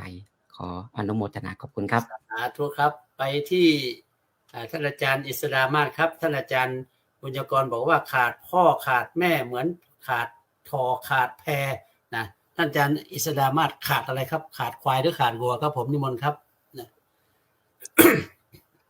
ลูกถือว่าเป็นเจ้ากรรมนายเวรของพ่อของแม่ครับเพราะว่าอะไรเพราะว่าอุตตชีเวบ่วงผูกคอฉะนั้นพ่อแม่จึงจะสุขหรือทุกข์อยู่ที่ลูกถ้าลูกไม่ตระหนักไม่รับรู้คุณของพ่อของแม่แล้วทำตัวสับเปะเกเรพ่อแม่ทุกข์ตลอดชีวิตแม้กระทั่งก่อนจะตายพ่อแม่ก็จะทุกข์ด้วยแต่ถ้าลูกเป็นคนดีเป็นบุคคลที่ดีของพ่อแม่เป็นบุคคลที่ดีของสังคมพ่อแม่วางใจได้พ่อแม่ก็ไม่กังวลบ่วงที่จะมาผูกคอพ่อแม่ก็ไม่มีอิสระก็เกิดขึ้นกับท่านท่านจะอยู่ก็เป็นสุขหรือแม้ท่านจะลาลับจากโลกไปแล้วท่านก็จะเป็นสุขได้เพราะบ่วงไม่มีอิสระก็มีกับท่านฉะนั้นก็อยากจะฝากลูกๆทุกคนว่าอย่าทำให้พ่อแม่เป็นห่วงรับผิดชอบชีวิตตัวเองให้ดีมีความกตัญญูกตเวทีกับท่านแค่นี้ท่านก็เป็นสุขแล้วฉะนั้นก็ฝากไว้แต่เพียงเท่านี้ครับครับผมก็ลูกๆเป็นเจ้ากรรมนายเวรครับท่านอาจารย์มหาสมเกียรติครับเราจะเป็นเจ้าอะไรครับผมจะเป็นเจ้าหนี้หรือว่าจะเป็นเจ้าอะไรครับผมนิมนต์ครับก็เรามีเจ้าแม่ครับหลวงพ่อครับ เจ้าแม่ของเราเนี่ยแหละครับใหญ่ที่สุดแล้วนะฮะ แล้วก็ฝากทิ้งท้ายนะครับ ก่อนที่จะจากกันไปก็คือการที่เราจะตอบแทนพระคุณแม่ การบำรุงบิดามารดาไม่มีคำว่าสายนะครับ ถ้าตอนนี้ได้ฟังรายการได้ฟังธรรมะแล้วก็หลายคนหลายท่านก็คงจะได้ธรรมะได้ข้อคิดนะไม่มากก็น้อยนะในการที่จะเอาไปปรับใช้นะกับชีวิตประจำวันของเราดังนั้นพรที่ประเสริฐที่สุดนะไม่ใช่พรจากพระนะพรที่ประเสริฐที่สุดก็คือพรของพ่อของแม่ของเรานะอาตมาภาพก็อยากจะให้ญาติโยมสาธุชนได้ดูแลพ่อแม่ของเราให้ดีนะถ้าเราดูแลพ่อของแม่ของเราได้ดีแล้วเนี่ยบุญกุศลก็จะส่งให้ถึงฝั่งนะในสิ่งที่เรานั้นปรารถนาอย่าปล่อยเวลาให้ล่วงเลยไปนะดังคำกลอนที่ว่าการชีวิตคนเราก็เท่านี้นะจนหรือมีคนเราก็เท่านั้นวาสนาคนเราไม่เท่ากันมีแต่ความตายเท่านั้นที่เท่าเทียมดังนั้นเราอย่าปล่อยเวลาให้สายไปเมื่อพ่อแม่ไม่อยู่แล้วนะเราจะกลับมานึกเสียดายในภายหลังนั้นก็ถือว่าสายเกินไปแล้วเพราะว่ายามแก่เฒ่าก็หวังเจ้าเฝ้ารับใช้นะยามป่วยไข้หวังเจ้าเฝ้ารักษายามเมื่อถึงข่าวล่วงลับดับชีวาหวังลูกยาช่วยปิดตาคราสิ้นใจก็ฝากธรรมะเล็กๆน้อยๆไว้เพียงเท่านี้ครับหลวงพ่อสาธุครับโอ้สุดยอดเลยครับนะไปที่ท่านอาจารย์พระครูประหลัดอัธสิทธิ์ครับมีอย่างสิให้ขอคิดขอทำนะครับญาติโยมที่กำลังติดตามรับชมอยู่ครับเปิดไมค์ก่อนครับผมเปิดไมค์ก่อนครับนิมนต์เลยครับผมพระคุณแม่มากล้นเหนือสิ่งอันนั้นใดคุณโยมเอ้ยสิหาไผทบคุณทัดเทียมบ่มีใดอรหันต์ในบ้านพุ่มวิหารในแหล่งถนอมแพงเลี้ยงลูกเต่าป้อนเข้าจนใหญ่มาเที่ยวห่มหอตุ่มผ้าเมียนเหี่ยวซ้ำมาปีโรคภัยมีเป่าปัวจนกลัวเศร้าขิ้งห้อนอ่อนซ่อนเด้อ่อนซ่อนเด้คุณเฒ่าบูชาเล่าคุณพ่อแม่เด้อตัดสายแห่แก่เกียเลี้ยงแต่เพียงหน่อยจนใหญ่มาบุญคุณแม่สุดขอบฟ้ายิ่งใหญ่สุดสิงขรตอนชาลาแรงกายกะหวังพ่ายเพียนเลี้ยงต่อเปียงปูนคุณเฒ่าย่ามเล่าคอยตาฟังเด้อไผกะหวังลูกเต่านั่งเฝ้าหาสิตายมีพ่อแม่อยู่ให้เฝ้าตอบบุญแทนคุณถ้ามื้อนั้นบ่มีพ่อมีแม่แล้วสิหลงโอ้อาวหาขอลูกๆรีบตอบแทนในวันนี้ทำเดี๋ยวนี้อย่าเดี๋ยวก่อนให้รีบทำเร่งทำขอฝากแต่เพียงเท่านี้ขอรับถูกครับขอให้ลูกอย่าลืมบอกรักแม่ทุกวันบอกรักแม่ทุกวันเริ่มตั้งแต่วันนี้แหละวันที่ยังมีคุณแม่อยู่นี่แหละอย่าไปรอให้คุณพ่อคุณแม่เหลือแต่ในรูปแล้วมาจุดธูปจุดเทียนจุดธูปบอกว่ารักและคิดถึงอันนี้เป็นคำคมนะคำคมนี่คือฟังแล้วมันเลือดไหลเลยเนี่ยอย่าให้พ่อแม่เหลือแต่ในรูปแล้วมาจุดเทียนจุดธูปบอกว่ารักและคิดถึงครับไปที่อาจารย์พระมหาปิยะครับผมจะจุดอะไรครับคุณโยนครับขอโอกาสครับ ก็อยากให้ลูกที่ยังมีพ่อมีแม่อยู่นะครับพยายามอย่าร้องดิอย่าร้อง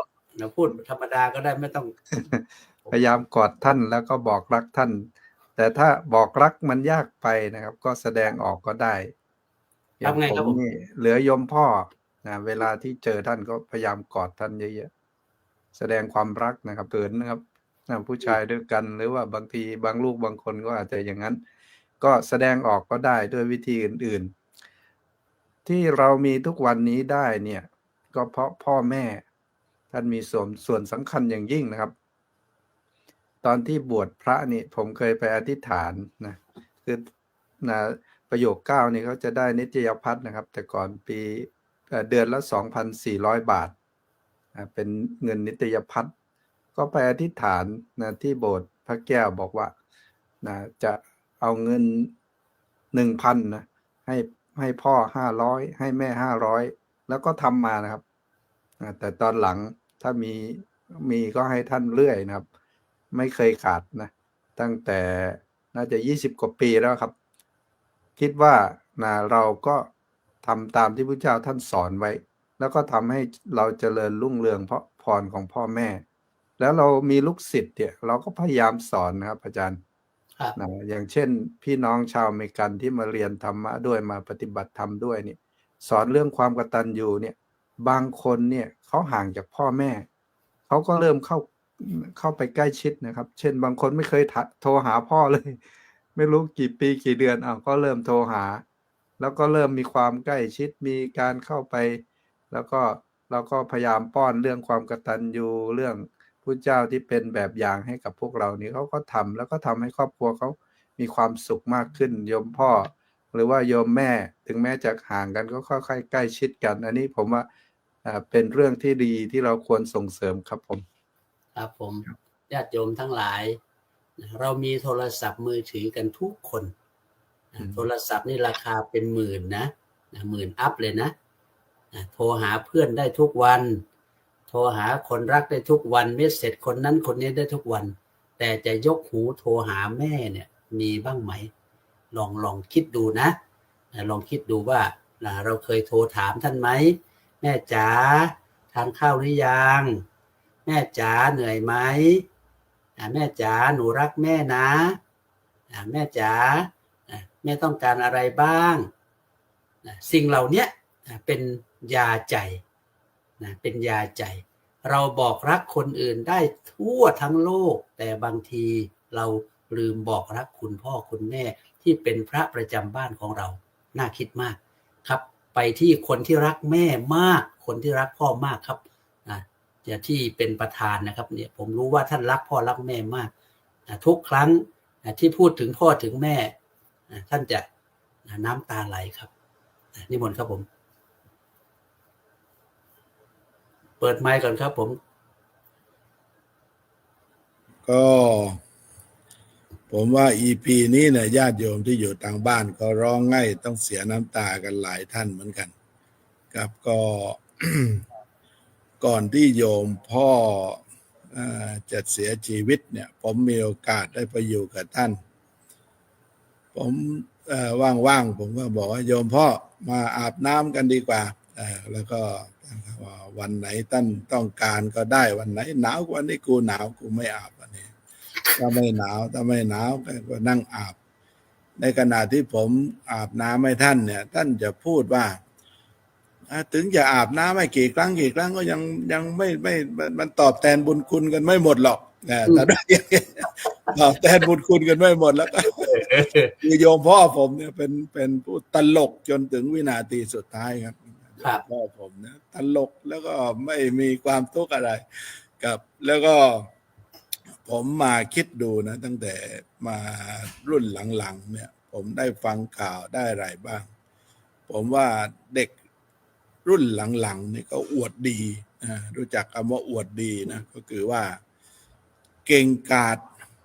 จะมาพูดว่าพ่อแม่เนี่ยเขาทำให้เราเกิดมาแล้วเขาจะต้องดูแลเรา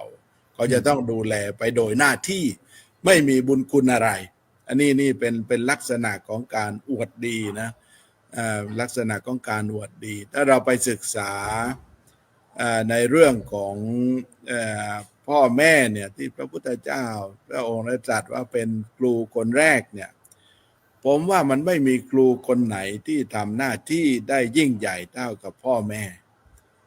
ตั้งแต่สอนให้เราได้รู้ความดีชั่วสอนให้เราได้เรียนรู้อะไรทุกอย่างตั้งแต่เกิดมานั้นนะเกิดมานะผมยังพูดเสมอว่าถ้าพ่อแม่เนี่ยเขาบันทึกทุกอย่างไม่ว่าเวลาที่เขาดูแลไม่ว่าเงินทองที่เขาต้องใช้จ่ายเพื่อดูแลลูกนะเพื่อดูแลลูกทุกคนแล้วพอถึงเวลาที่เราประสบความสำเร็จพ่อแม่จะบอกว่ามาคิดบัญชีกันนะคิดบัญชีกันว่าที่เราใช้จ่ายมาเนี่ยคุณลูกจะต้องคืนให้พ่อให้แม่ทุกอย่างทุกบาททุกสตางค์เนี่ยผมว่าไม่มีลูกคนไหนประสบความสำเร็จเลยคือทุกคนจะล้มเหลวทุกคนจะทำแบงก์รับซี่คือไม่หมายถึงว่ามันไม่มีใครที่จ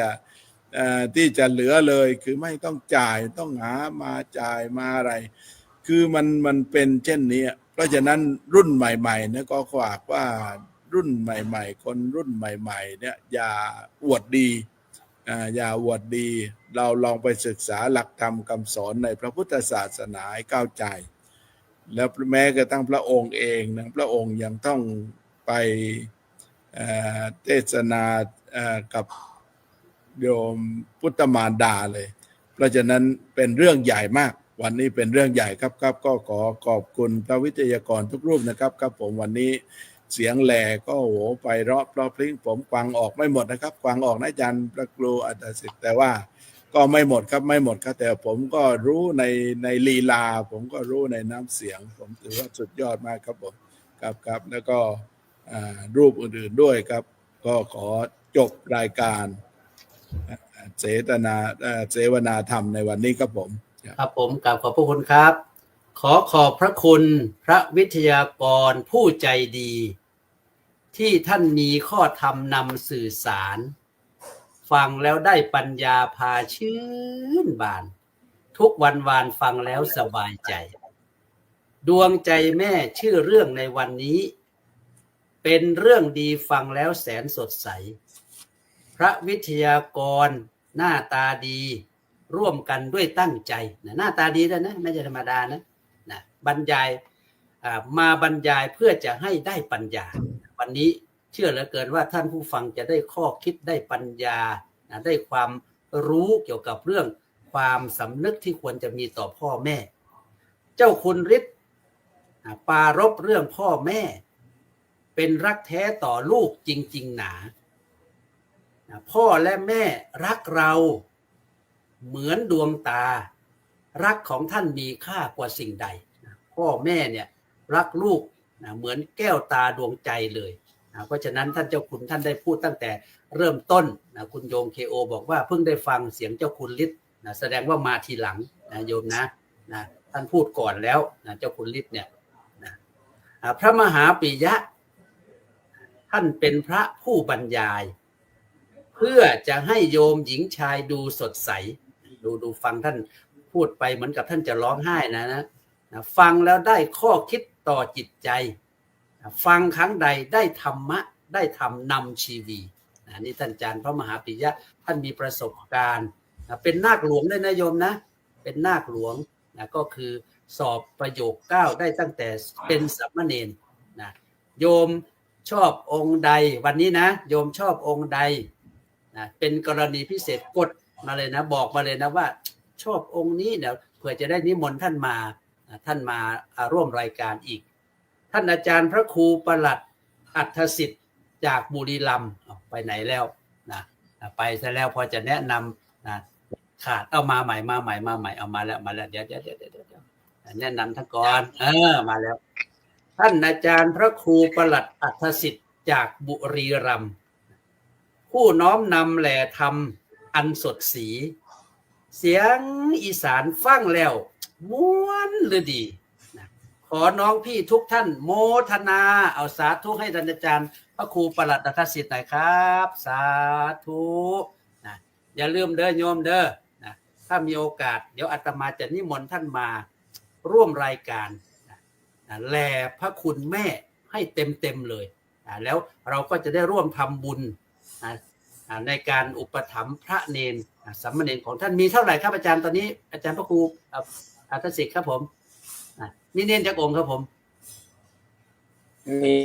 50ครับ50รูปครับผมมีเนร50รูปญาติโยมเฮาสิมีโอกาสอาตมาอยากสิเชิญชวนออกตนญาติโยมมาทำบุญกับสามเณร50องค์ละ500 บาทองค์ละ500 บาทถ้ามีโอกาสนะครับจะร่วมทุนทั้งหมดเลยนะครับ50ใช่ไหมอาจารย์50รูปเบิ่งก็เด้อพอมีกำลังบ่50รูปถ้ารูปละ500ก็ประมาณ 25,000 บาทนะครับ25,000 บาทถ้าเรามีปัจจัย 25,000 บาทเราจะมาทอดผ้าป่าที่รายการนี้เพื่อจะนำไปสมทบช่วยเหลือการศึกษาของสามเณรซึ่งเรียนบาลีซึ่งเรียนนักธรรมอยู่ที่วัดโนนงิ้ว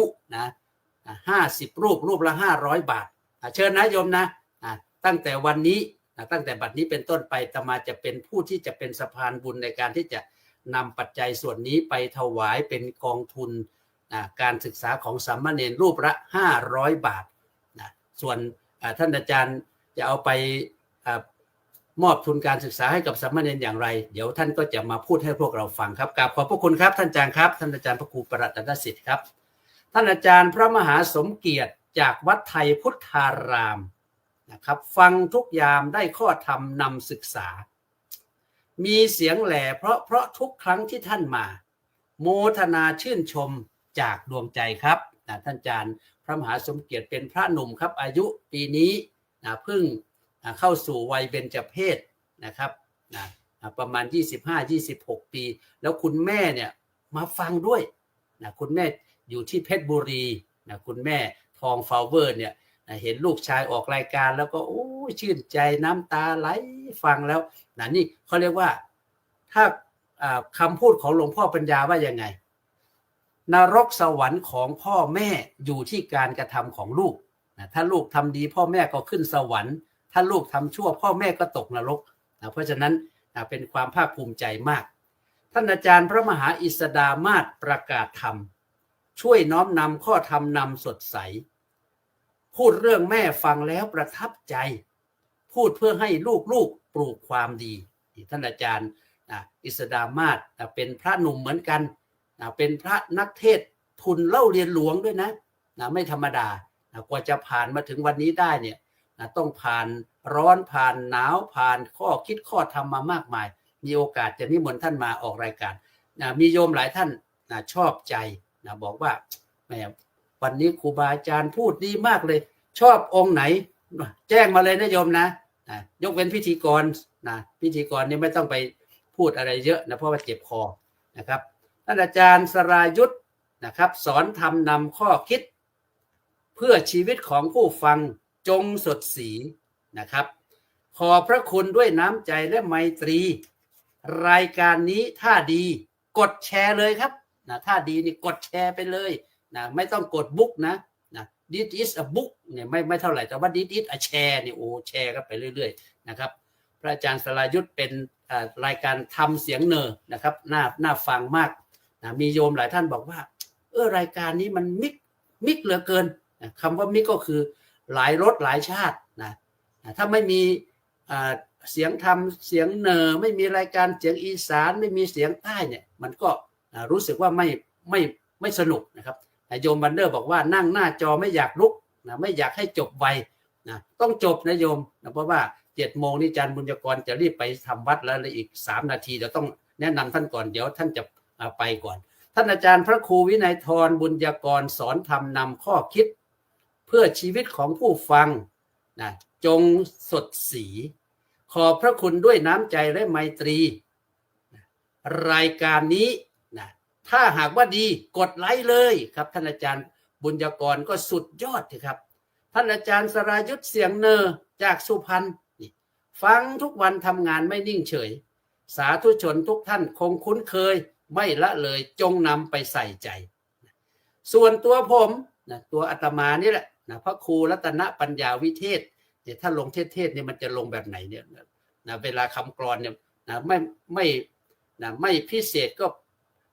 เพจอะไรทำนองนี่แหละจัดรายการเป็นพิเศษลงได้อยู่ครับว่าสิ่งไหนนะครับหมดเวลาวันนี้ต้องลาไปพบกันใหม่อังคารพุธหน้าอย่าพลาดชมหากรายการวันนี้มีบกพร่องขอพี่น้องให้อภัยอย่าทับถมขอขอบคุณพระวิทยากรที่มาอบรมให้ทุกท่านสุขสมอารมณ์ปองให้ทุกท่านมีสุขทั้งกายใจจะอยู่ไหนอย่าได้มีเศร้าหมองจงมีธรรมนำให้ไฟประคองรุ่งเรืองรองโชคดีมีสุขครับอันนี้ก็เป็นคำกลอนที่เขียนแบบลวกๆนะครับแล้วก็มีคำพูดอย่างหนึ่งนะครับคำพูดตลกอยากจะให้ท่านทั้งหลายลองนำไปพิจารณานะเพราะว่ามันเป็นเรื่องที่น่าคิดเหมือนกันเพราะว่าคำกลอนต่างๆอะไรต่างๆที่จดไว้เนี่ย นะมันมีเยอะมากนะเพราะว่าฟังแล้วมันก็ทำให้เราเนี่ยได้ข้อคิดข้อธรรมเยอะแยะไปหมดเลยนะเพราะฉะนั้นอยากจะฝากท่านทั้งหลายไว้ว่านะถ้าหากว่านะท่านไม่ชอบอาหารนะที่สะอาดอย่าไปกินก๋วยเตี๋ยวนะเพราะว่ามันลวกๆครับผมครับวันนี้รายการเสียงธรรมจากสมัชชาสงฆ์ไทยในสหรัฐอเมริกา เรื่องดวงใจแม่นะก็มาถึงช่วงสุดท้ายของรายการก็ขออนุโมทนาญาติโยมทุกท่านที่เข้ามาทั้งเรียกว่าคอมเมนต์ต่างๆมากมายนะซึ่งก็ทักทายกันไม่หมดก็อย่าว่ากันนะโยมนะวันนี้ก็นะเดี๋ยวเราไปชมย้อนหลังกันอีกครั้งหนึ่งนะ1 ชั่วโมงกับ50 นาทีเป็นรายการที่นะทุกคนนะได้ประโยชน์ทั้งทางสติทางปัญญาแล้วก็เกิดความสำนึกขอให้บอก รักแม่ทุกวันก่อนที่จะไม่มีคุณแม่ให้เรารักวันนี้จบรายการไว้เพียงเท่านี้ขอกราบขอบพระคุณทุกรูปขออวยพรอวยชัยให้ทุกท่านโชคดีมีชัยอยู่เย็นเป็นสุขเป็นลูกที่ดีของคุณพ่อคุณแม่เป็นศิษย์ที่ดีของครูอาจารย์เป็นเพื่อนที่ดีของเพื่อนเป็นพลเมืองที่ดีของประเทศชาติและเป็นสาวกที่ดีของพระศาสนาจงทั่วกันทุกท่านทุกคนเทอญ